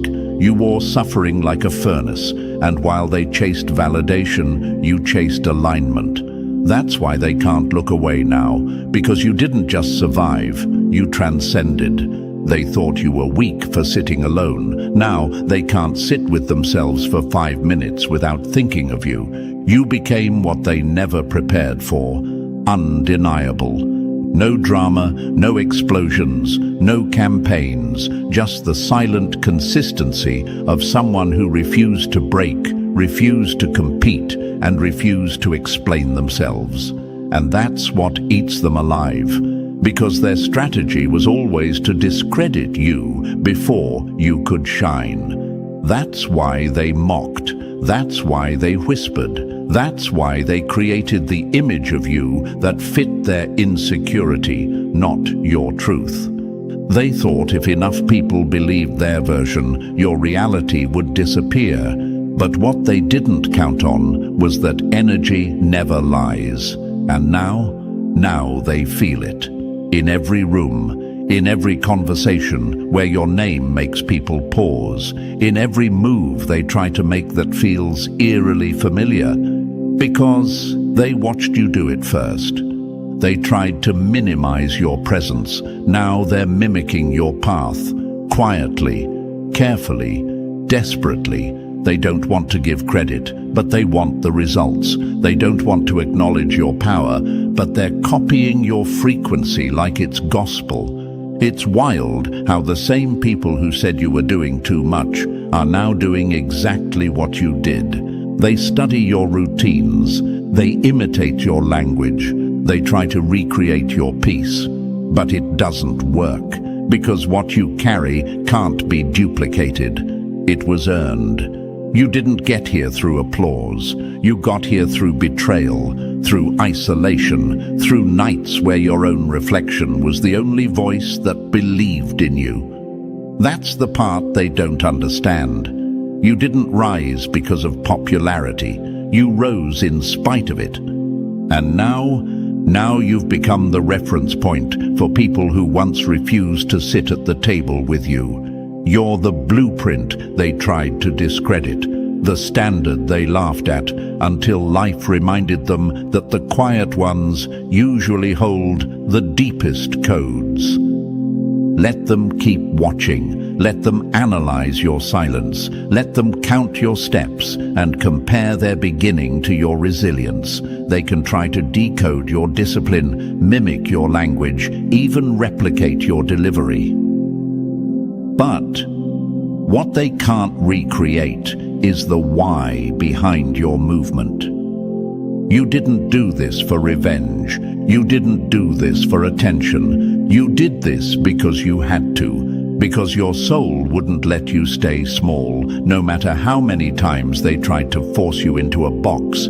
You weren't performing, you were transforming, and now they can't look away, not because they admire you, but because you remind them of everything they avoided becoming. You reflect the price they weren't willing to pay, the internal war they refused to fight, the calling they ignored. You are the living proof of what happens when someone chooses alignment over applause. And that's why they study you now, not just to understand you, but to figure out how you survived everything they designed to destroy you. So walk tall, chosen one. Let them watch, let them learn, let them scramble to piece together a path you built with blood, silence, and spirit. They don't have the tools because they didn't walk through the fire. You did. Alone, rejected, ridiculed. And now you walk through life with the type of authority that can't be bought or taught. You are the lesson they never saw coming, and now they're quietly enrolled in the class they never thought they'd attend, taught by the very one they tried to break. And now here we are, full circle. The one they mocked, doubted and underestimated is the same one they're now quietly watching, trying to imitate, and praying doesn't speak. You didn't chase revenge, you became the reminder. And your presence is doing the talking now. If this message spoke to your spirit, hit like to amplify it, subscribe to stay locked in with this chosen energy, and drop 77 in the comments if you're done playing small. Share this with someone who needs the reminder that pretending is over, and alignment is loud, even in silence. Your time is now. The universe doesn't choose the loudest, it chooses the realest. And when the real ones rise, silence becomes the loudest sound in the room. They poked the quiet storm, thinking it wouldn't strike back. They laughed behind your back, not realizing they were mocking the thunder before the lightning hit. They saw you walking alone and mistook your silence for weakness. But the silence wasn't weakness, it was warning. This message is not for everyone. This is for the chosen, the ones who've been talked about, torn down, left out, and underestimated. You were never fighting people. They were fighting the force behind you. They weren't clashing with your name. They were challenging the universe that called you. And trust this, the universe doesn't pick favorites. It picks fighters. Before we go further, if you feel this message deep in your bones, don't scroll past it. Like and subscribe so this message can find more chosen ones. When you engage, you help wake others up. When this video moves, it's not just content. It's a signal. You're not just watching this. You were meant to hear this.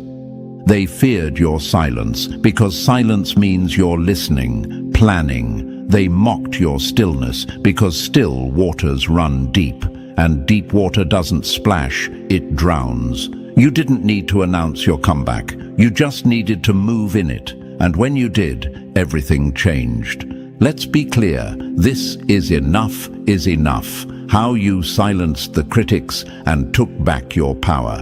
This is the story they'll never tell, but the one you lived through. They don't talk about how many nights you swallowed your anger, how many betrayals you bit your tongue through, how many fake smiles you gave just to survive another day. But now, survival isn't the goal. Domination is. They called you arrogant when you finally respected yourself. They called you cold when you stopped being their doormat. They tried to shame you for pulling away, not realizing you were finally protecting what was sacred. Your peace, your power, your purpose. And some of you forgot who you were for a moment. You really believed them. You really questioned your light just because the room was full of shadows. How dare you? How dare you forget that you were chosen? Not picked, not placed, chosen. There's a difference. Picked means you were convenient. Chosen means you were called. And the universe doesn't make mistakes when it calls someone. Your power didn't go unnoticed. It unsettled them. It haunted them. That unshakable calm in your eyes, it kept them up at night. Your ability to rise every time they tried to bury you, it burned them with questions they couldn't answer.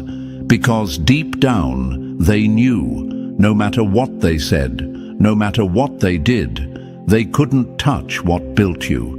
You've been walking with power so ancient, it scares the modern mind. That's why they talk. That's why they gather. That's why they try to dim you. Because people fear what they don't understand and hate what they can't control.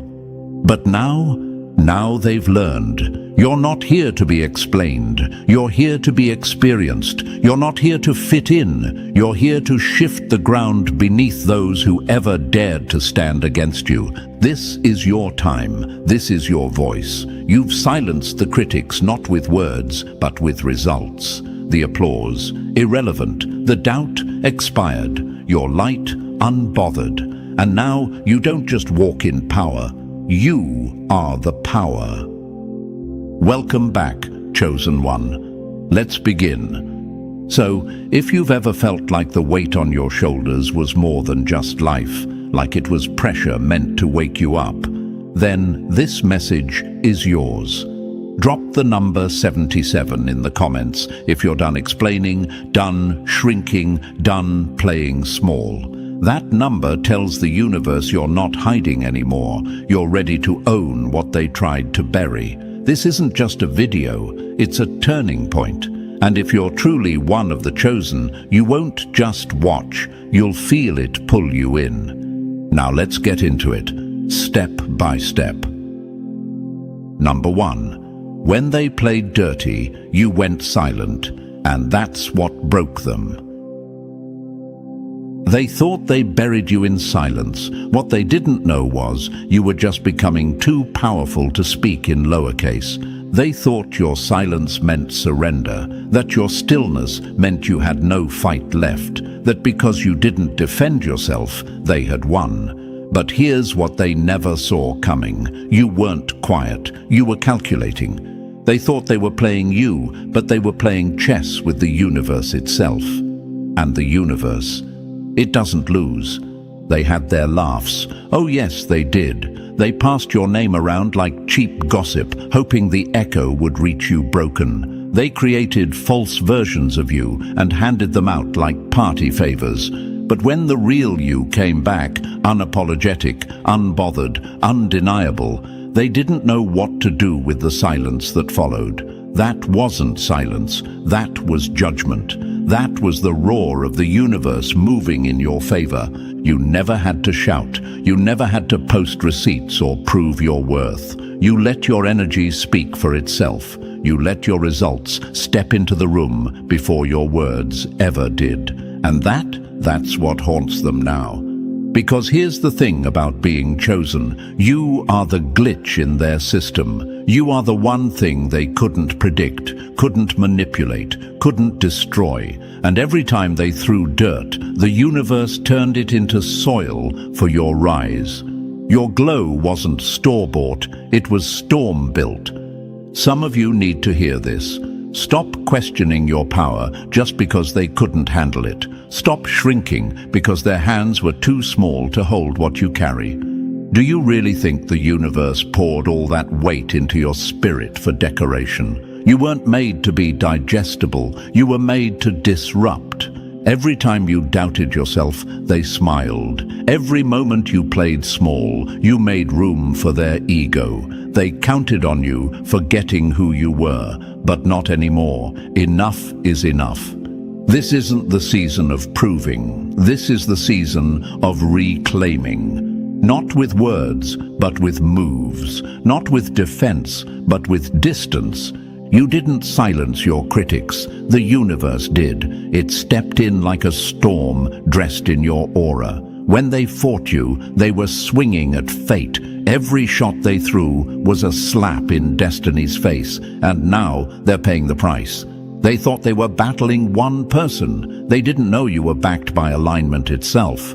They played the system, not knowing you are the system reset. You didn't fold, you evolved. You became the kind of person that doesn't argue with noise. You became the lesson they never wanted to learn. And let's talk about how your absence started to scream louder than your presence ever did. You didn't respond, and yet, suddenly, they were quieter. Suddenly, their circle got smaller. Suddenly, their laughter turned nervous. That's not coincidence. That's consequence. They weren't just wrong about you. They were loud and wrong. And now the silence is humiliating. That's the kind of silence money can't buy and pride can't survive. Here's something that will stay with you. When you're chosen, you're protected in ways your enemies can't see and wouldn't believe if they could. The timing that confused you was divine disruption. The delays were setups. The pain was preparation. The universe didn't forget about you. It was building a stage. And to the chosen one reading this, how dare you question your worth because the world didn't clap? Since when did applause validate purpose? Since when did approval determine anointing? You weren't made to be liked. You were made to leave them stunned. So remember this, they didn't just lose access to you, they lost access to the miracle that follows you. And now, when you walk into a room, they feel it. That chill, that tension, that's the weight of knowing they bet against someone who was never losing, only learning. This isn't about revenge. This is about resurrection. You didn't bounce back, you rose different. And now your silence isn't just golden, it's armor. It's thunder in disguise. It's the quiet before you become the storm. So sit back, stay calm, and watch what happens next. Because when the universe backs the chosen, even the shadows tremble. Number 2. They weren't rejecting you. They were running from their own reflection. A shattered mirror doesn't mean you're broken. It means they couldn't stand what you revealed. Let's get this straight from the beginning. Their criticism was never about you. It was never about your so-called flaws or missteps. It was never about your decisions, your silence, or your shine. It was about the fact that your very existence made them uncomfortable in their skin. You didn't trigger their anger, you triggered their insecurity. You walked into the room, and suddenly they had to face everything they'd buried. And guess what? That wasn't rejection. That was revelation. You weren't a problem. You were a mirror that didn't bend to flattery or fear, a mirror that reflected the truth, not the version they curated for applause. And when people see truth without a filter, they react. Some with awe, others with attack. You already know which group they fell into. They didn't dislike you. They disliked what you made them feel. You made them feel exposed. You made them feel unaccomplished, fake, fragile. You reminded them of the version of themselves they gave up on. You didn't break the peace. You broke the illusion. And when the illusion crumbled, they blamed the light instead of fixing their shadow. Let's go deeper. Why did they gossip? Why the smirks, the gaslighting, the passive aggression? Because deep down, they saw something in you they couldn't access in themselves. And when people feel powerless, they don't look inward, they lash outward. Your growth? That wasn't a glow-up, it was a trigger. Your elevation screamed to their wounds. Look what's possible when you stop settling. But they weren't ready for that truth, so they painted you as the villain. That's easier than facing the fact they never had the courage to become the version of themselves they once dreamed of. And here's what they really couldn't stand. You didn't ask for permission. You didn't wait to be validated. You didn't lower your volume to match their comfort level. You didn't sit at tables that disrespected your hunger. And instead of learning from your example, they resented you for not staying beneath them. That's not rejection. That's a self-inflicted wound bleeding on the closest target. Let's break their game all the way down. When people can't control you, they'll try to control how others see you. That's why they whispered. That's why they distorted your story. That's why they tried to spin your confidence as arrogance and your solitude as bitterness. But what they didn't understand is this: the universe doesn't respond to noise. It responds to truth. And the truth, it always finds a way through. To the chosen one reading this, stop mistaking their projections for proof. Their discomfort with your truth isn't a reason to shrink. It's confirmation that your light is doing exactly what it was meant to do. Expose everything fake around it. You are not responsible for their reaction to your rise. You are only responsible for continuing to rise, regardless. They saw your confidence and labeled it a threat. They saw your independence and tried to frame it as loneliness. They saw your peace and tried to shake it with chaos. But let's call it what it is: jealousy disguised as concern, envy dressed up as critique. They didn't want to help you. They wanted to humble you, not because you were out of control, but because you were out of their control. They'll say you changed. No, you just stopped bleeding for people who wouldn't offer a band-aid. You stopped explaining your light to people who live in shadows. You stopped holding yourself back so they could feel tall standing next to your silence. They wanted you quiet because your presence made noise without saying a word. And let's talk about those who pretended to support you. The fake claps, the hidden eye rolls, the silence during your wins. They didn't cheer because they never saw you as one of them. They were hoping your growth was temporary, that you'd learn your place again, that you'd come back down to earth. But they forgot. You were never grounded. You were growing wings. Some of you are still hurt by who didn't believe in you. Let that go. They couldn't believe in something they didn't recognize, and they didn't recognize you because you were becoming something they'd never seen before. Their version of you was built from their limits, not your potential. And when you outgrew their story, they felt betrayed by the character they created in their head. Let this burn into your memory. You are not their opinion. You are not their reaction. You are not their fear in motion. You are the reality they pretended would never happen. You are the proof that it's possible to rise with no applause, no support, no shortcut, just grit, growth, and the hand of the universe clearing your path in silence.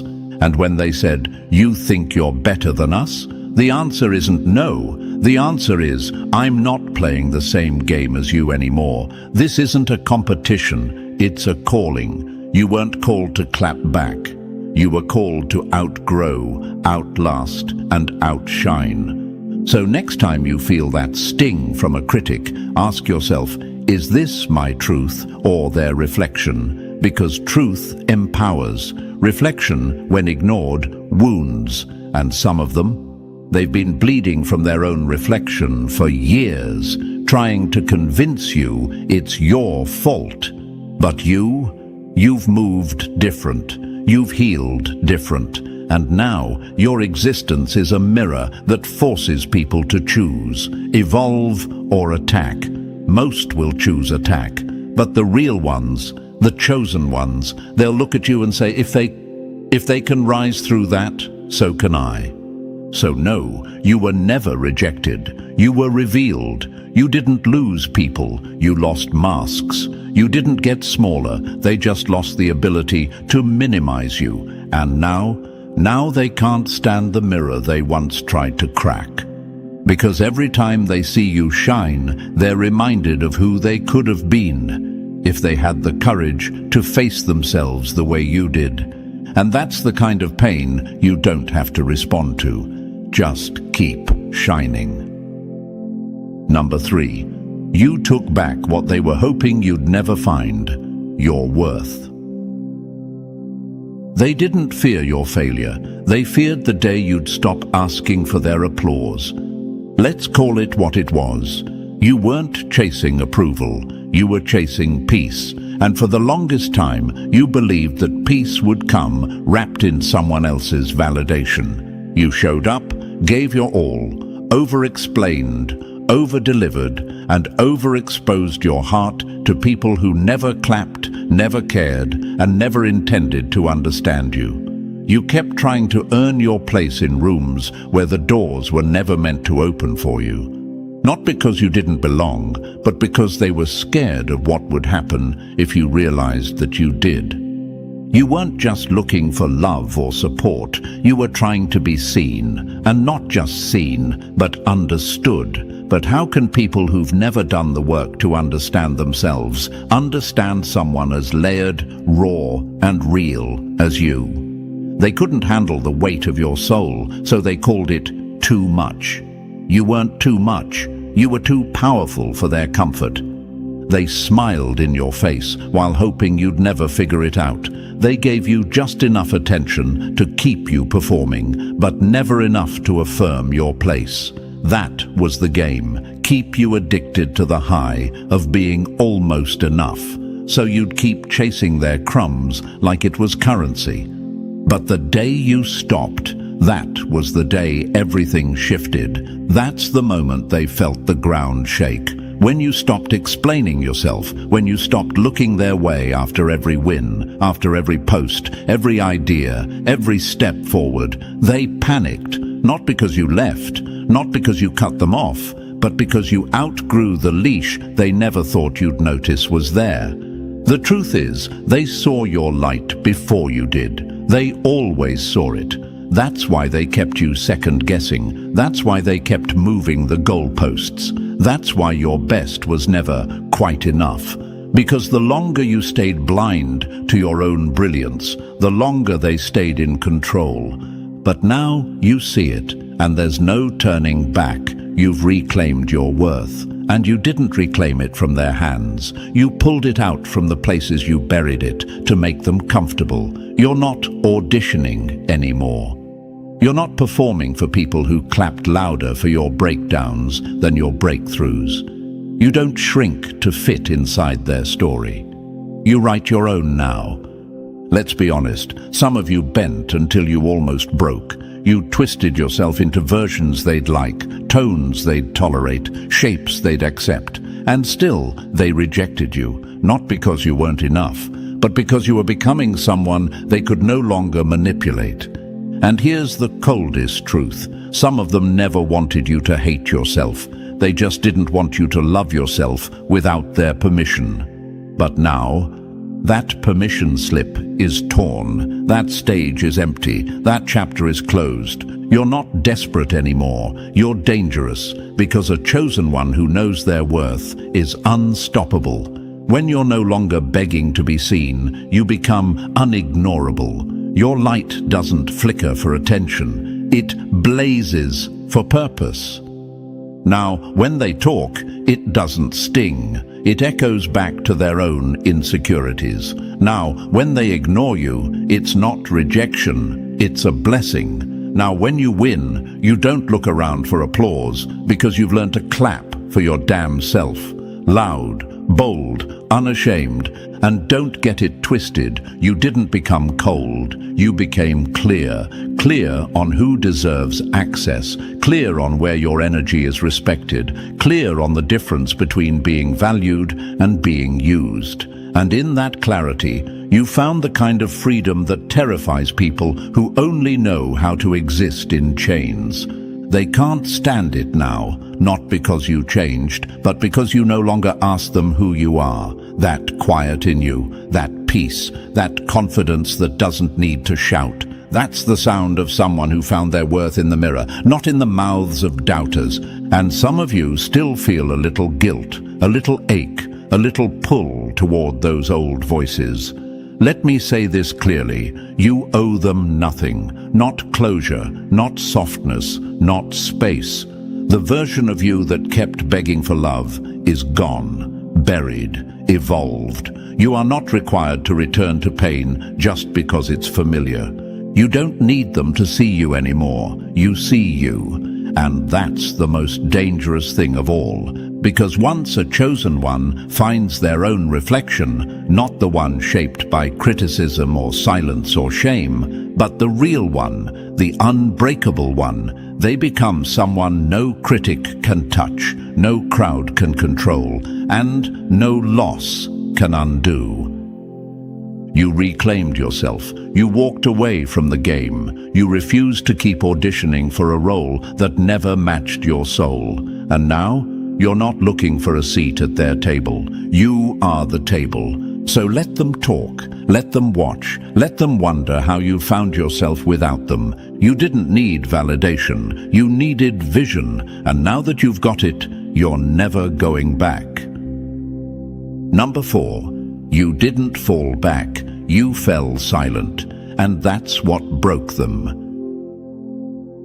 The most powerful response is no response at all, not because you're weak, but because you've outgrown the conversation. They called it silence. You called it strategy. They saw you pull back and assumed it was retreat. But what they didn't understand is this. You weren't retreating. You were reclaiming your energy, reclaiming your focus, reclaiming your right to not waste your breath on people who feed on chaos and crumble in peace. There's a kind of silence that screams, a kind that slaps harder than any comeback, and that's the kind you chose, not because you didn't have words, but because they weren't worth hearing them. You knew if you answered, you'd only be validating noise that wasn't even on your frequency anymore, so you didn't give them what they wanted, your reaction. You gave them what they feared, your absence. Because let's be real, they thrived off your energy,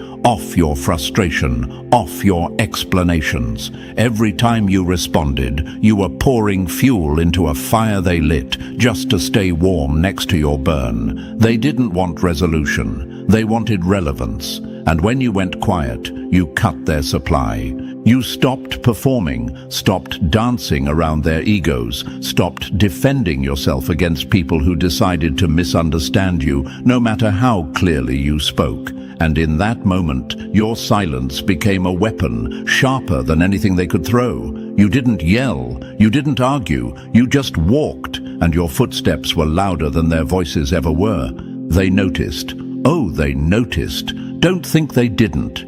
Your absence echoed. Your detachment exposed their dependency. Your calm starved their drama. They couldn't play victim when you refused to play the villain. That's when the silence hit hardest. When they realized you had peace without them. Here's the truth they'll never admit. Your silence forced them to sit alone with what they tried to project onto you. And that silence, that's where the panic began. They couldn't twist your words because you gave them none. They couldn't manipulate your tone because you weren't talking. You became a mirror they could no longer smash with noise. And to the chosen one reading this, hear me, your silence wasn't weakness, it was mastery. It was you stepping into the kind of power that doesn't have to be explained. It was you learning that not everything deserves a response, and not everyone deserves access to your voice. You didn't shut down, you elevated, and in that elevation you outgrew every petty conversation that once begged for your attention. Let's stop pretending you didn't want to clap back. You did. Oh, you had paragraphs in your head, full of facts and fury, but you let them rot in your throat, not because you were scared, but because you knew your energy was sacred. You realized the moment you respond to foolishness, you level down to explain what your evolution already answered. And still, some people tried to twist your silence into guilt. You changed. You're cold now. You just walked away like it meant nothing. But you know what meant nothing. The fake conversations, the gaslighting, the endless cycle of defending your soul to people who were committed to misunderstanding it. That's what had to die, and your silence buried it. They didn't expect that. They expected you to fight, to explain, to break, But when you didn't, when you let them throw their tantrums in a room you no longer entered, they had no script left. You flipped the narrative just by refusing to speak. Because real power doesn't chase claps. It doesn't debate with cowards. And it never fights battles that aren't on its level. Real power sits still, unbothered, unshaken, and undeniable.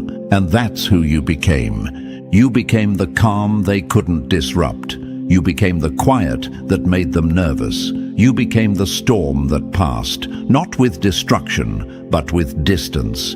And that distance, that's where your healing happened. That's where your clarity was born. That's where the universe whispered, "See, you never needed to respond. You just needed to rise." And let's be honest, some of you feared what silence would bring. You thought it would make you invisible, that if you didn't explain yourself, they'd control the narrative. But here's the twist. Your silence gave them just enough rope to reveal themselves. And while they were talking, the universe was working, aligning, elevating, preparing rooms for you that none of them can enter. Not because you're bitter, but because you've moved beyond anything they can reach. So don't regret going quiet. Don't mistake peace for passivity. What you did was brave. What you did was revolutionary. You chose not to defend who you are. You chose to be it. Loudly, silently, powerfully. Let them sit in the silence. Let them sit in the empty space your energy once filled. Let them spin their stories in circles while you build your legacy in silence. Because in the end, it won't be your arguments they remember. It'll be the empire you built while they were talking. You didn't surrender. You strategized, and now you're untouchable. Number 5. You stopped knocking. You became the force that built the damn door. They never locked you out. They just hoped you'd never realize you could build without them. Let's make something clear right now. You never needed permission. Not then, not now. But for a long time, you didn't know that, and that's what kept you small. You kept waiting for someone to nod, to clap, to say, "Yes, now you're ready." You handed your power to people who had no idea what to do with it, hoping that if you just proved yourself enough, they'd finally open the gate. But the gate was always a game, and you were too real to keep playing. You bent yourself backwards to be palatable. You softened your words, shrank your truth, smiled when it hurt, and swallowed your brilliance just so they'd let you sit at their crooked table. But here's the truth they never told you. They didn't misunderstand your power. They recognized it, and they hoped you'd never claim it. Because the day you did, you'd no longer need their table, their chair, or their fake little welcome mat. And that day came. You stopped asking, you stopped waiting, you stopped knocking, you stopped showing up hoping someone would see you, and instead started seeing yourself. You stopped editing the real you to become digestible for people choking on their own mediocrity. You didn't wait for the system to approve you. You became the system disruptor. And the wild part, as soon as you shifted internally, everything around you had to adjust. Doors opened, not because they finally accepted you, but because the universe bends when a chosen one steps fully into their power. You didn't just open doors, you walked through walls. The walls they swore were permanent, the ceilings they told you not to bother reaching for, the boundaries they built out of fear, disguised as tradition. Here's the part that cuts deep. For years, you were asking people for access to something they couldn't even see in themselves. You wanted them to validate your vision when they've never had one of their own. You wanted them to confirm your greatness while they were busy silencing theirs. That was the lie. That was the trap. But now you see it. Now you're dangerous. Because now you know your power isn't up for debate. It doesn't shrink for approval. It doesn't wait in line. It doesn't knock. It claims. And when you move like that, when you walk like the ground was built for your feet, not borrowed from someone else's favor, everything shifts. Respect shows up.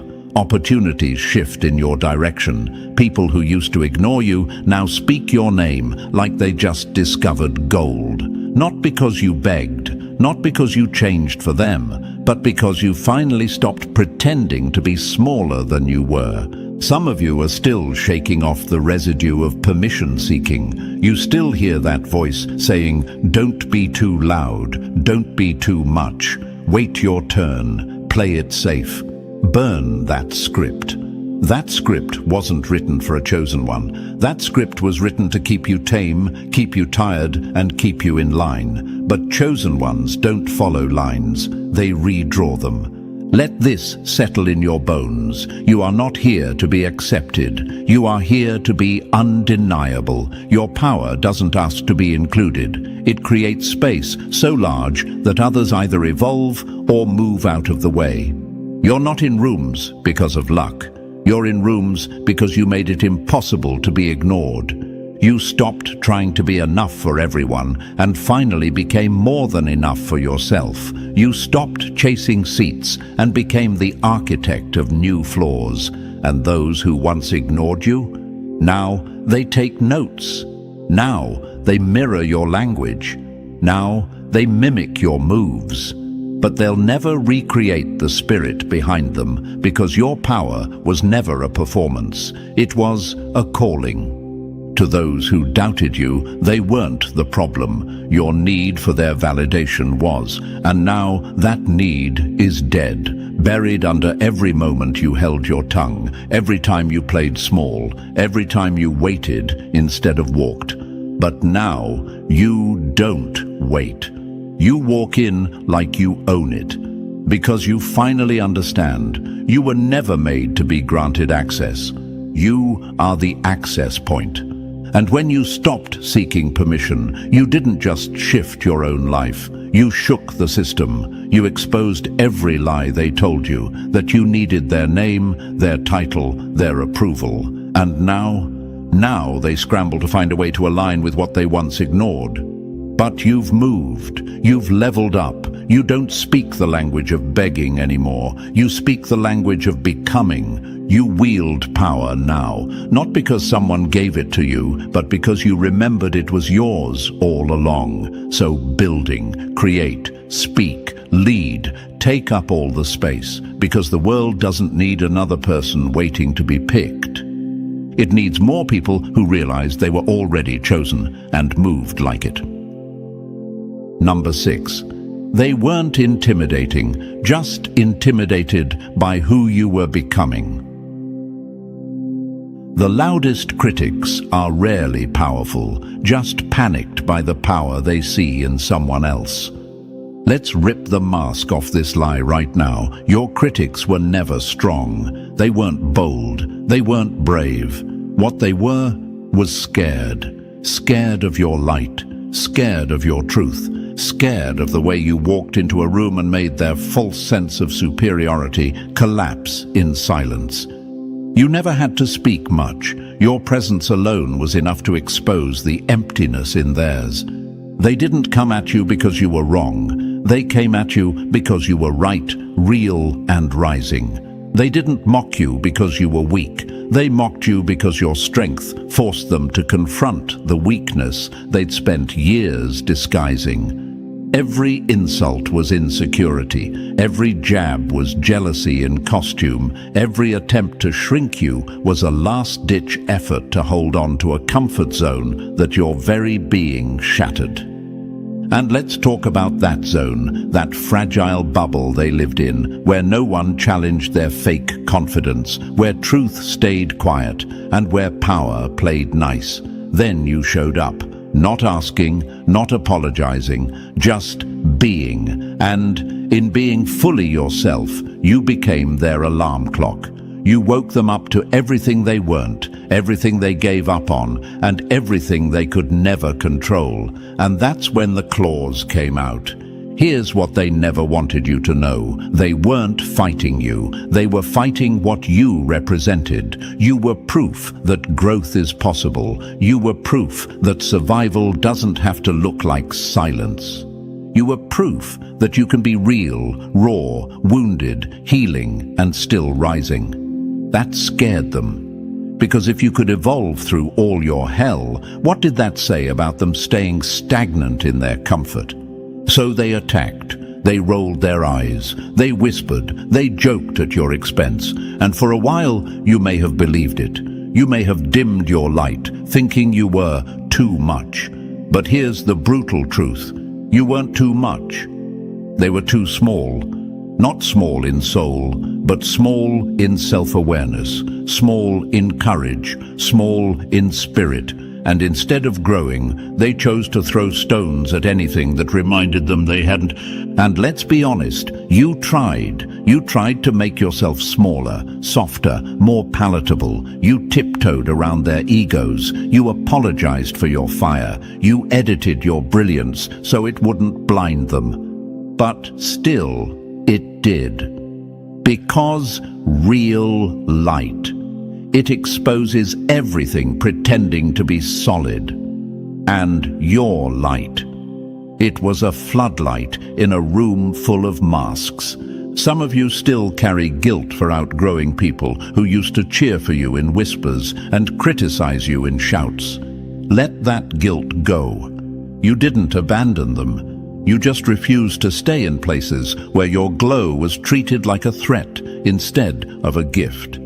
They called you arrogant when you finally loved yourself. They called you fake when you finally found peace. They called you distant when you stopped bleeding just to keep others warm. But what they really meant was, we can't manipulate you anymore. We can't guilt you back into your place. We can't stop what the universe has already decided. And that's the power of being chosen. You stop apologizing for existing in full color. You stop needing permission to be loud, bold, healed, whole. You stop explaining yourself to people who wouldn't understand if you laid your soul bare in front of them. Because here's what they can't take. Your evolution isn't just personal, it's confrontational. Your growth offends them because it highlights the places they've refused to grow. You being whole doesn't just make you stronger, it makes them feel smaller. And instead of healing, they'd rather hurt you for daring to become what they couldn't. But you see them now. You see that the barking dog isn't dangerous, it's just scared. You see that their noise is volume, not value. You see that their bitterness isn't about you, it's about everything unresolved inside of them. And now that you see it clearly, you don't shrink, you shine louder, you show up without apology. You walk in truth, even if your truth offends their comfort. You understand that your light isn't something to be negotiated. It's a force to be reckoned with. So let them talk, let them watch, let them twist your growth into something ugly. Let them call your healing arrogance, because the truth is, they were never strong. They were just hoping you'd never get strong enough to stop listening. But now you're no longer available for fake praise, backhanded compliments, or half-hearted love. You don't need their acceptance. You are the acceptance, and the ones meant to walk with you will meet you in your fullness, not your fragments. The critics weren't strong, they were scared, and you finally stopped being scared of your own strength. Number 7. You don't owe explanations for choosing peace over performance. The ones who needed an explanation were the same ones who never planned to respect it. You used to explain yourself to exhaustion. Every boundary came with a speech, a disclaimer, a soft cushion of, "Please understand." Not anymore. Now you move with wordless power. Now you protect your peace without a single sentence. Because you finally learned the ones who get it don't need paragraphs, and the ones who don't were never listening anyway. You're not cold, you're clear, and clarity terrifies people who relied on your confusion to get access. You used to bend your energy around guilt. You used to take responsibility for how people felt about your truth. But not anymore. Now you let them feel what they feel, and you walk anyway. No apology, no translation, just truth. Because your peace is not a negotiation. They used to call you distant when you stopped bleeding on command. They called you cold when you stopped overextending. But they never noticed how much you gave before you got fed up, how much you tolerated before you tapped out. They only noticed the silence, not the storm it took to get there. Now, you're done doing emotional labor for the unwilling. You don't explain why your phone goes unanswered. You don't defend why you cut ties, stopped replying, or pulled back your access. You didn't make an announcement. You made a decision, and the decision was you. You're not building walls, you're building standards. And those who say you've changed are just mad they can't violate you like they used to. But let them be mad. Let them spin the narrative. Let them sulk in the absence of your people-pleasing. That's not your problem anymore. You've stopped talking. You've started living. And that silence, that's power. Because real boundaries don't need to be shouted. They're felt. And now yours are loud and clear. Number 8. You cut the strings. Now the noise can't pull you anymore. They wanted a reaction. You gave them silence. That's when they lost control. You used to dance for the drama. Every insult lit a fire. Every side comment made you flinch. You gave attention to shadows and time to trolls, all because you didn't know yet that your energy was currency, and not everyone deserved to spend it. But not anymore. You stopped being a puppet for negativity. You stopped letting foolishness yank your strings. You finally realized that not every comment deserves a clapback. Not every insult is worth your air. Some things are beneath you. Not because you're arrogant, but because you're finally aligned. You don't argue with echoes. You don't debate with bitterness. You build. And when they throw their shade, you let your work cast light so bright they can't stand it. This isn't about being numb. This is about being wise. You understood that your peace is priceless and your light isn't meant to fuel someone else's darkness. People who live off conflict will always bait you. But now, you don't take the bait. You don't react. You redirect.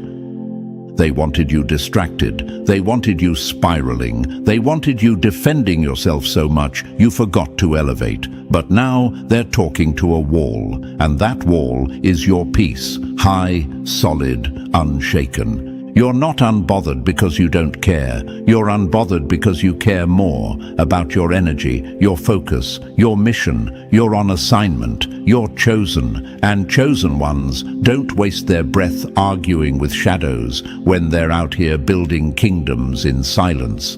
Let them talk. Let them twist. Let them yell into the wind. You don't need to prove what the universe already confirmed. You're no longer moved by negativity. You move in spite of it. They can't pull strings that no longer exist. You're not theirs to provoke anymore. You're free. Number 9. You didn't beg for the spotlight. You took the whole stage and burned their script. They wanted you to audition forever until you realized you were born to headline. You're not waiting anymore, not for the table, the mic, the moment, or the nod.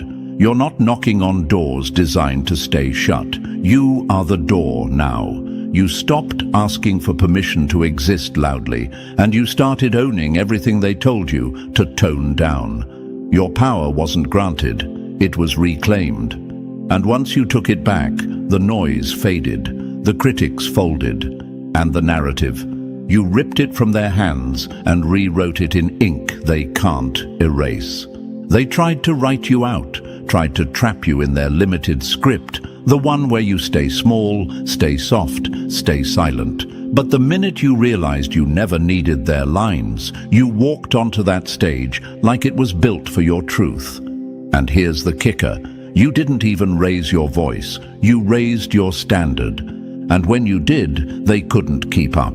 Their lies lost traction. Their whispers collapsed under the weight of your reality. You didn't fight them. You outgrew them. That's the move they never saw coming. You stopped playing defense. You stopped pleading for a chance to explain. You became undeniable. Not because they finally saw your value, but because you finally did. You were never the supporting role. You were the force holding the whole damn story together. And once you saw it, their stage became irrelevant, their applause meaningless, their criticism dust. Now you walk differently because you own the space, not with arrogance, but with authority, not to prove something, but to be something they can't ignore. That's what power looks like when it's earned, not handed. When it's carved out of silence, scars, and survival.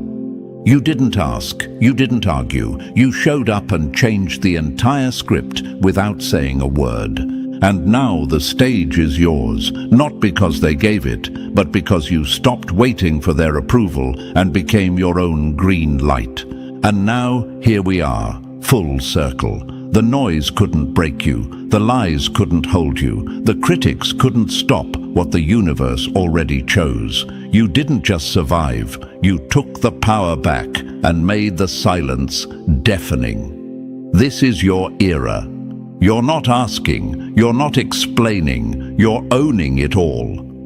If this message hit home, like the video, subscribe to the channel and drop the number 77 in the comments to let the universe know you're done playing small. Share this with another chosen one, because this power, it's meant to be multiplied.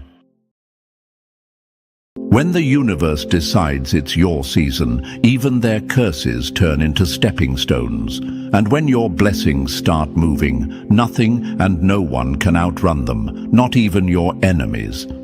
They thought you were done. They really did. They thought the lies they spread would ruin you, that the doors they slammed shut would keep you locked out forever. They mistook your silence for surrender, your calm for weakness. But what they didn't realize is this. The universe was never ignoring you. It was stacking your blessings in silence. And now, chosen one, as the scales shift and the energy cracks open, they are about to lose everything they stole, everything they built on your pain, while what's rightfully yours comes storming in like a tidal wave. They're not ready, but they don't have a choice. Before we go deeper, pause and anchor this moment. If your spirit is already on fire, if you feel this message in your bones, then like this video, subscribe to keep this signal moving, and drop the number 77 in the comments to claim what's already been set in motion for you.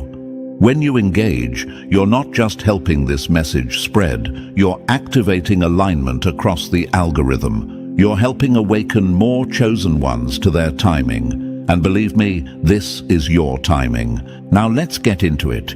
You didn't lose. You were being aligned. While they celebrated early, while they mocked you, manipulated your name, sabotaged your opportunities, you were in the shadows, being fortified, not broken, not forgotten, refined. You see, the universe doesn't rush power. It doesn't deliver fragile blessings. It builds them in silence and then unleashes them in undeniable force. And that's exactly what's happening now. Your blessings have been assigned, sealed, and released. And the momentum coming for you, it's unstoppable. The truth they can't face is that your elevation is going to cost them. It's already costing them. Because what you're walking into now isn't just success, it's recovery, it's restoration, and everything they thought they could hoard from you is slipping through their fingers like sand. Their access is being revoked, their illusions are crumbling, because the power they thought they had over you was never real, it was borrowed. And now the universe is collecting the debt. You are not behind, you are not late. You are perfectly timed, and the moment your blessings arrive, it's not just a reward, It's a reckoning. It's divine realignment. That's why they're panicking. That's why they're distant. They can feel the shift before they can name it. Your name carries weight again. Your presence disturbs again, because the energy around you has changed. You are no longer in survival mode. You're in receiving mode. And chosen one, don't you dare shrink. Don't you dare second guess what's coming. Stop asking, is it really for me? Yes, it is. You paid in pain. You grew in silence. You resisted the urge to become what they said you were. And because of that, you get the blessing and the proof. You get the restoration and the reputation. You get to rise and they get to watch. That's the part that haunts them. The fact that they have to witness what they tried to prevent. That every lie they told will be undone by your very existence. That your rise will say everything you never had to speak. So walk forward like it's already yours, because it is. And as your blessings come crashing in, remember this: you don't need revenge. The universe doesn't miss, and right now, it's delivering everything with your name stamped in fire. Let's begin. Number 1. The calm before their collapse. They thought your silence was surrender. It was the universe preparing the storm. Chosen one, this silence they're sitting in right now. It's not peace, it's pressure. It's the slow build before the crash. You feel it, they feel it. Something's off, something's shifting, but they can't name it. And that's what makes it worse. What they don't realize is that the silence they use to mock, the stillness they used to misread as weakness, is the exact thing that's about to unravel everything they built. Because what they never knew, what they refused to even consider, is that your silence wasn't surrender. It was strategy. While they ran their mouths, you observed. While they plotted, you prepared. While they clung to temporary power built on manipulation, you aligned yourself with something eternal. You stopped arguing. You stopped proving. And that's when everything started to shift in your favor. Quietly, invisibly, precisely. They mistook your absence for irrelevance. They thought your stillness meant they won. But what they failed to understand is this: chosen ones don't announce their moves, they become the move. And now, every fake alliance they built, every room they tried to keep you out of, every story they told to keep themselves on top, it's all collapsing under the weight of its own lies. You weren't the threat when you spoke. You became the threat the moment you stopped talking. They can't stop thinking about you. That's the irony. They thought cutting you off would erase you, but your absence only magnified your value. They remember how steady you were when everything got chaotic. They remember how your energy could shift a room before you even said a word. They remember how you saw through them and said nothing. And now, in the quiet moments, in the late-night spirals of self-reflection, your silence is the loudest voice in the room. You live in their guilt now, rent-free, and that's not petty, that's energy law. That's what happens when someone builds their confidence on the suppression of a chosen one. It doesn't last. It can't last. Look around. The ones who seemed untouchable, they're unraveling. The ones who had influence, clout, followers, favors, it's slipping. Behind closed doors, relationships are breaking, partnerships are folding, fake smiles are turning into exposed grudges. Why? Because their empire was built on sand, and the tide just pulled back. They weren't powerful. They were propped up, and the second the universe removed your energy from their equation, the mask fell off. Your presence was their stability, they just didn't know it. Ever wonder why so many people panic when you leave? Why they suddenly start spiraling when you detach? It's because they were feeding off your groundedness. They were leaning on your inner stillness to mask their inner chaos. You were the anchor, and when you cut the cord, their ship started sinking. Fast. Now their foundation is cracking, not because you wished them harm, but because they were never meant to stand on your back in the first place. Let's talk about energy. Let's talk about alignment. The universe doesn't bless those who climb by pushing others down. It doesn't protect those who win through sabotage. Every lie told on your name has a timestamp. Every manipulation they used to elevate themselves above you is now boomeranging back with interest. You were the lesson, and now they're in class, unprepared, exposed, and terrified of the final exam. Ask yourself this: why do they still watch you? Why do they still mention you in rooms you haven't entered in years? Why does your name still trigger them? Because you represent what they could never fake. Real power. The kind that doesn't need a spotlight. The kind that doesn't depend on applause. The kind that rises even when buried. Think of the greats: Malcolm, Maya, Nipsey, Lauryn Hill. They all went quiet at some point. They all were misunderstood, mocked, dismissed. But when they emerged from the silence, they didn't just speak. They shifted timelines. Their words carried weight because their stillness had depth. You are no different. You are in that lineage, not just of talent, but of timing. This moment, this silence, it's your setup, the pressure you feel. That's not anxiety, that's energy building. Your rise is not a maybe, it's an inevitable consequence of your alignment. You've already paid. You've already done the inner work, and now the external reality is adjusting to match your vibration. But it's not just about your rise, it's about their fall. Not because you want to see them lose, but because truth always wins, and lies eventually turn to ash. The universe is surgical with justice. It doesn't just remove the mask, it reverses the illusion. And soon, the same people who look down on you will be looking up, wondering how you passed them without saying a word.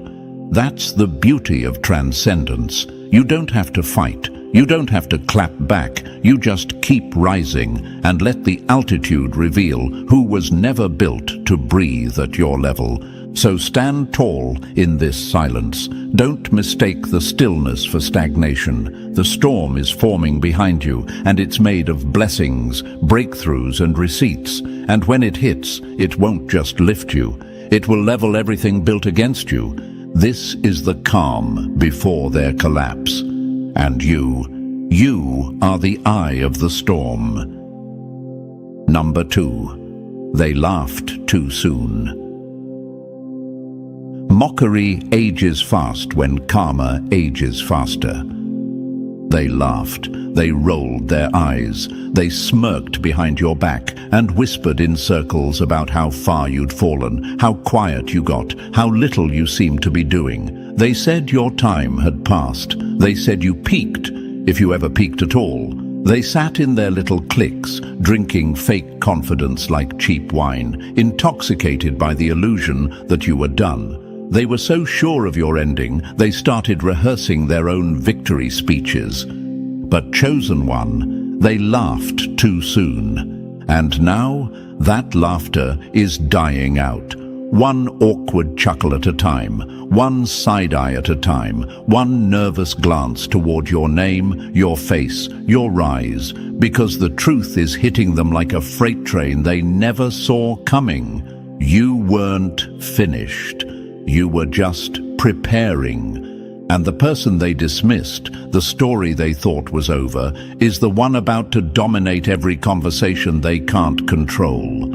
See, there's something dangerously arrogant about people who mock what they don't understand. They didn't realize the silence around your name wasn't a funeral. It was a pause, a sacred one, the kind that happens right before the biggest shift in the room. The kind of silence that comes when the universe is rearranging everything behind the scenes to position you exactly where they swore you'd never be. And now that the light is starting to break through, now that you're resurfacing, not as a copy of your old self, but as something greater, more focused, more powerful, those same voices, They're trembling, not out loud, of course. They're still pretending, still performing, but behind the scenes, in private corners, they're having quiet meltdowns because they clapped too early.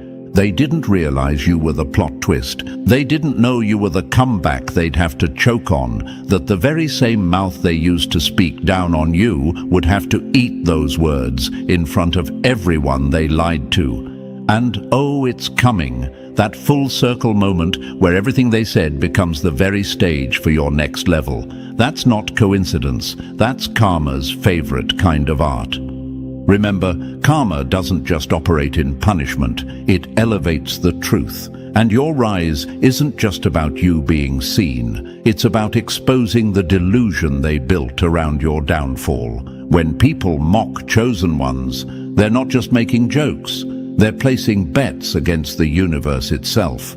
And the universe doesn't forget who laughed when it was still writing the story. And let's talk about the mockery itself, the tone, the arrogance, the smugness. They thought they were safe to speak that way because you weren't there to check them, because you chose dignity, because you walked away, because you didn't react. And that's where they messed up.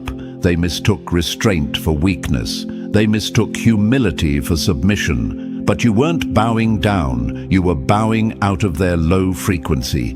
You chose silence, but that silence was sacred. You chose peace, but that peace was power. You let them laugh because you knew something they didn't. The storm was coming, and it wasn't going to touch you. It was going to rearrange them. And now they hear your name and their stomach drops. Now, when you speak, they hold their breath, because everything they thought they understood about you no longer fits. Your energy is sharper, your boundaries are tighter, your presence is louder.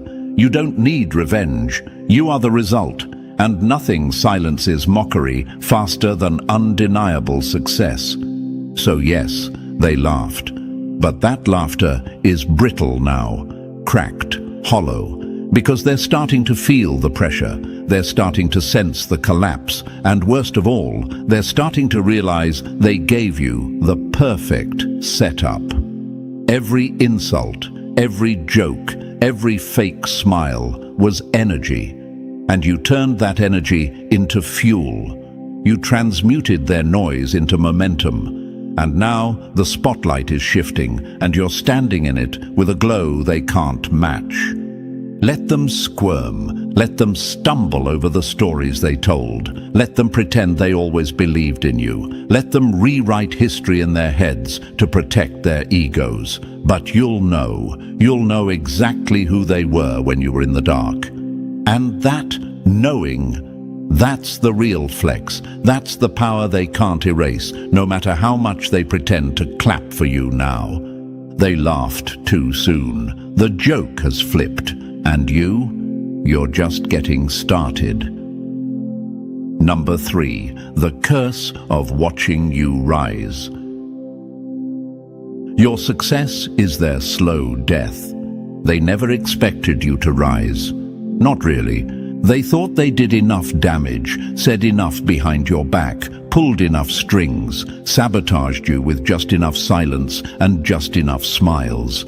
They thought what they whispered in the dark would be loud enough to echo in your downfall. But instead, all of it, every bit, has become background noise to your elevation. And now they sit back and watch the one thing they never prepared for, you winning. But this isn't just about you succeeding. No, this is personal, this is spiritual, this is uncomfortable for them, because your success isn't just success, it's exposure. Every blessing you step into, every room you walk into now, every door that opens for you, it screams back everything they tried to bury. Every step up you take is a step deeper into their nightmare, not because you're attacking them, but because the truth is loud, and they're finally being forced to hear it.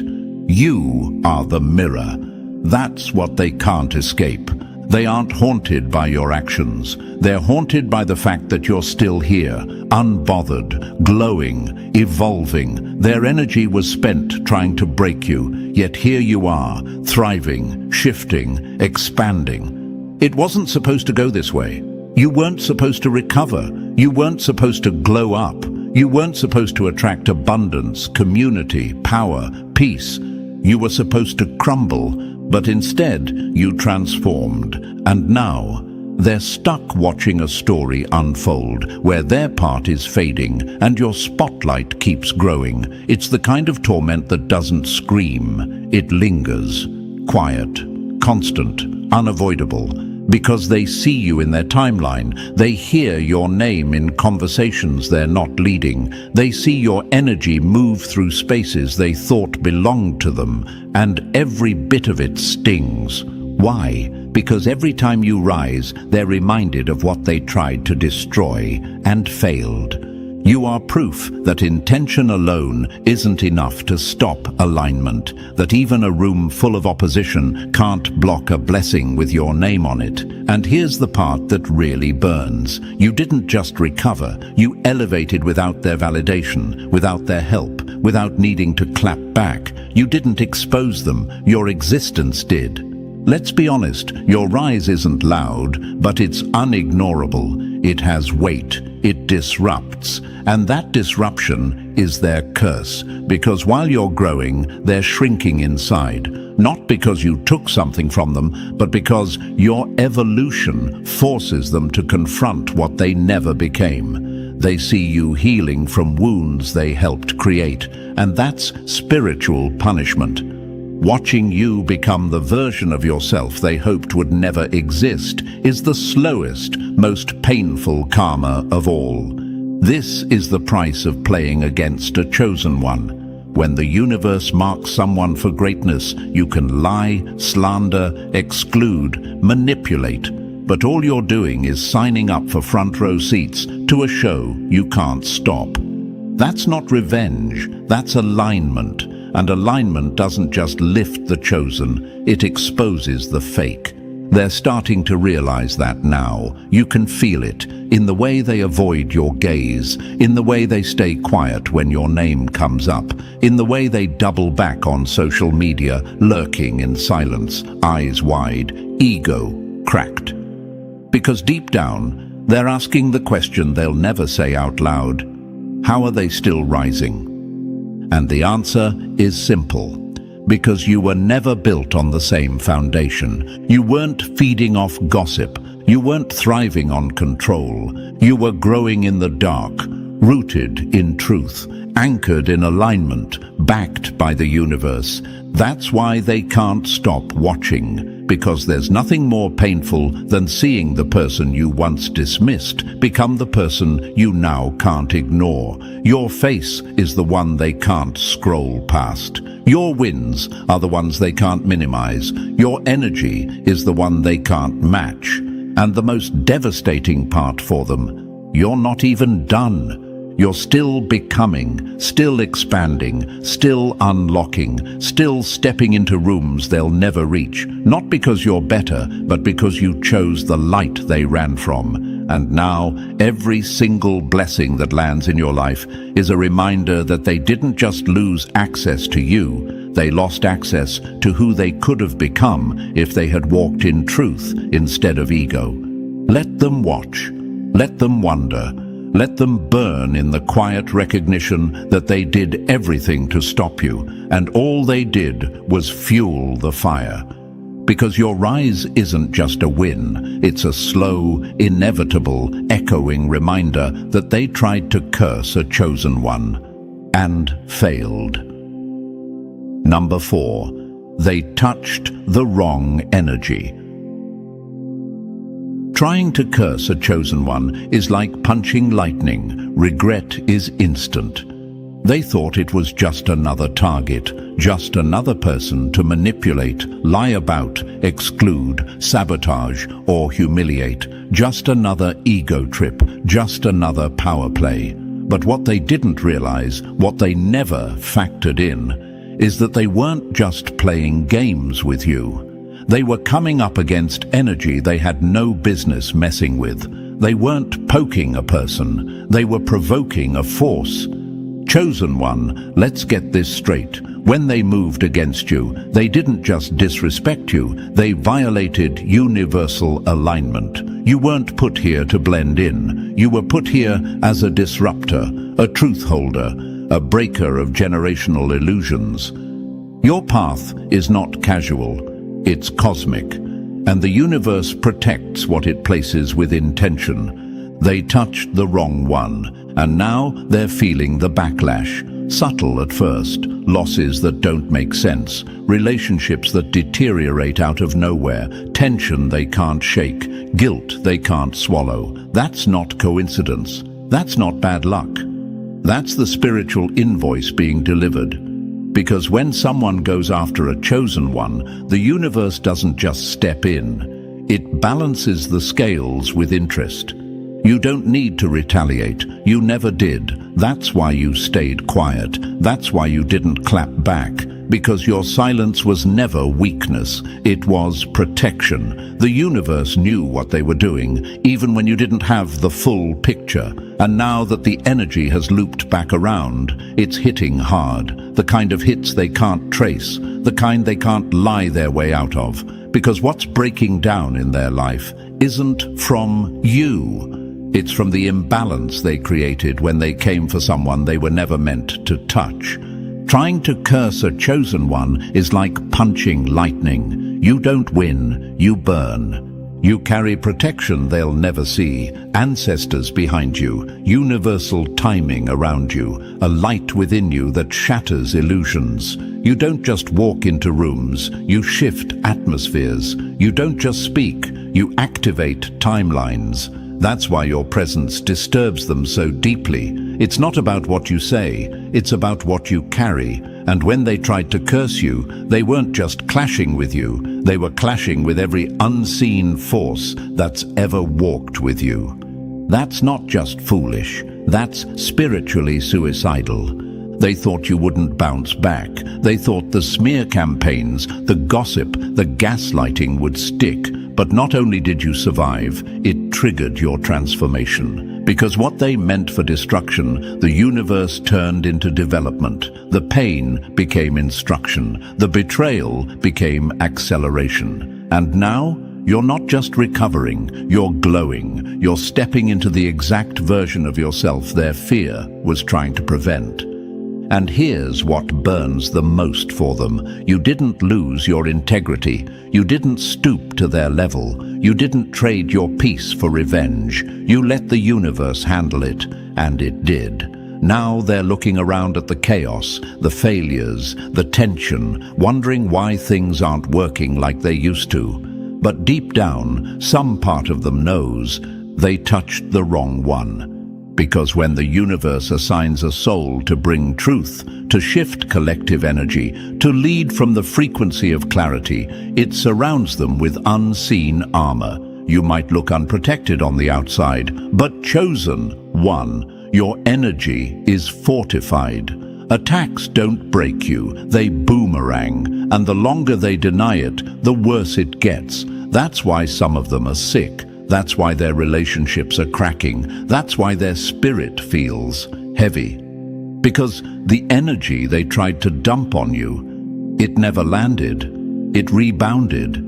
You don't have to say a word. Your survival speaks for itself. Your peace haunts them. Your joy infuriates them. Your elevation exposes them. Let that be their lesson. Because the next time they think about throwing dirt on your name, they'll remember what it cost the last time. The universe is undefeated in handling its chosen ones, and you, yes, you, are one of them. So stand firm. You don't owe them fear. You don't owe them forgiveness on their terms. What you owe is truth, and the truth is this: their curses didn't work, their energy didn't stick, their plans didn't win. Why? Because they touched the wrong one. And now they're learning. You don't curse a chosen one, you pay for it.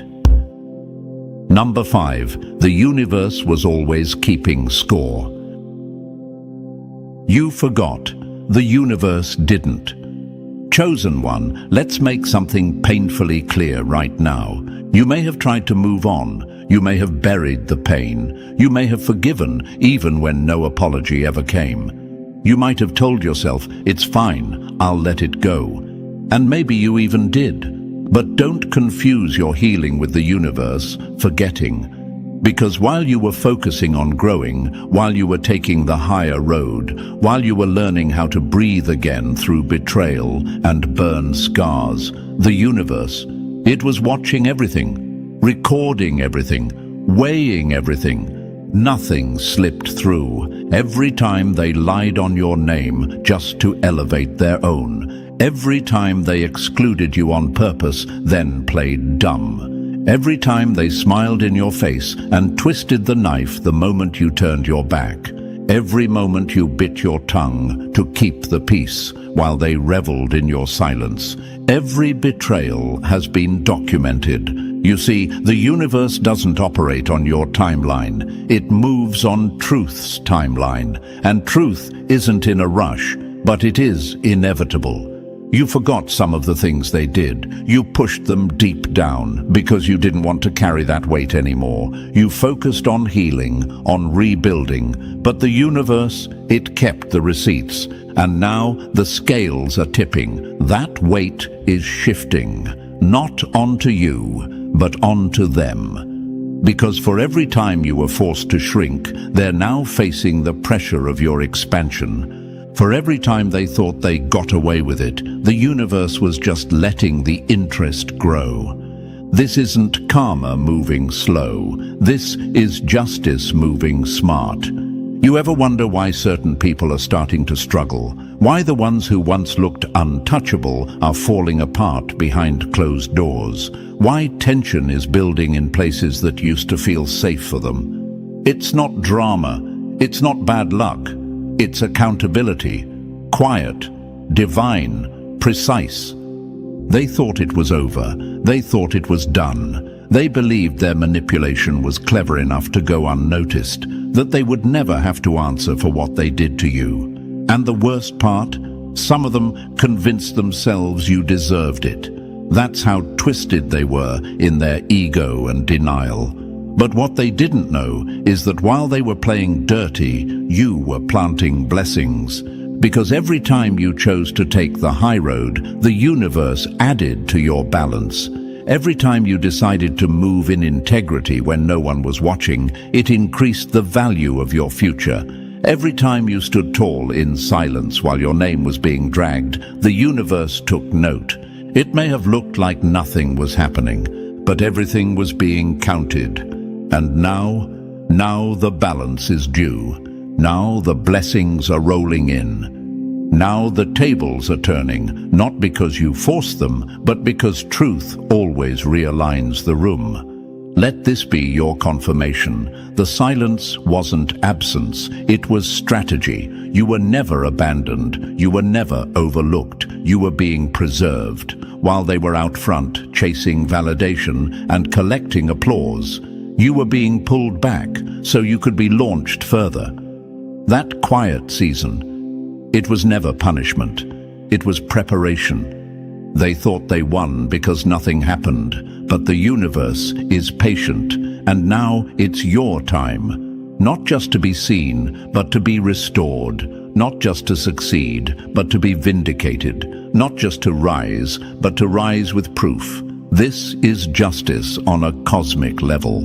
And if you're wondering why it's all happening now, why the momentum is building so suddenly, it's because the scales have finally balanced. This isn't a random good season. This is the return on the energy you've been putting out into the world for years. And the same universe that saw every tear, every sacrifice, every lonely night, every deep breath you had to take to keep from screaming, that same universe is now rewarding you in full. So don't feel guilty for the blessings dropping into your lap. Don't second guess why things are finally aligning. Don't ask, why me, when everything you've ever needed begins to show up. You earned this. Not through manipulation, not through deceit, but through alignment. And as for those who thought they were getting away with it, Let them sit in their confusion. Let them try to figure out why nothing is working the way it used to. Let them call it karma or coincidence or bad luck. You and I both know the truth. They forgot, but the universe never did. Number 6. Stop doubting the light that scares them. You dimmed yourself for people who couldn't handle daylight. Chosen one, we need to have a serious conversation, not with the people who hurt you, not with the enemies who tried to break you, with you. Because somewhere along the way, you started shrinking. You started second-guessing yourself. You started wondering if maybe, just maybe, you were the problem. Maybe you were too intense, too sensitive, too deep, too quiet, too loud, too different, too much. But let me tell you something that might sting a little before it sets you free. You were never the problem. The problem was the people around you trying to survive in darkness, and your light made them nervous. You didn't scare them because you were broken. You scared them because you were bright. And bright things reveal what dim ones try to hide. You didn't fail them. They failed themselves when they refused to rise to your level, when they chose comfort over growth, when they clung to control and ego instead of surrendering to truth. Your presence, it activated pressure in them. It mirrored back the parts of themselves they weren't ready to face. And instead of rising with you, they tried to shrink you. And worse, you let them. You dulled yourself to keep their insecurities at ease. You softened your tone so they wouldn't feel small. You swallowed your instincts just to maintain peace in rooms where you were already unwelcome. You let your boundaries stretch until they snapped. You told yourself, maybe I am too much. But let's be honest, what you were really saying was, maybe they're right. They weren't. They were afraid. Because light exposes. And your light? It reveals things people spend their entire lives hiding. That's why people switch up around you. That's why the energy gets weird when you enter the room. That's why some people who liked you in theory suddenly pulled away when they got close enough to feel the weight of your presence. It's not because you did something wrong. It's because you carry truth. And truth is heavy to those who built their identity on lies. But here's where it gets real. This isn't about them anymore. This is about you waking up and reclaiming what you've been trying to downplay for too long. Because, let's be honest, you know who you are. You know your intuition is sharp. You know your energy shifts rooms. You know you've seen through people before they even spoke. You've known things you shouldn't know, felt things you couldn't explain, moved in ways that made no sense until the universe confirmed you were right all along. And yet, you've still questioned it, still asked for signs, still begged for confirmation, still looked around for someone to validate what you already knew in your bones. Why? Because you were surrounded by people who didn't want you to know your own power. Because once you own it, they can't manipulate it. Because once you trust it, they can't use your doubt as leverage. And now, that time is over. Stop doubting the light that makes them uncomfortable. Stop apologizing for the gift that reveals the truth. Stop contorting yourself to fit into spaces that can't even handle your shadow, let alone your glow. You weren't sent here to be digestible. You weren't sent here to blend in. You were sent here to illuminate, to disrupt, to shift atmospheres just by existing. You are not paranoid. You are perceptive. You are not too much. You are too real. You are not broken. You are tuned in. You are not lost. You are hidden in plain sight until it's your time to shine. And guess what? It's your time now. No more dimming, no more apologizing, no more asking people who've never seen the sun to understand your shine. You're not here to make them comfortable, you're here to be undeniable. So stand in your light, all of it. Let them flinch, let them fade, let them say you've changed. They're right, you have changed. You've remembered who you are. And that light, it's no longer up for debate. It's your weapon, it's your protection, it's your birthright. Stop doubting it, start owning it. Number 7, you were never meant to blend in. You're not here to be understood, you're here to be undeniable. Chosen one, you've spent too much time trying to make sense to people who were never meant to understand you. You've twisted yourself into shapes that didn't fit, watered down your truth, nodded politely in rooms that should have been shaken by your presence. And why?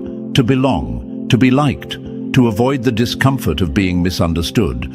Let me free you from that trap once and for all. You were never sent here to blend in. You were never designed to be relatable. You're not a copy-paste version of what's expected. You are a disruptor, coded for collision. You were built to shift atmospheres, not settle into them. Your presence carries frequency, weight, impact. You walk into rooms and the energy adjusts itself. And yet for so long, you questioned yourself because you weren't clicking with the crowd. You mistook disconnection for rejection. But in reality, it was confirmation. Because chosen ones don't follow energy, they generate it. You're not weird, you're wired differently. You don't see the world the same because you weren't meant to. Your vision reaches farther. Your instincts are sharper. Your sense of timing is divine. And no matter how much you try to play small, the truth is, you were born to stand out in ways that can't be explained, only witnessed. And yes, that's uncomfortable, because this world worships conformity and calls it unity. It punishes difference and labels it too much. But your difference isn't a defect. It's a signal, a signature, an announcement to the system that a breaker of patterns has arrived. And trust me, they feel it. People feel when a chosen one steps in the room. They feel the tension shift. The illusion they built around their identity starts to tremble, and they don't know why. That's not you being intimidating. That's your alignment speaking. And the only people who'll ever be truly threatened by your energy are the ones who benefit from your silence.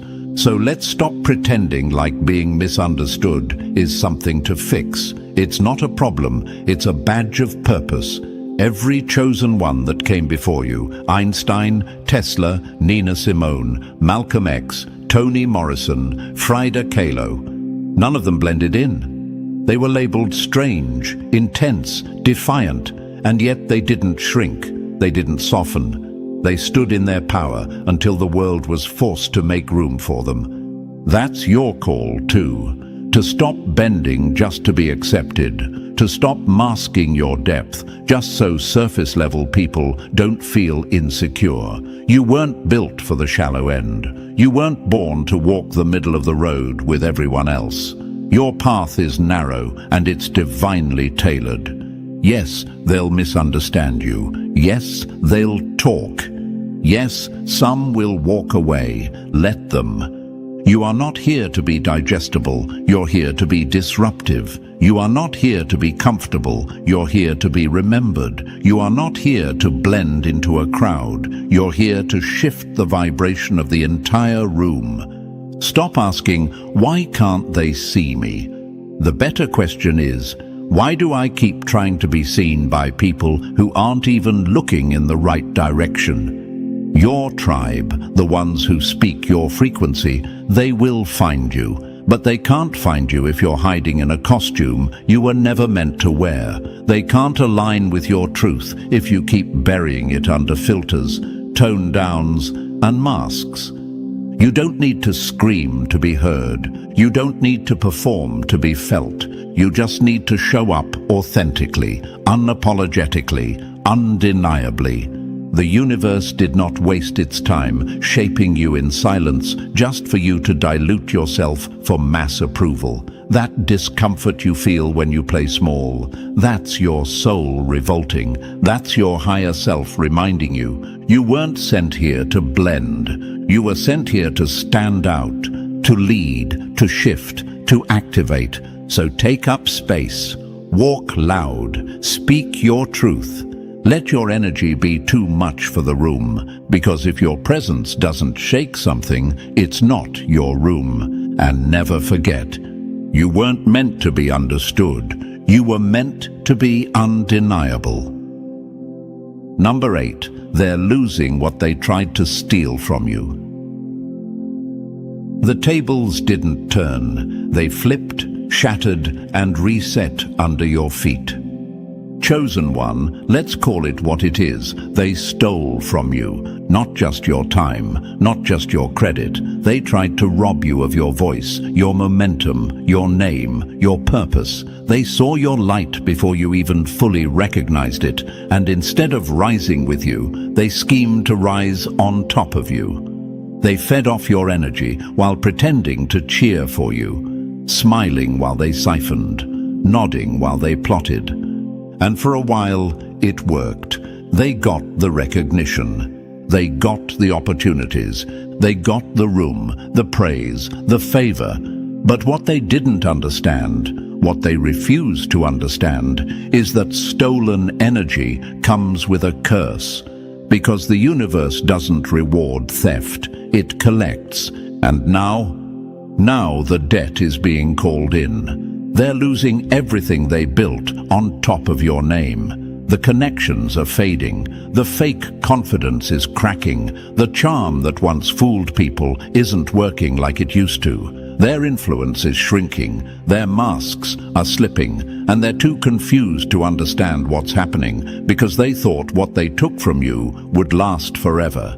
It won't. It was never theirs to keep. They thought they could block your path and build their kingdom on the pieces of your breakdown. But the tables didn't turn. They flipped, shattered in slow motion, and now it's you rising from the rubble while they sink beneath the weight of their own karma.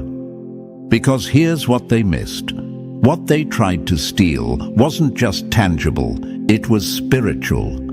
It was divinely assigned, and when you try to intercept what the universe handcrafted for someone else, you don't walk away blessed, you walk away cursed. They're haunted now, not by you, but by the truth they tried to rewrite, by the guilt they buried, by the fear that maybe, just maybe, the universe was always watching. And it was.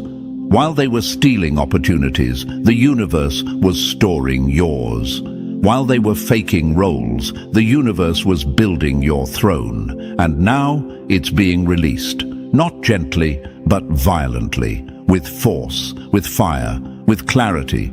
Everything they gained from your pain is being stripped away, piece by piece, publicly, privately, relentlessly. Because when a chosen one reclaims their space, the system resets. What was stolen must be returned. What was buried must be raised. What was twisted must be untangled. So don't you dare question what's happening. This isn't luck.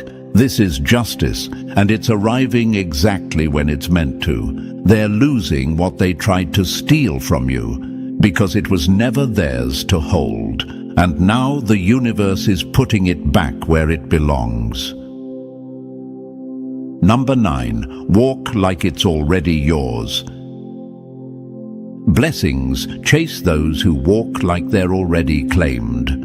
Chosen one, it's time to stop asking for what's already yours. Stop waiting for permission. Stop tiptoeing around your own power. Stop holding your breath, waiting for a sign to go all in. This is the sign. This is the moment. This is the line in the sand where you stop begging and start owning. Your blessings are not on the way. They are here, circling you, orbiting you, waiting for you to rise to their level. The only reason some doors haven't opened yet is because you're still knocking like you're a stranger to your own destiny. You're not a visitor. You're not an outsider. You're the one the room was waiting for. You've already paid the price. With silence, with sacrifice, with solitude, with heartbreak, with late nights where you had to hold yourself together because no one else could. The universe watched you walk through fire without asking for sympathy, and now it's sending everything you were built for, but it won't deliver it to a version of you that still questions your worth. You have to walk like it's already yours, not out of arrogance, but out of alignment, out of knowing, out of the undeniable truth that you're not here by accident. You didn't stumble into this power. You survived into it. You earned this presence, this knowing, this glow that rattles the insecure and comforts the real. So why are you still playing small? Why are you second-guessing moves you were born to make? Why are you asking for confirmation from people who couldn't see your value if it slapped them in the face? Every time you hesitate, you slow down your own momentum. Every time you apologize for taking up space, you teach the universe that you're not ready to hold more. It's time to stop that. From this moment forward, you walk like your name is already on it, like the opportunity already has your signature, like the blessing was tailor-made for your hands, because it was. The energy you move with teaches the world how to treat you. And when you move like you've already claimed it, reality starts to bend around that certainty. This is not delusion. This is spiritual posture. Walk like you're the one they can't replace. Because you are. Walk like the door will open because it has to. Because it will. Walk like every room you enter was waiting on your frequency to activate it. Because it was. They can doubt. Let them. They can whisper. Let them. You're done waiting. Your blessings are not running from you. They're chasing you. So walk like they already caught up. And claim what's been yours from the start. And now, chosen one, you know exactly what time it is. This isn't the beginning of your rise. It's the confirmation of it. Everything they said you'd never have, everything they tried to block, everything you were forced to wait for, is here. No more doubt, no more delay. Walk like it's already yours, because it is. If this message hit your spirit, like this video, subscribe to stay connected and drop the number 77 in the comments to claim your season. And share this with another chosen one. The universe is waking us up together. Let's rise. Let's walk. Let's own it. Chosen ones, people can't stop talking about how you know more than you let on. The truth doesn't hide, it waits. And when the chosen walk into the room, even shadows tremble. Chosen ones, listen carefully. This world wasn't built to honor those like you. It was built to silence you, to confuse you, to make you second-guess the very power that pulses in your veins. But guess what? It's not you that's out of place. It's them. Your presence exposes what they tried to bury. Your silence screams truths they hoped no one would ever hear. They feel it every time you walk in, like standing next to a mirror that reflects more than just their face. It reflects everything fake they've been hiding. They say you're too intense, too serious, too quiet. But what they really mean is, you see too much. You sense the lies before they're spoken. You decode energy like it's written in plain English. You've made them uncomfortable just by existing, because when the universe chooses someone, it marks them. And you wear that mark without even knowing it. They can't put a finger on it, but they know you're not one of them, and that terrifies them. Before we go deeper, like, share, and subscribe. If you've ever felt this message in your bones, it's not random. When you engage, you help spread this signal to other chosen ones, waking them up one by one. YouTube sees that and pushes this energy further. You are the algorithm disruptor. So do your part. Let's get something straight. You didn't ask for this role. You were built for it. The universe didn't flip a coin and land on you. It saw your soul long before this life and knew you could carry the weight others would collapse under. That's why they fear you. You remind them that real power doesn't shout. It just is. Think about it. How many times have you watched them try to hide things from you and fail? How many lies have you nodded through just to watch them panic because your eyes don't blink the same way theirs do? They think they're fooling you, but they're exposing themselves. You've always known what they said behind your back. You felt the shift in energy before they even opened their mouths. You heard the betrayal in their silence. And that shakes them. Because now they know you knew all along. You are not paranoid, you are perceptive, you are not dramatic, you are divinely calibrated. They can't stand that your intuition doesn't miss. You don't just read the room, you read between dimensions. And here's what they'll never admit. You've already changed the game just by being in it. Your awareness is dangerous, not because you seek revenge, but because you don't need to. The universe handles that for you. They weren't fighting you, they were wrestling the universe through you, and that's a battle they were never going to win. Now, let me say something to you, the one who sometimes feels alone in this. Don't insult your light by pretending it's not there. Don't dull yourself just to fit into rooms you were sent to change. Chosen ones don't fit. They shift the atmosphere. Stop doubting your fire just because others are blinded by it. You were never meant to blend in. You were meant to disrupt. The power of being chosen is this. Your energy lingers long after you leave. Your silence echoes louder than their words. You haunt them, not like a ghost, but like a memory they can't erase, a truth they can't unknow. You remind them of everything they're not, and everything they fear you'll become, and you will become it. So stand tall, watch quietly, move deliberately, and never forget, people aren't talking because you're loud. They're talking because your stillness is louder than their chaos. This is the life of the chosen, and it's just beginning. So if you've felt eyes watching, whispers swirling, or energy shifting the moment you walk into a room, this message is yours. Drop the number 77 in the comments if you've ever known something you weren't supposed to, yet stayed silent and watched it all unfold. That's not just intuition, that's the universe revealing. Stick around, because we're about to peel back the layers they never wanted you to see. And if you're truly one of the chosen, your spirit won't let you click away. Let's get into it, because chosen ones, they know you know more than you let on. Number 1, they played you like a pawn, but forgot you were the whole damn board. They laughed when they thought you didn't know. They panicked when they realized you always did. That sudden fear in their eyes, that awkward shift in their body language when you speak, that's the realization setting in. The moment it hits them that you weren't clueless, you were calmly watching, that your silence wasn't ignorance.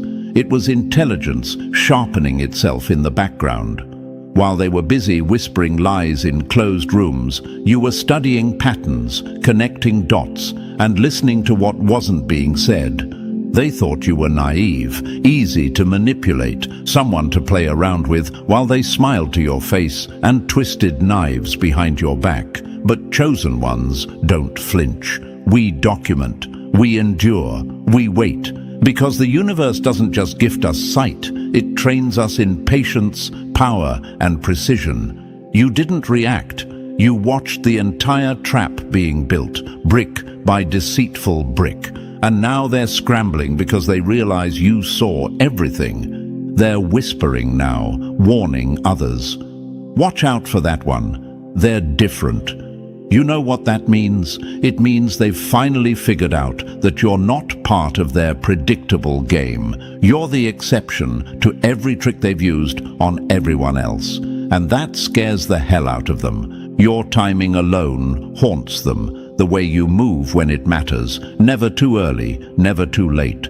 How you leave right before the ship sinks. How you arrive just before the opportunity drops. How your instincts put you in rooms that others pray to be in. You don't guess, you know. And they hate that. Because deep down, they realize the universe is backing you in a way it never did for them. Let's be brutally honest. They weren't just messing with you. They were messing with the system of alignment itself. They were gambling against divine timing, trying to outsmart someone with access to blueprints they didn't even know existed. You don't just walk in light. You are the signal. You are the shift. And the universe responds to you like gravity. When the chosen move, the universe moves with them. And you, chosen one, need to stop forgetting that. Stop acting like you're the outsider in this story. Stop shrinking, doubting, second-guessing. Stop telling yourself you might be overthinking. You're not. You're seeing through veils. You are designed to perceive what others are programmed to ignore. That's not paranoia, that's clarity. You ever wonder why it feels like people switch up around you? Like they get nervous, avoid eye contact, suddenly become defensive when you ask simple questions? It's because your energy feels like a damn truth serum. Your presence forces masks to slip. They know they can't fake it around you, and that shakes their very foundation. You threaten their comfort, not because you're aggressive, but because you're authentic. And here's the cold truth. Authenticity terrifies the fake. So when they flinch, when they fold, when they fall back and whisper your name with caution, good. Let them. That means the power is working. That means the alignment is real. That means the universe has your back. And they're finally feeling it. Don't insult your journey by pretending to be small. Don't betray your light just to make others feel safe in their darkness. They were never meant to understand you. They were meant to fear what they can't manipulate. And that's exactly what you've become. Unplayable. Your success isn't luck, it's calibration. It's centuries of ancestral energy pushing through your bloodstream. It's the silent blessings of the universe, timing every step of your path. You're not ahead because you're lucky. You're ahead because you were chosen to be. So the next time you walk into a room and feel the tension rise, smile. That's your presence correcting the atmosphere. That's your frequency disrupting their facade. And the next time someone asks, "How did you know?" don't answer. Just let the silence remind them that you always did. This is the price of knowing, the power of being chosen. They tried to play you, but they ended up exposing themselves. You were the mirror they couldn't avoid. And now their panic is your confirmation. You've always been 10 steps ahead. Now it's time they realize you're not even playing the same game.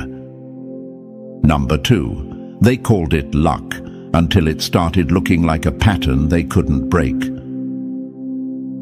Coincidence is the excuse they use when your power shatters their illusion of control.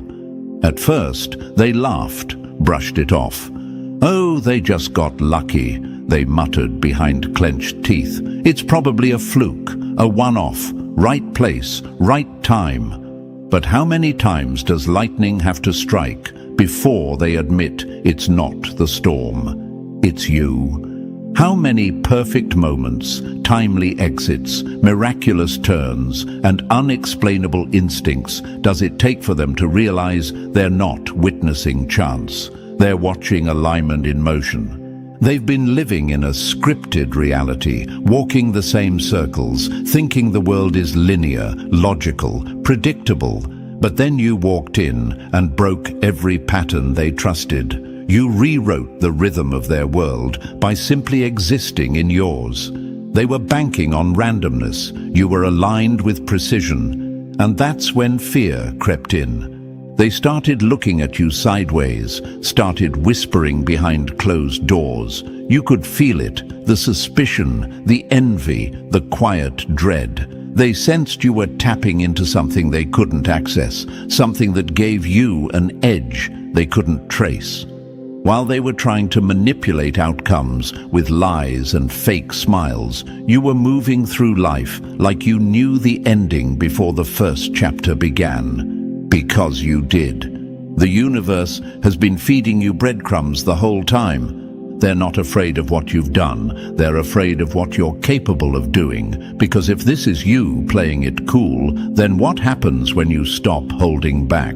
You've already proven it. This isn't luck. This isn't coincidence. This is what happens when a chosen one is awake while the rest are sleepwalking. You're not stumbling into success. You're sensing it before it forms.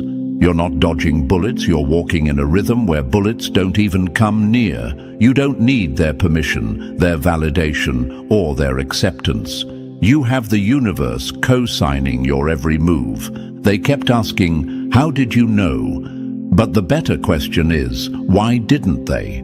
Because they don't listen, they don't feel, they don't recognize signs that aren't wrapped in neon. But you catch signals in silence. You decode intentions from a glance. You hear the tone behind the words. They think they've hidden their true motives, locked them in the vaults of their minds. But that vault is loud to someone like you.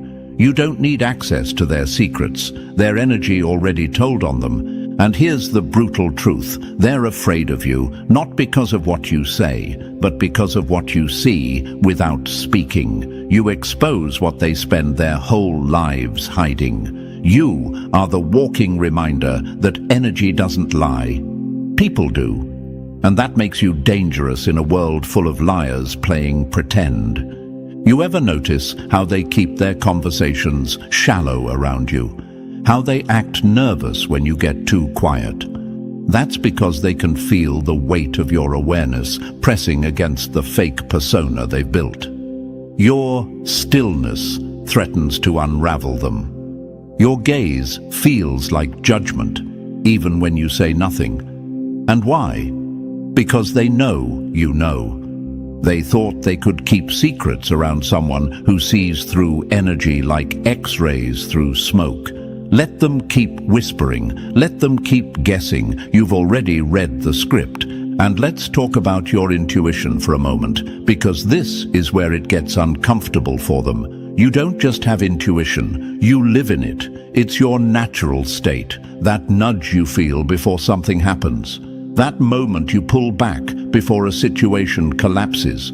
That sudden, unshakable urge to move, change, act. That's not anxiety, that's divine calibration. The universe is speaking directly to you. You're tuned into frequencies most people don't even believe exist. You're not psychic, you're connected. That's the difference. They've convinced themselves the game is rigged, and it is, but not the way they think. They rigged it with lies, with manipulation, with false power. But the real system, the cosmic one, is wired to protect the chosen. And now the walls are closing in, not around you, but around them. They're being crushed by the very weight of the deception they thought would keep them elevated. You already know who's been working behind the scenes, trying to dim your light, trying to redirect your path, trying to plant doubt in your mind. You felt it. You watched them align themselves in circles of sabotage. They moved like they were the architects of your downfall.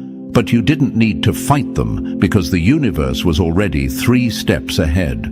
They were never battling you. They were clashing against the current of something far more ancient, far more powerful. You are not some anomaly or mistake. You are the blueprint they never studied. You are the one they overlooked until it was too late, and now they're realizing they should have never underestimated someone who walks with the wind behind them. Someone who gets downloads in dreams, warnings in silence, protection from things that never even touch them. You are the silent survivor, the observer, the truth. Let this be your reminder. Stop questioning it. Stop minimizing it. Stop wondering, why me, as if being chosen is a curse. It's not. It's a responsibility, a call to move with more awareness, more precision, more truth. Your power doesn't need permission to exist. It just needs you to stop pretending it's not real. They wanted to write you off. They wanted to call it luck. They wanted to reduce your divine timing to mere chance. And now they're studying your every move like a blueprint they can't decode. They're watching from the sidelines, praying to reverse engineer something that was never meant for them in the first place. Let them watch. Let them talk. Let them wonder.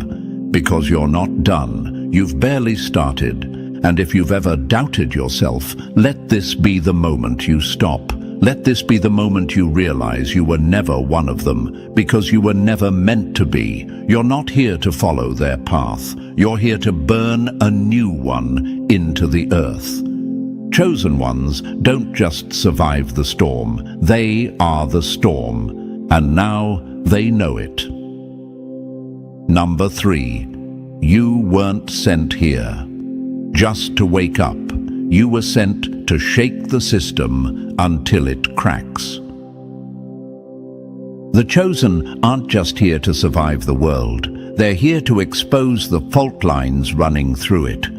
Let's cut the noise. Let's talk about why you're really here.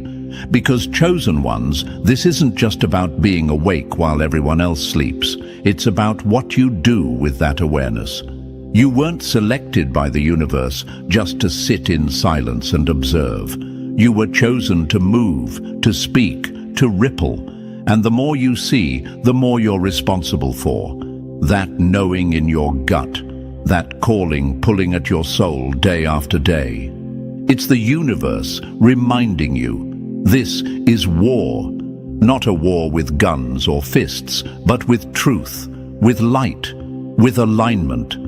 They've built a world ruled by profit, by deception, by distractions designed to drain you, systems that feed off your confusion, machines that reward ignorance. And for years, they counted on your silence. They bet on your exhaustion. They were sure you'd either break or blend in. They didn't count on you remembering who you are. And now that you've remembered, now that your vision is clearer, what's next? What do we do with this fire in our chest, this clarity in our minds? We move, we build, we disrupt. The mission isn't comfort, it's correction. You're not here to make this world more bearable.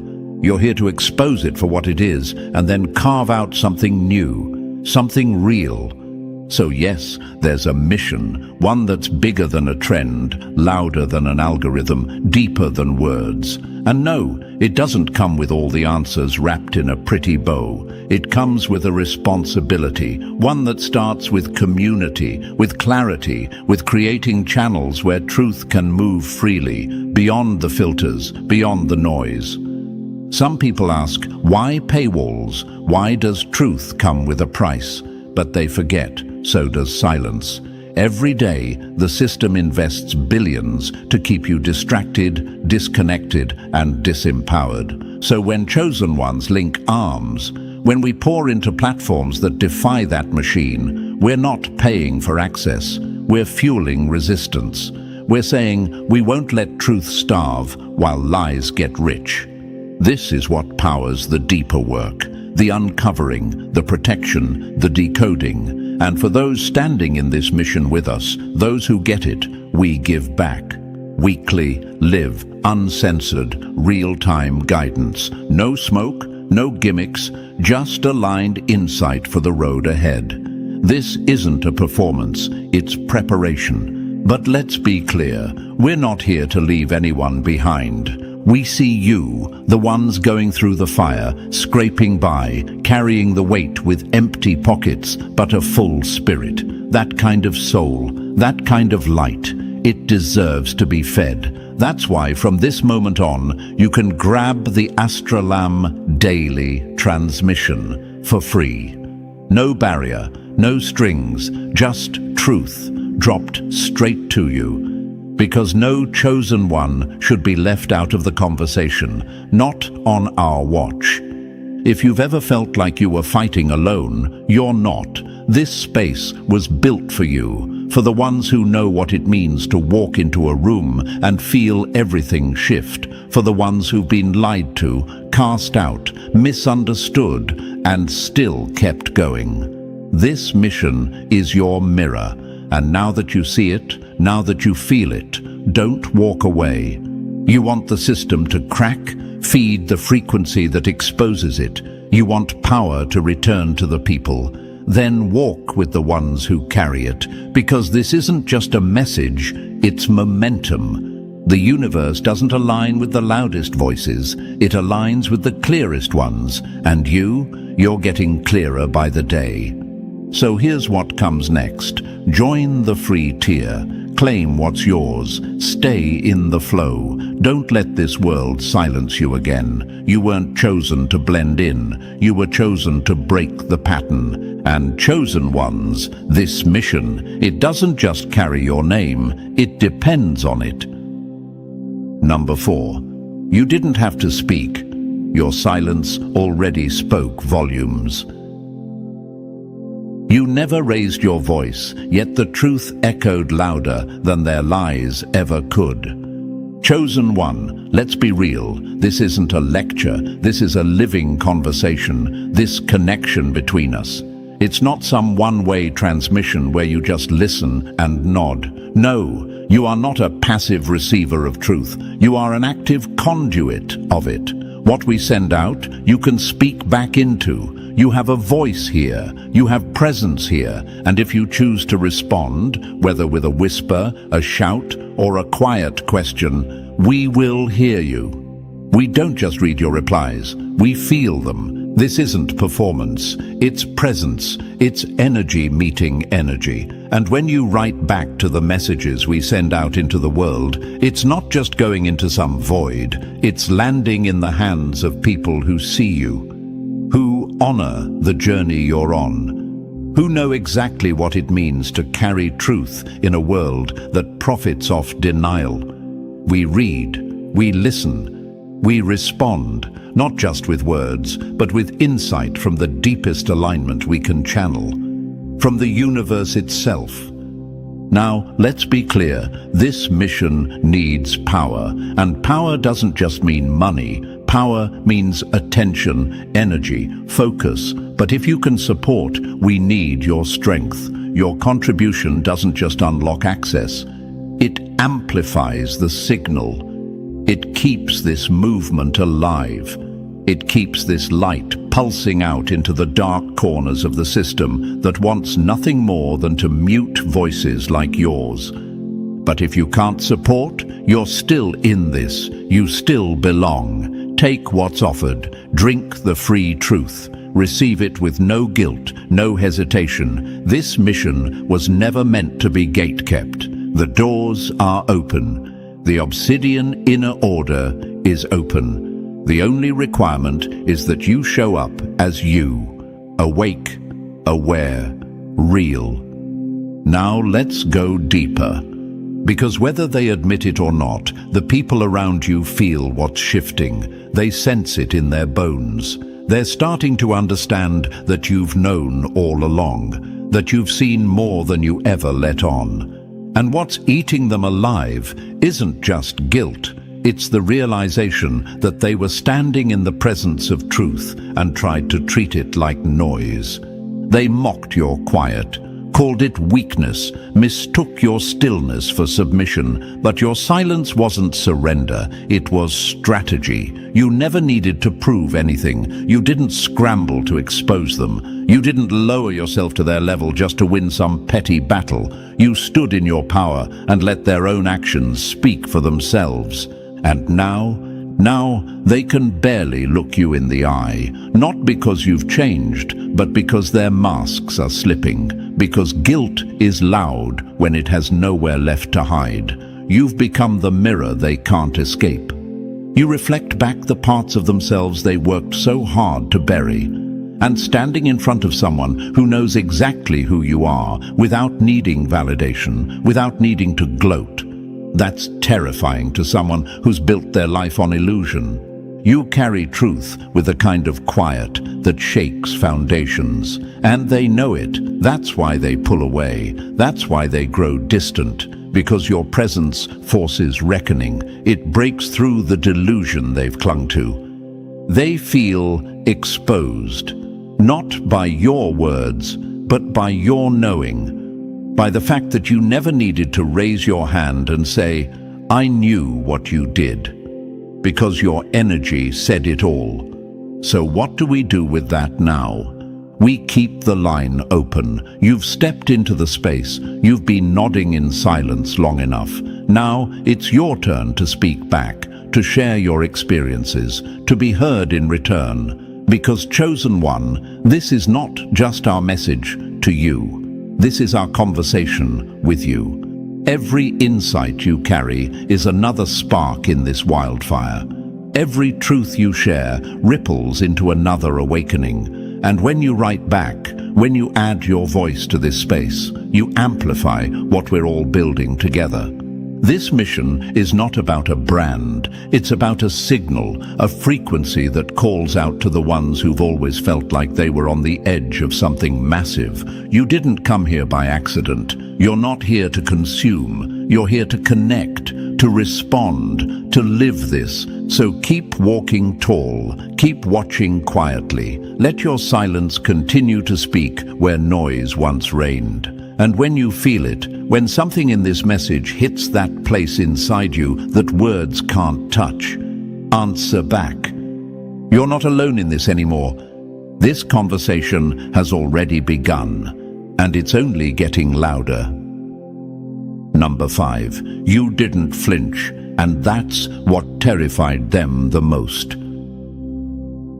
When the storm came, they screamed for shelter. You became the shelter. Let them rewrite the story if it helps them sleep at night.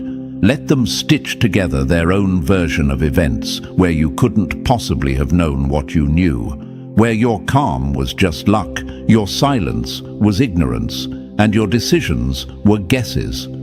Let them cling to denial, because deep down, they know the truth they're too scared to say out loud.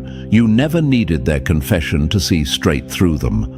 That's what's been breaking them piece by piece. It's not just that you stayed quiet, it's that you were right. It's that you knew the entire time and never said a word. No grand expose, no shouting match, no petty receipts. You simply let the facts reveal themselves. You let time catch up to the energy you already read months ago. You gave them all the rope they needed, then watched them trip over their own games. But let's talk about the real panic behind their eyes. It's not just about what you know, it's about how you move. When the pressure hits, when the chaos erupts, when everyone else is losing their minds and spiraling out, you don't. You remain still, cold-blooded, focused, unshakable. You don't yell, you don't beg, you don't break. You adapt, you shift, you calculate. While others drown in panic, your energy becomes razor sharp. You don't just survive chaos, you operate inside it. And that freaks people out more than anything, because they realize you're not the victim of the storm. You're the one the storm avoids. You carry the calm inside you. You're not reaching for stability, you're the stability. You're the one people call when it's all falling apart. You're the one who stays standing when the buildings burn. That kind of composure can't be faked. It doesn't come from arrogance. It comes from alignment. It's what happens when the universe sharpens someone through fire over and over again until they stop flinching. You weren't born cold. You were forged. Every betrayal, every loss, every attack taught you not just how to survive, but how to command the storm. So when the economy crashes, when jobs vanish, when relationships crack, when the collective hysteria swells, everyone watches you. Even if they won't admit it, they're watching, trying to figure out why you're not panicking, wondering how you stay so composed while everything else melts down. It's because you're no longer living from reaction. You're moving from vision. You've already seen the cracks forming. You've already adjusted your sails. You're not frozen. You're 5 steps ahead, always. And that's what's really messing with them. It's not just your calm. It's the precision inside it. The feeling that you know something they don't, that you're reading the playbook while they're still guessing the game. And guess what? You are. Let them wonder. Let them freak out. Let them huddle in groups, swapping theories about how you always land on your feet. They'll never admit that what they're really feeling isn't confusion, it's envy, because deep down they want what you have. Not your material life, not your aesthetics. They want your energy, your presence, your inner command center, but they don't realize it was built through pain, through isolation, through discipline. And you didn't crumble when it got hard. You became harder to shake. Chosen one, this is your edge. Your stillness is your weapon. Your peace is your protection and your composure. It's the universe wrapping you in armor. So no, you're not too calm. You're too aware to panic. You've felt too much not to be prepared. They think your silence is passive, but it's loaded. They think your stillness means you're stuck, but you're grounded. And that scares people who only feel powerful when they're in control of the room. You don't need the room. You are the room. Never let them shame you into reacting just to prove something. You don't owe them a performance. Let them spiral. Let them guess. Let them gossip. Because at the end of the day, when the dust settles, they'll be standing in the wreckage of their own chaos. And you'll be standing in alignment. Let them be unnerved. Let your stillness haunt them. Let your silence echo in every room they enter. That's not you being distant. It's you being dangerous to everything fake in their world. So stand tall. Don't move unless you mean it. Speak only when the words are meant to land. And remember, the ones who stay calm when others lose their minds are the ones the universe trusts with the real power. And chosen one, you've already proven you own that power. Number 6, they fumble in the dark because the light you're using isn't from this world. They search for signals in static while you read messages written in silence.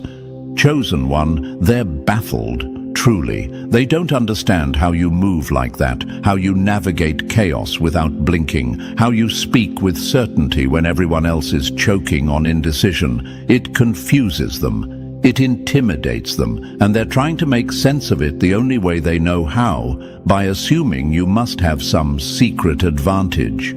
They say, someone must be feeding you information. They say, you must be getting help from somewhere. They say, there's no way you could just know. And that's exactly the point. They're right, but also they're missing the truth. You do have a source. It's not secret. It's sacred. It's not whispered in some back room. It's broadcast directly from the universe itself, clear and constant for anyone who has the awareness to listen. You didn't stumble into clarity. You rose into it. Your consciousness isn't playing in the same sandbox as theirs. They're reacting to shadows on the wall while you're moving in sync with the projector. They chase facts. You move with truth. They need evidence. You have knowing. And no, there's no cheat code, no shortcut, no hack. There's just vision, alignment, the discipline of someone who stopped looking outward and finally turned inward, where the real map was hiding the entire time. They stumble through the fog, thinking life is trial and error. You step through storms like you read the weather report in your sleep. They flinch, you flow, and it eats at them, because deep down they suspect you're not making educated guesses, you're receiving downloads. They're trying to calculate life by logic. You're guided by something older, deeper, louder than words, divine frequency. This is the higher plane they can't access, not because they're incapable, but because they're unwilling. You can't download truth if your system is jammed with ego, distraction, and denial. You can't tap into clarity if you're still trying to impress people, win fake battles, or play small to avoid discomfort. The frequency you're on, it requires surrender, and that's something most people would rather die than do. But you did. You let go of illusions, you let go of approval, you let go of needing to be liked, understood, or accepted. And the moment you stopped seeking permission to trust your knowing, the universe started speaking to you like thunder. Now your intuition doesn't whisper, it roars, and there's no turning it off. You don't walk with hesitation because you're not walking alone. You're backed by a universal intelligence that doesn't guess, it knows. And it's been feeding you everything you need, sometimes through signs, sometimes through gut feelings, sometimes through sudden urges to move, act, detach, or shift direction. That's not coincidence, that's calibration. They think you're lucky. They think you're just always in the right place at the right time. But the truth is, you are the right place. You are the timing. Because when your consciousness is tuned into the higher plane, you don't wait for doors to open. You walk through walls. And maybe that's why they're afraid. Because nothing about your movement makes sense to the limited lens they're trapped in. You speak truths that hit their soul before their brain can catch up. You know things before they're spoken. You leave situations before they collapse. You enter opportunities before they peak. You flow like you've already seen the ending, because on some level you have. But let's be real, this isn't something you brag about. This isn't about ego. You're not trying to impress anyone. You're not walking around trying to convince the world how powerful you are. Why? Because the real ones never need to prove anything. And that's what unsettles them most. You don't need to scream your value. They feel it. You don't seek their validation. They crave yours. And when you don't give it, when you stay silent in your knowing, it rattles them. It forces them to sit with themselves. And most people can't stand that. So keep rising, keep flowing, keep walking like you've already been where they're trying to go.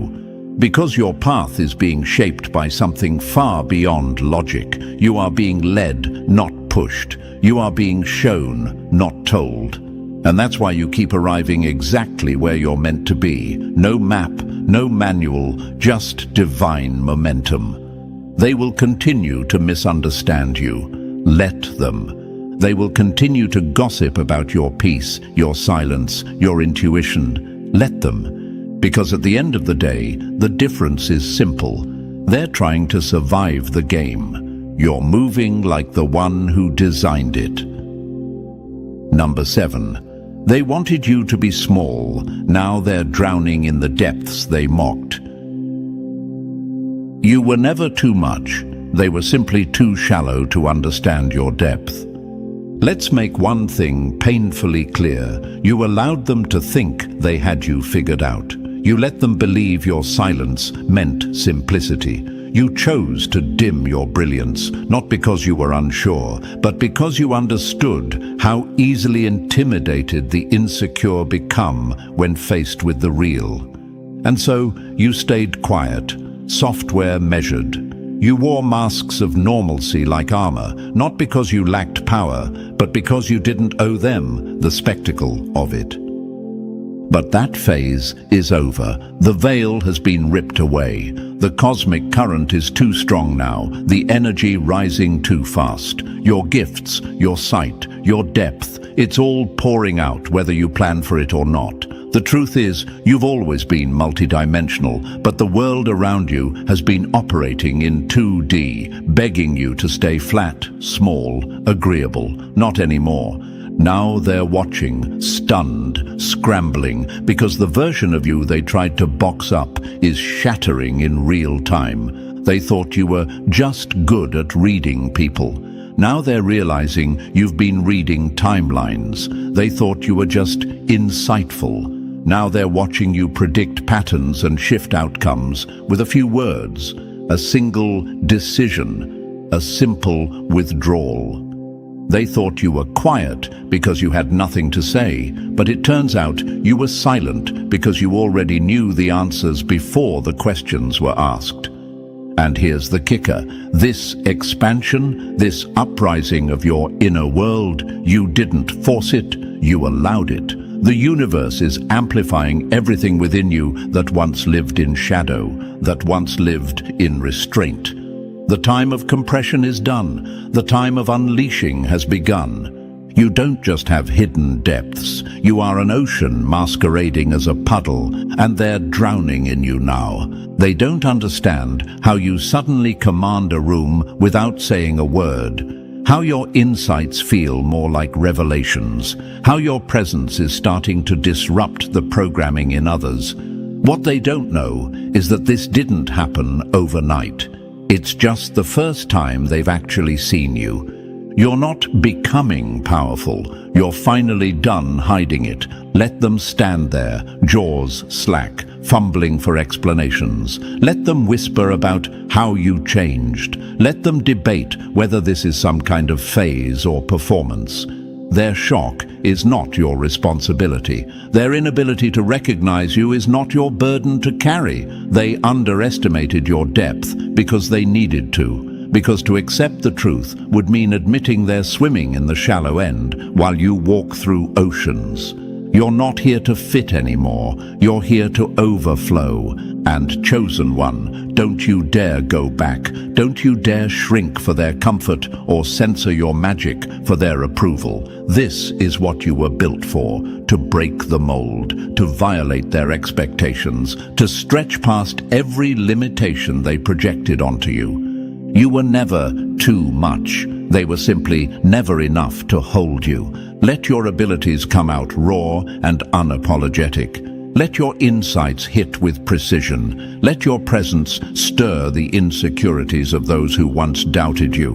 Because that discomfort, that tension in the air when you walk in, that's the universe announcing you've arrived in your full form. And let's be honest, it's about damn time. This energy isn't temporary. It's not a flare. It's a new setting, a new baseline. You are now operating from your natural state, and the world has no choice but to adjust around you. You will continue to disrupt, to awaken, to expose, not by trying, but by existing. So let them talk, let them watch, let them fall silent in the presence of what they once ignored. Their confusion is your confirmation. The depths are no longer hidden, and now they know. They were never dealing with a ripple. They were standing in the presence of a force. Number 8. They thought you fell back, but you just rose so high, they can't reach you anymore. You didn't walk away to retreat. You rose so far above their games, they mistook transcendence for disappearance. Chosen one, let's make this clear once and for all. You didn't step down, you evolved. What looks like distance to them is actually ascension. You've outgrown the frequency of the noise they still cling to. The gossip, the pettiness, the fake alliances, the political posturing, the backroom schemes dressed as friendship. You've reached a state where all of that just doesn't register anymore. not because you're numb, but because your vision is too elevated to be dragged into their drama. You're not emotionally detached, you're energetically detached. You've stopped responding to every provocation, not because you don't care, but because you understand. Your energy is currency, and you no longer spend it where it doesn't multiply. They keep trying to pull you back into the story they wrote for you, the version of you that needed to be liked, that wanted to be seen, that craved approval, that danced around your truth to keep their comfort intact. But that version of you, dead and gone, buried with the lies they fed you and the boxes they tried to keep you in. Now you see it all from a different vantage point, and it shows. You see their chaos and don't internalize it. You see their mind games and don't play. You see their subtle digs and don't flinch, not because you're cold, but because you transcended the need to defend what you already know to be true. Let them talk, let them speculate, let them throw theories around like children in a sandbox. None of it touches you, none of it can. You're not in the same arena anymore. You're not reacting to their projections because you're no longer living in a reflection of who you were. You're becoming the original blueprint again, the version of you that existed before they tried to distort your light.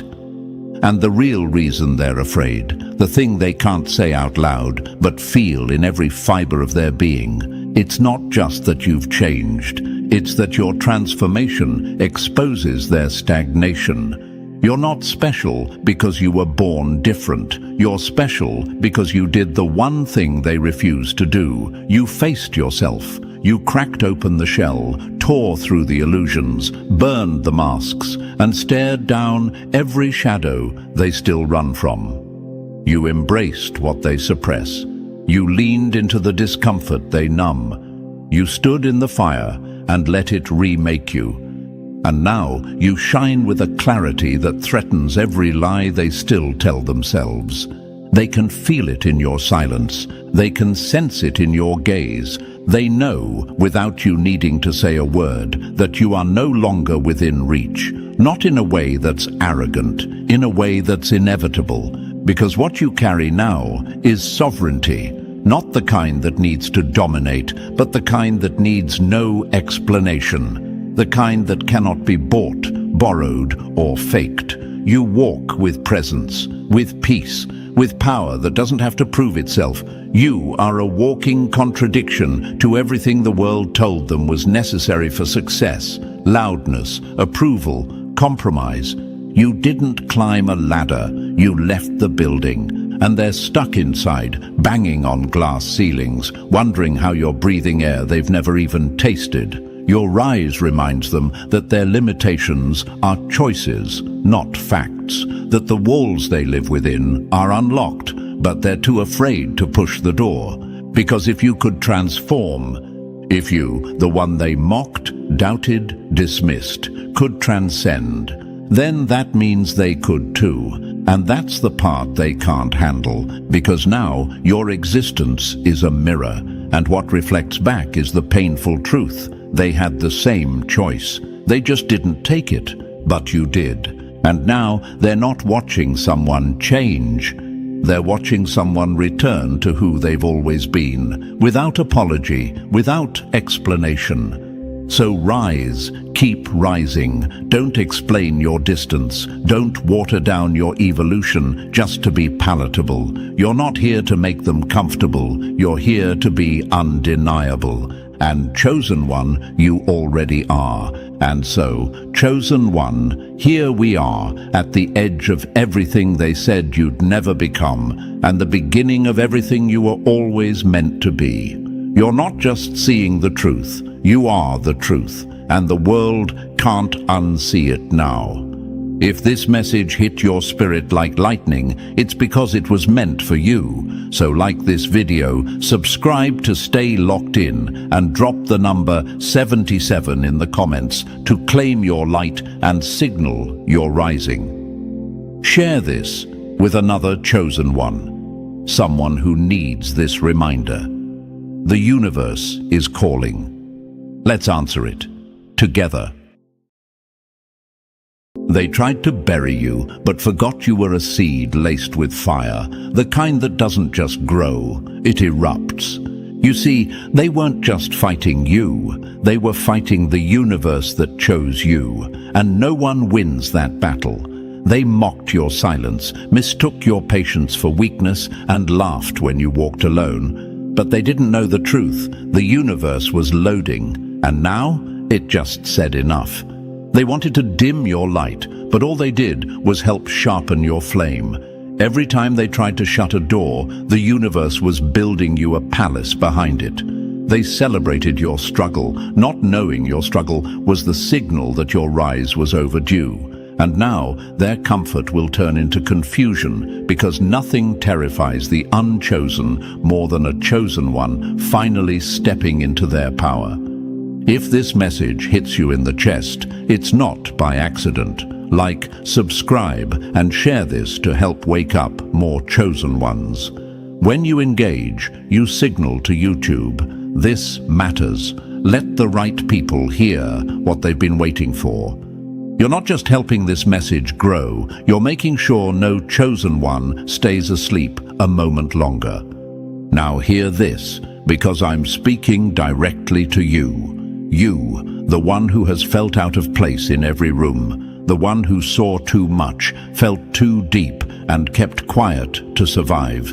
You were never weak. You were hidden, covered, not forgotten. You weren't overlooked by accident. The universe was keeping you out of reach, out of harm's way, out of shallow waters. Because the level you're being elevated to now, it doesn't come with applause. It comes with purpose. You are chosen, and that word terrifies your enemies. Not because of what you are now, but because of what they know you're about to become. Being chosen doesn't just mean you're special, it means you're dangerous. To lies, to illusions, to everything fake that has ruled for too long. The moment a chosen one stops doubting their light, the darkness around them starts panicking. Stop thinking you're alone. You were never alone. You were set apart.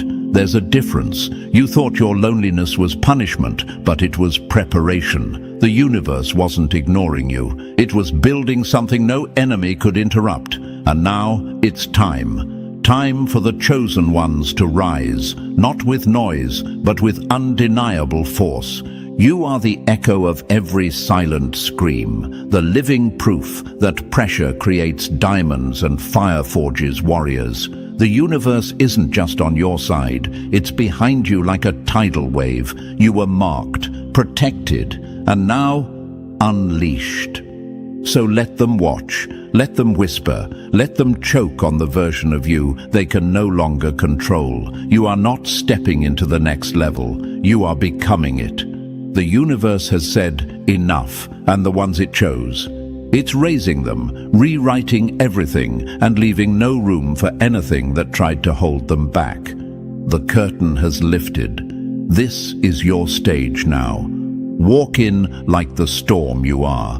So if you've made it this far, it's no accident. The universe is already calling you forward. Drop a 111 in the comments if you feel that shift, that deep knowing that your time has come. This isn't just another message. It's your confirmation. Your enemies felt it before you did. That's why they panicked. But now you're awake and rising. Stay with this until the very end, because if you're truly chosen, this message will grip you and not let go. Let's get into it, step by step, and trust me, the real ones won't scroll away. Number 1. The universe just flipped the table. Now watch the chosen ones rise. They played chess with the universe, thinking it was asleep. Now every move they ever made is checkmate against themselves. They thought you'd stay small forever. They thought if they threw enough dirt, you'd forget you were made from stars. But they forgot one thing. When the universe chooses someone, it's not a matter of if, it's a matter of when. And now, the when is now. The reset has begun, and it's brutal, not for you, but for them. This isn't a soft reset. This is scorched earth. This is the system purging the lies, the masks, the games, clearing the stage for those who carry truth like fire in their chest.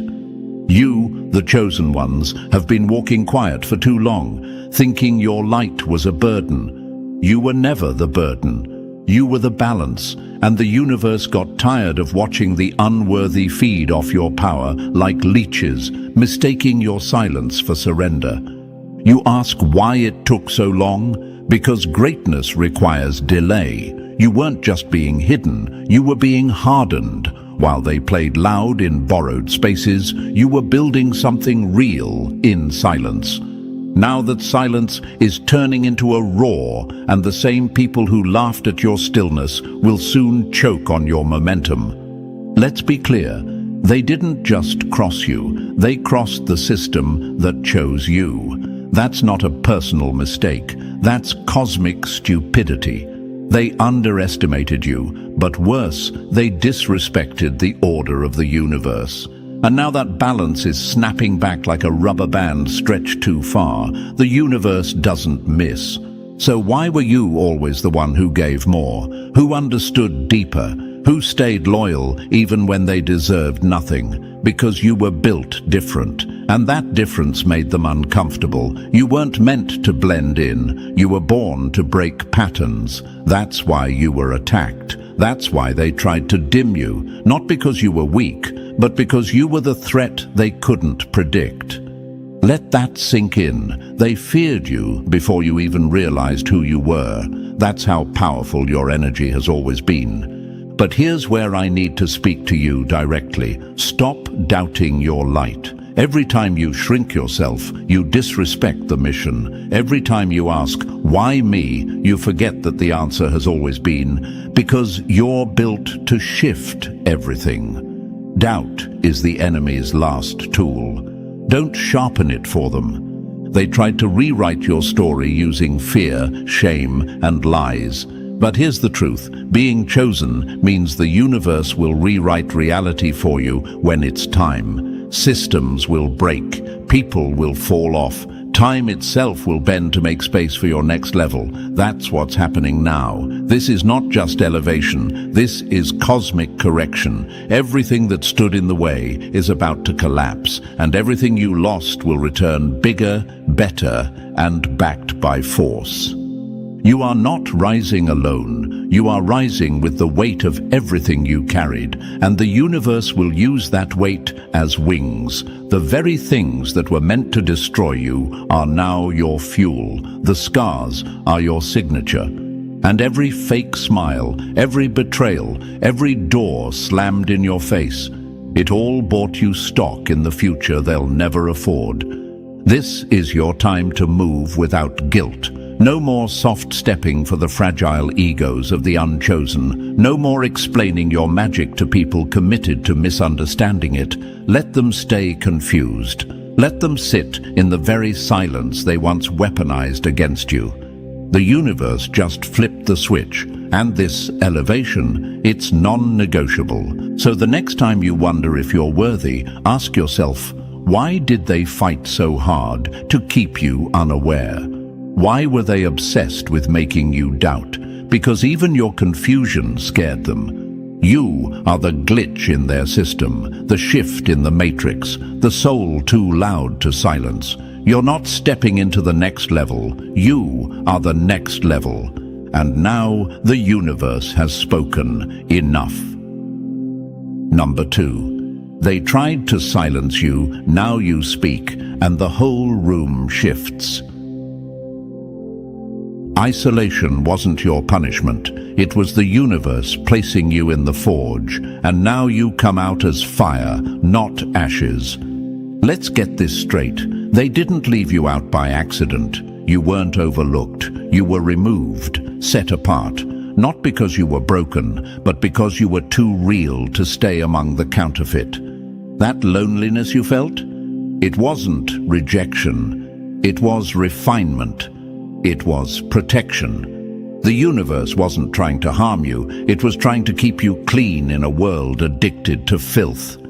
You weren't meant to be one of them. That's why you couldn't blend in, no matter how hard you tried. That's why your presence always stirred tension in rooms where people wear masks like second skin. You didn't even have to speak. Your silence exposed lies. Your energy confronted their fakeness, and that made you dangerous before you even knew you were chosen. They called you too quiet, too intense, too different. But truth is, they felt your power and panicked. They sensed the force inside you that even you hadn't tapped into yet. So they tried to isolate you, but the joke's on them. Isolation is where the chosen ones become unstoppable. Let's really talk about that isolation, the kind that makes you question everything, the kind that breaks your heart and rebuilds your mind.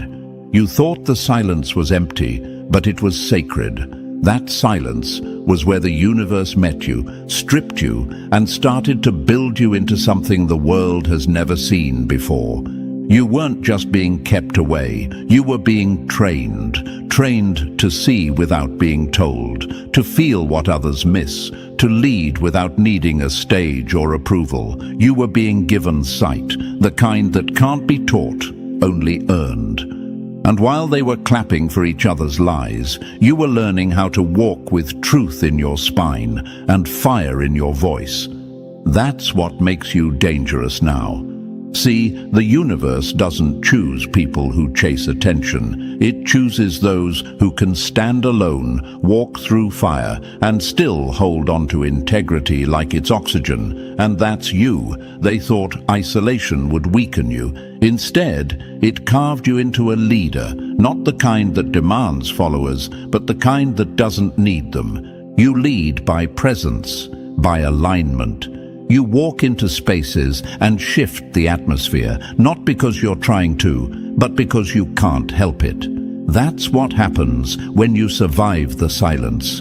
You come out sounding like truth in a world full of noise. Let them stare, let them whisper, let them act confused about your elevation. They were never meant to understand your path. They weren't in the furnace with you. They didn't cry those unseen tears, question your worth every night, fight invisible wars just to make it through another day.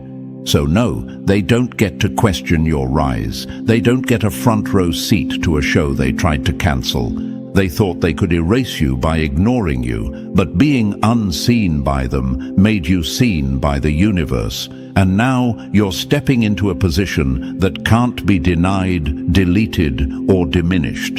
And here's where it really gets uncomfortable for them. You lead now, not with ego, not with noise, but with weight, with depth, with the kind of presence that speaks even when you're silent. You were shaped in shadows to stand in storms. You were broken open so your voice could carry further.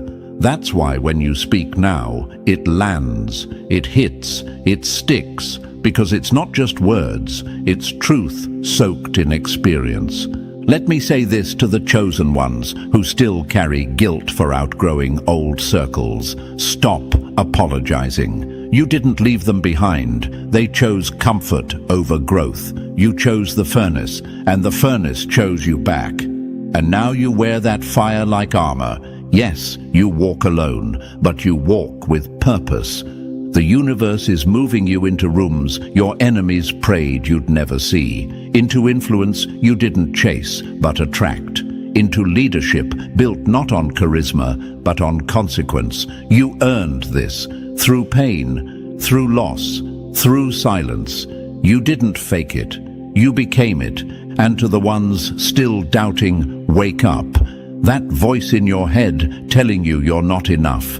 That's not your intuition. That's a virus the world installed to keep you small. Kill it, starve it, replace it with the truth. You were made for more, and now more is making room for you. It's time. Time to lead, time to move, time to be seen, not for attention, but as a signal to every other chosen one, still sitting in silence. Your rise is the message. Your breakthrough is the blueprint. You didn't survive isolation just to play small. You survived to shake systems. And now the universe is watching you step forward, fully, boldly, without apology. Because leadership isn't about titles, it's about impact. And you, chosen one, are impact in motion. Let them keep talking, you keep moving. Let them keep doubting, you keep building. Let them watch in disbelief, because you're the proof that what's built in silence echoes the loudest. Number 3, the quiet ones now carry thunder, no more playing small. They mistook your silence for softness, your humility for weakness, but silence isn't surrender, it's strategy, and now the quiet ones bring the quake. Let's call it what it is. They fed off your silence. They built entire versions of themselves on your stillness, convinced they were stronger because you didn't clap back. But you didn't stay quiet because you were weak. You stayed quiet because you were focused. You didn't show all your cards because your mission didn't need noise. It needed timing. And now, that timing has arrived. This is no longer the season for silent suffering. The universe has had enough. It has flipped the script, cracked open the stage, and put the spotlight exactly where it belongs. On you. On the ones who were always holding the real power, but never felt the need to prove it. You were never trying to steal attention. You were trying to survive a system designed to ignore you, a world addicted to false kings and hollow crowns. They underestimated you because your strength didn't come with a show. It came with storms you survived without witnesses. And now, the same people who dismissed you will have to adjust to your presence in places they thought you'd never reach. That's not arrogance, that's restoration. The balance is shifting. What used to pass for power, loud lies, fake influence, shallow applause, is crumbling and rising in its place. The chosen ones. You are not the same version of you who stayed quiet to keep the peace. That version learned, watched, absorbed. But now the universe is clearing the path for your voice to not only be heard, but felt. You were built to disrupt, not decorate. You see, the real leaders aren't the ones who talk the most. They're the ones who carry energy that changes the room. That's you. You don't need a spotlight, but now the spotlight needs you, because the world is desperate for truth. Not polished, not packaged, just real. And your life, that's truth in motion. The universe is inverting the power structure, turning the fake loud into faded shadows and lifting the quiet, powerful into full view. This elevation isn't about ego, it's about alignment. It's about letting the ones who have always held the weight of the world now start holding positions of influence, leadership, and change. No more shrinking so others can feel tall. No more apologizing for making people uncomfortable with your presence. You're not too intense, you're not too deep, you're just not shallow. And shallow people always drown in deep waters. And to every chosen one who still doubts their light, stop handing your power to people who couldn't handle a fraction of your path. The universe didn't bring you through fire for you to sit quietly in the ashes. You rose. And that rising is sacred. Walk in it like it's your birthright, because it is. Your strength was never about lifting weights. It was about lifting yourself out of places meant to bury you. And now that strength has matured. It doesn't just keep you standing, it makes others take notice. They don't know how to respond, but that's not your problem. Let them fumble. You don't owe softness to a world that cheered for your silence. So what happens now? You stop waiting for permission. You stop explaining your calling to people who weren't given your vision. You stop editing your energy to fit in rooms built for performance. And you walk, head high, shoulders back, fully aware that you carry storms inside you that could break this system wide open. This isn't about revenge. This is about reclaiming. Your presence is the universe's reply to everything that tried to erase you. Your voice is thunder forged in silence. And your power, it was never missing. It was masked until now. Let the world adjust. Let your enemies choke on their misjudgment, because the ones they thought would never rise are rising louder, brighter, and stronger than ever. No more silent suffering, no more staying in the background. You are the shift. You are the proof. You are the storm they can't outrun. Now, walk like it. Number 4. Not everyone gets access. Elevation requires new altitude. You're not acting brand new. They're just not used to the version of you that finally knows your worth. This is the part where many get confused. They say you've changed. They call you cold. They say you've switched up. But let's clear the air. You didn't switch up. You leveled up. And not everyone was meant to come with you. For too long, the chosen ones have tolerated what should have been cut off. You tried to see the best in people who only showed you their worst. You tried to carry dead weight with the hope it would come alive. But those days are over. The elevation that's happening now, it comes with standards, unshakable, unyielding, unapologetic standards. And if that makes people uncomfortable, good. Let them be. See, when the universe starts to raise you, it also starts to refine you. And part of that refinement is learning to say, no more. No more giving access to people who bring confusion. No more explaining your boundaries to those who don't even respect themselves. No more carrying energy that drags you backward when your purpose is pulling you forward.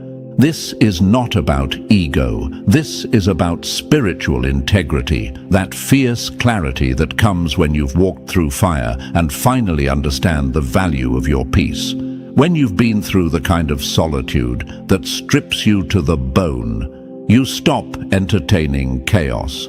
You stop negotiating with energy that drains you. You stop dancing for validation in rooms not built for your voice. You realize that your journey is sacred, that your light is rare, that your presence is power, and you start protecting it like a vault. Your standards aren't walls, they're gates, and gates don't just keep things out, they also decide what gets in. That's what this elevation demands. Not less love, but smarter love. Not less connection, but purer connection. You're not isolating, you're aligning. The universe is calling you higher, and the air up here is thinner. You can't breathe freely carrying dead conversations, broken attachments, and surface-level relationships. So now, it's not about being liked. It's about being in alignment. Only those who match your frequency can walk this new path with you. Everyone else, they'll either rise to meet you, or they'll fall away, and let them. You don't water yourself down anymore to make other people feel full. You don't soften your edge to be digestible. If they can't handle your truth, they were never meant to walk beside it. Chosen ones don't operate on preference, they move on purpose. That's why this new version of you feels untouchable to some. It's not that you're unreachable, it's that you're no longer available to what no longer fits. Some will say you're too harsh, that you used to be more flexible, that you've lost your compassion. No, what you've lost is your tolerance for betrayal dressed as love, inconsistency masked as busy, and one-sided loyalty. You've learned, and your standards, that's the proof. You now demand truth, depth, reciprocity, peace, and not because you think you're better, but because you finally believe you're worth it. Let them call it selfish. The real ones will recognize it as self-respect. Let them label you distant. The chosen ones will see you're discerning. This is what elevation looks like. Clear, firm, and fierce. Not loud, not messy, just undeniable. And if they can't meet you at this level, let them miss you. Let them watch from below. You're not responsible for dragging people to heights they were never willing to climb for themselves. The truth is, your elevation is a mirror, and mirrors make people uncomfortable when they've been living in denial. Your boundaries expose their lack of effort. Your clarity exposes their confusion, and your progress exposes their stagnation. But don't dim it, don't soften it. That tension they feel, that's between them and the version of themselves they've been avoiding. Your job is not to carry them. Your job is to carry out the calling. You were chosen not just to rise, but to rise with standards that protect the rise. So no, you're not becoming cold. You're becoming clear. You're not becoming distant. You're becoming defined. And you're not excluding people, you're preserving alignment, because elevation without discernment is just chaos with a better view. Remember this, not everyone gets access to elevation. They had access to the old you, the one who bent to fit, the one who overgave, the one who kept the door open out of hope. That version, gone. Now, the universe has said enough, and you've answered that call with boundaries that don't break. So let the new altitude do its work. Let the fake fall off. Let the real rise with you. Let the standards speak louder than your words. You're not just rising. You're ruling your space now. Number 5. Now you see everything, even what they tried to hide. They wore masks and spoke in sweet tones, thinking you were blind, but now your silence sees louder than their lies ever spoke. This is the part that rattles the fakes the most. You see them now, all of them. You see through the smiles, the flattery, the performance. You hear the truth behind the words, not what they say, but what they really mean. And that ability? It didn't come cheap. It came through betrayal, through heartbreak, through trusting too much and being cut too deep. But it's yours now, and they can't take it back. This isn't just good instincts. This is divine intuition, sharpened by fire. This is the kind of clarity that can walk into a room and spot the snake before it even hisses. They think you've changed, and you have. You've evolved past their tricks. You're no longer the naive version of yourself that gave everyone the benefit of the doubt. Now you carry sight, not just in your eyes, but in your spirit. They used to gaslight you, twist reality, flip the script, and you let them because your heart was open and your guard was down. Not anymore. Now, when someone's energy doesn't match their words, you feel it. When intentions are off, your whole body reacts. That's not paranoia. That's power. That's the universe whispering, look again. And now you do, with precision, with silence, with zero need to prove yourself or expose them. Because when you're chosen and elevated, exposure is automatic. Truth reveals itself.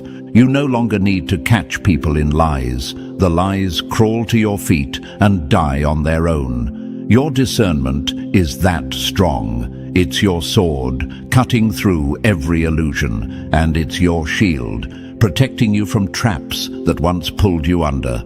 Let them talk, let them plot, let them fake support with smiles stretched too wide. They don't realize they're standing in front of a radar that never misses. You read energy the way others read books, line by line, word by word, lie by lie.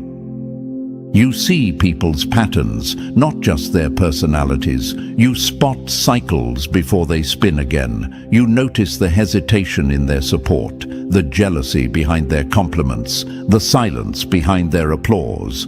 You see the truth, and the truth sets you free from the games you once got dragged into.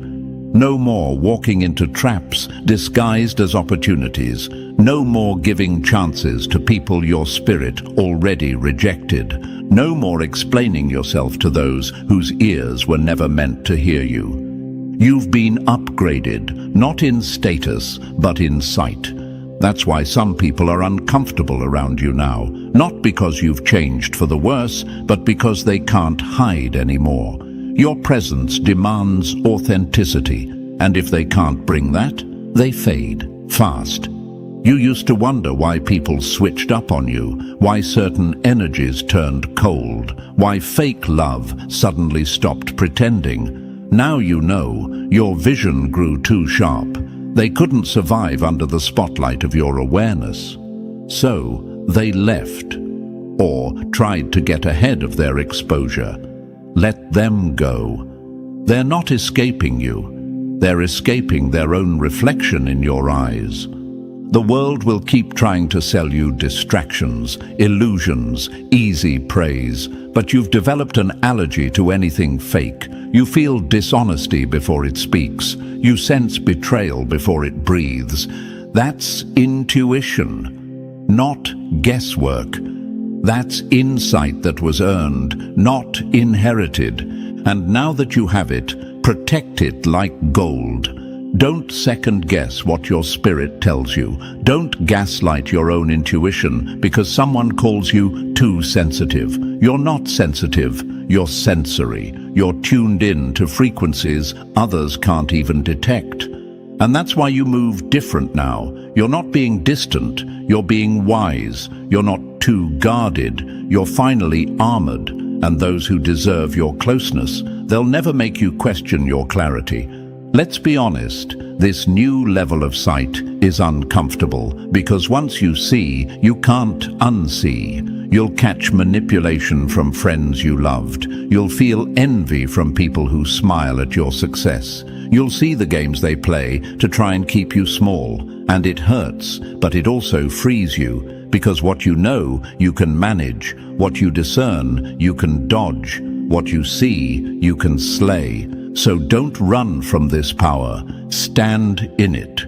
You're not the same person who believed every excuse, trusted every smile, followed every good vibe. You're surgical now, strategic, a weapon in stillness, a mirror to every hidden agenda. And no enemy can operate in your field without being revealed. That's the gift, that's the price of elevation, and the reward, peace.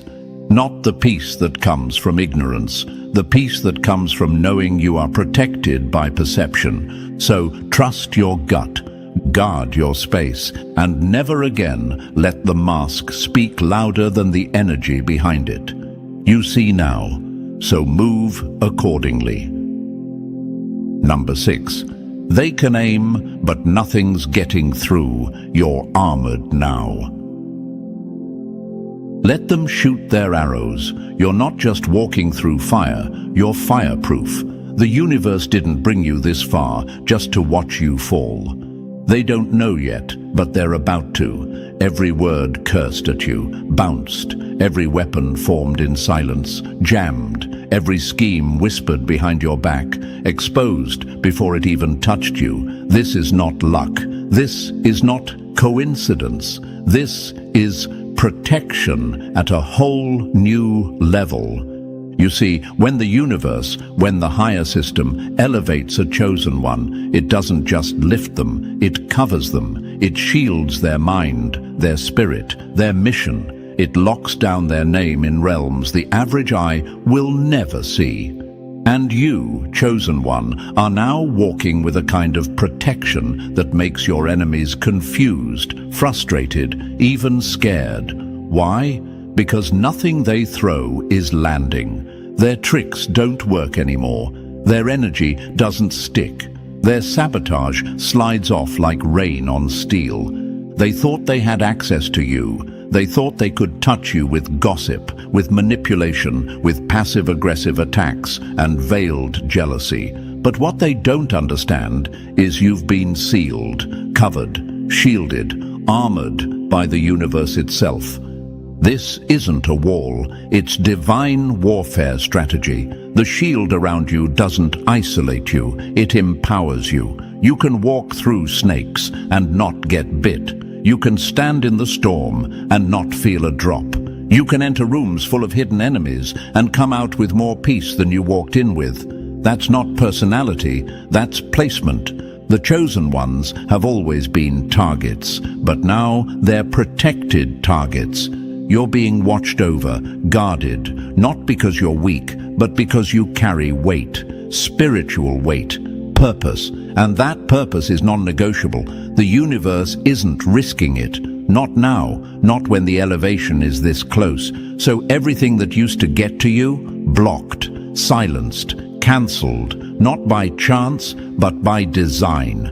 You are untouchable in places they thought you were most vulnerable. That's the shift. That's the change they can't quite explain. They used to be able to shake you, make you doubt, pull you into old traps. But now, you see it, feel it, and walk away before they even notice you're gone. Because when you're armored like this, you move different, you speak with clarity, you walk with confidence, you no longer play defense, you are the force, and you don't need to clap back. The universe does that for you now. Let them wonder why their attacks are backfiring. Let them stew in confusion as their manipulations evaporate. Let them spiral as your name stays clean while theirs sinks. This isn't your ego speaking. This is what happens when you've been marked for something greater. Protection isn't a perk, it's a sign that your path is too valuable to be disrupted by low-level drama. A sign that you've crossed into territory where only alignment can reach you, where distraction gets deflected before it even finds your doorstep. They'll call it arrogance. They'll say you're distant. What they'll never admit is they're powerless in your presence now. You've become the thing they warned others about. Untouchable, covered, moving with a glow they can't copy, a shield they can't crack, and a mission that will not pause for anyone. This armor you carry isn't made of steel. It's made of storms you survived, tears you buried, prayers you never said out loud, but the universe answered anyway. This armor was forged in nights when you had nothing but your breath and a stubborn refusal to quit. And now, every scar is sealed. Every weakness has been weaponized into wisdom. You don't flinch anymore. You don't beg anymore. You don't explain anymore. You know who you are, and the universe knows too. So don't doubt this covering. Don't question why people are falling away, why drama doesn't reach you, why the same traps don't catch you. That's the shield doing its work. That's alignment in action. That's destiny defending itself. You are not just protected, you are commissioned, sent, activated, and nothing formed against you, not words, not energy, not strategy, can prosper when your armor is forged by the very force that called you. So walk boldly now, enter every space like you belong, because you do. Speak when you must, and know every word is backed by something bigger than you. Sleep in peace, move in power, operate in confidence, because the shield is real, the covering is constant, and you're unstoppable. Number 7, let it fall. You're not losing, you're being lifted. What looks like loss from the ground is actually liftoff from above. You're not breaking down, you're breaking free. There's a point in every chosen one's journey when the grip loosens. The hands that once held tight to people, to identities, to stories, finally let go. And not out of anger, not out of bitterness, but out of clarity, out of truth, out of the deep soul-level knowing that everything can't come with you. You've outgrown things that used to define you. You've evolved beyond energies that once felt like home. You no longer beg for space in places where your soul was suffocating. That's not cold, that's elevation. Because when the universe lifts you, it also reveals what was only standing beside you, never with you. And now you're seeing it clearly. That connection wasn't rooted. That loyalty was conditional. That friendship was convenience dressed as closeness. And now that the fog is gone, you're not holding on, you're walking on. It takes courage to let go of what once mattered, to stop trying to revive what's already spiritually expired. But chosen ones, they don't cling, they clear, they remove distractions, dead weight, expired bonds. Not because they're cruel, but because their calling is too costly to be delayed by emotional clutter. Let them think you've changed. Let them think you're heartless. What they call detachment is actually discipline. The discipline to protect your peace, your path, and your power. You don't need to explain why you're no longer available to cycles that go nowhere. If they wanted to stay, they'd have grown with you, but they didn't. And now the elevation demands space. You're not walking away, you're walking up. And the higher you go, the quieter it gets. That's not loneliness, that's alignment, that's clarity finally clearing the crowd. And in that clarity, you realize the right ones never leave. They don't need to be chased, they don't manipulate, they don't drain, they don't require you to shrink to keep the peace. The real ones rise with you, or they reveal themselves without you, and both are blessings. Stop apologizing for no longer tolerating what made you feel small. Stop mourning the version of you that needed approval to feel worthy. You are not the same person who accepted bare minimums, begged for breadcrumbs, or bent until you broke. That version had to die, so the real you could breathe. And now you breathe easy, not because everything's perfect, but because what's gone was never meant to last. You're no longer attached to what only loved your silence, your servitude, your softness, but couldn't handle your strength. They weren't in love with you, they were addicted to access. And now the access is gone. Let it all fall. The fake friends, the outdated beliefs, the roles you played just to belong. Let it crumble, let it rot, let it return to nothing, because in its place, something real is growing. Real alignment, real connections, real peace. You don't chase anymore, you attract, you align, you become. And what belongs to you now doesn't come with chaos, it comes with calm. It doesn't drain, it builds. That's the shift. That's the reward of letting go without fear. What stays feeds you. What falls away frees you. And no, this doesn't mean you're heartless. It means your heart is finally wise. You've stopped resuscitating expired energy. You've stopped romanticizing old pain. You've stopped confusing loyalty with self-betrayal. That's growth. That's emotional maturity. That's what it looks like when a chosen one chooses themselves. Letting go isn't loss, it's sacred release, and it opens the path for what's real. Real love, real support, real purpose, the kind that doesn't need to be forced, the kind that shows up and stays. So say goodbye, not with resentment, but with reverence. What brought you here was necessary, but it's not needed anymore. It served its purpose. Now you're ready for what serves your future. You're not looking back. You're not clinging. You're not begging. You're ready. And that readiness is powerful.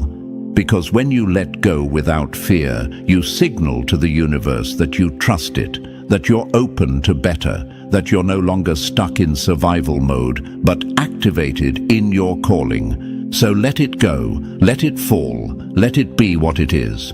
You're not losing, you're becoming. Number 8. Built-in fire, unbreakable by force. You were made for this. You weren't just built to survive the storm, you are the storm, and now the world will feel what it tried to ignore.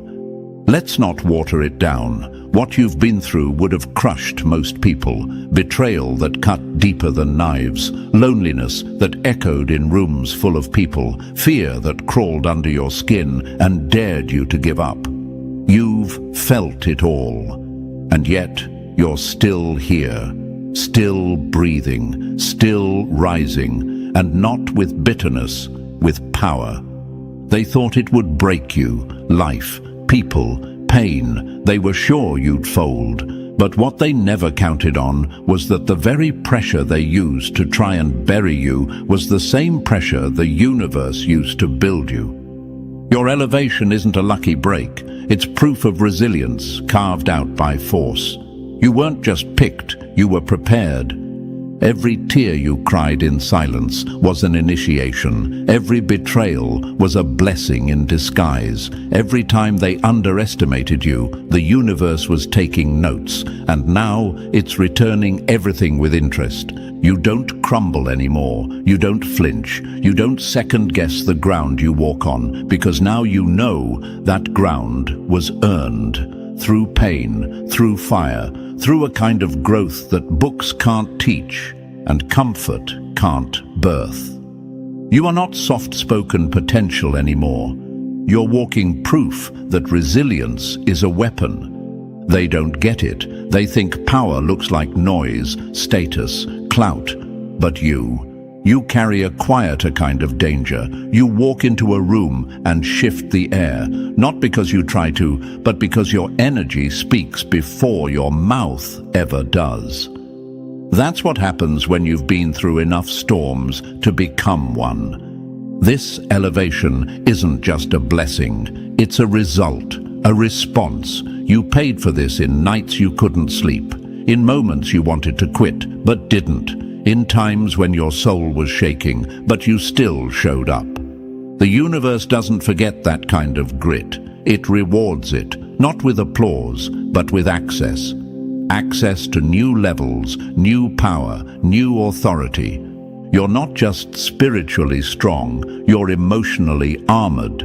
You've cried and still kept moving. You've been betrayed and still chose love. You've been overlooked and still chose excellence. That's power, and it terrifies the weak, the fake, and the fragile. Don't expect them to clap for you. They'll stay silent, not because you don't deserve the recognition, but because your strength reminds them of everything they refuse to become. Let them watch. Let them sit in that silence while you rise in real time. Because this new version of you, it's different. It doesn't seek revenge. It radiates presence. It doesn't demand validation. It attracts respect. It doesn't retaliate. It replaces. You don't waste energy anymore on what tried to break you. You're too busy becoming what they swore you never would be. They said you were too sensitive, that you'd never make it, that you were weak, that you cared too much. And now, that same sensitivity is your superpower. That care turned into clarity. That pain, it was just the pressure needed to turn you into power. Chosen ones don't just bounce back, they bounce forward. Every attack became instruction. Every downfall became fuel. Every delay became redirection. And now you've arrived, unshaken, unbothered, unmatched. Because the strength you have now isn't fake confidence, it's earned courage. You didn't just find yourself, you fought for yourself, over and over, when no one saw, when no one clapped, when no one believed. And now the world doesn't get to label you. You've already defined yourself. You're not built like the rest. Stop trying to shrink into spaces that can't hold your power. You don't need their validation. You are the validation. You don't fear loss anymore because you've realized everything you need is already inside you. Everything else is a bonus, not a requirement. Let them question your rise. Let them speculate, whisper, lie. You've earned the right to remain unbothered, because those who are built in fire, who are forged in it, don't flinch at smoke. You've become unshakable, not in theory, but in truth. And no surface-level chaos, no petty attack, no low-vibration distraction can pull you off purpose now. You are evolved resilience, walking wisdom, a storm in stillness. And the most dangerous part, you're just getting started. And now that the truth has been spoken, you know what time it is. The universe has flipped the script, the shield is in place, and the elevation is undeniable. You're not who you were. You're who you were always meant to become. The world is watching. The shift is real.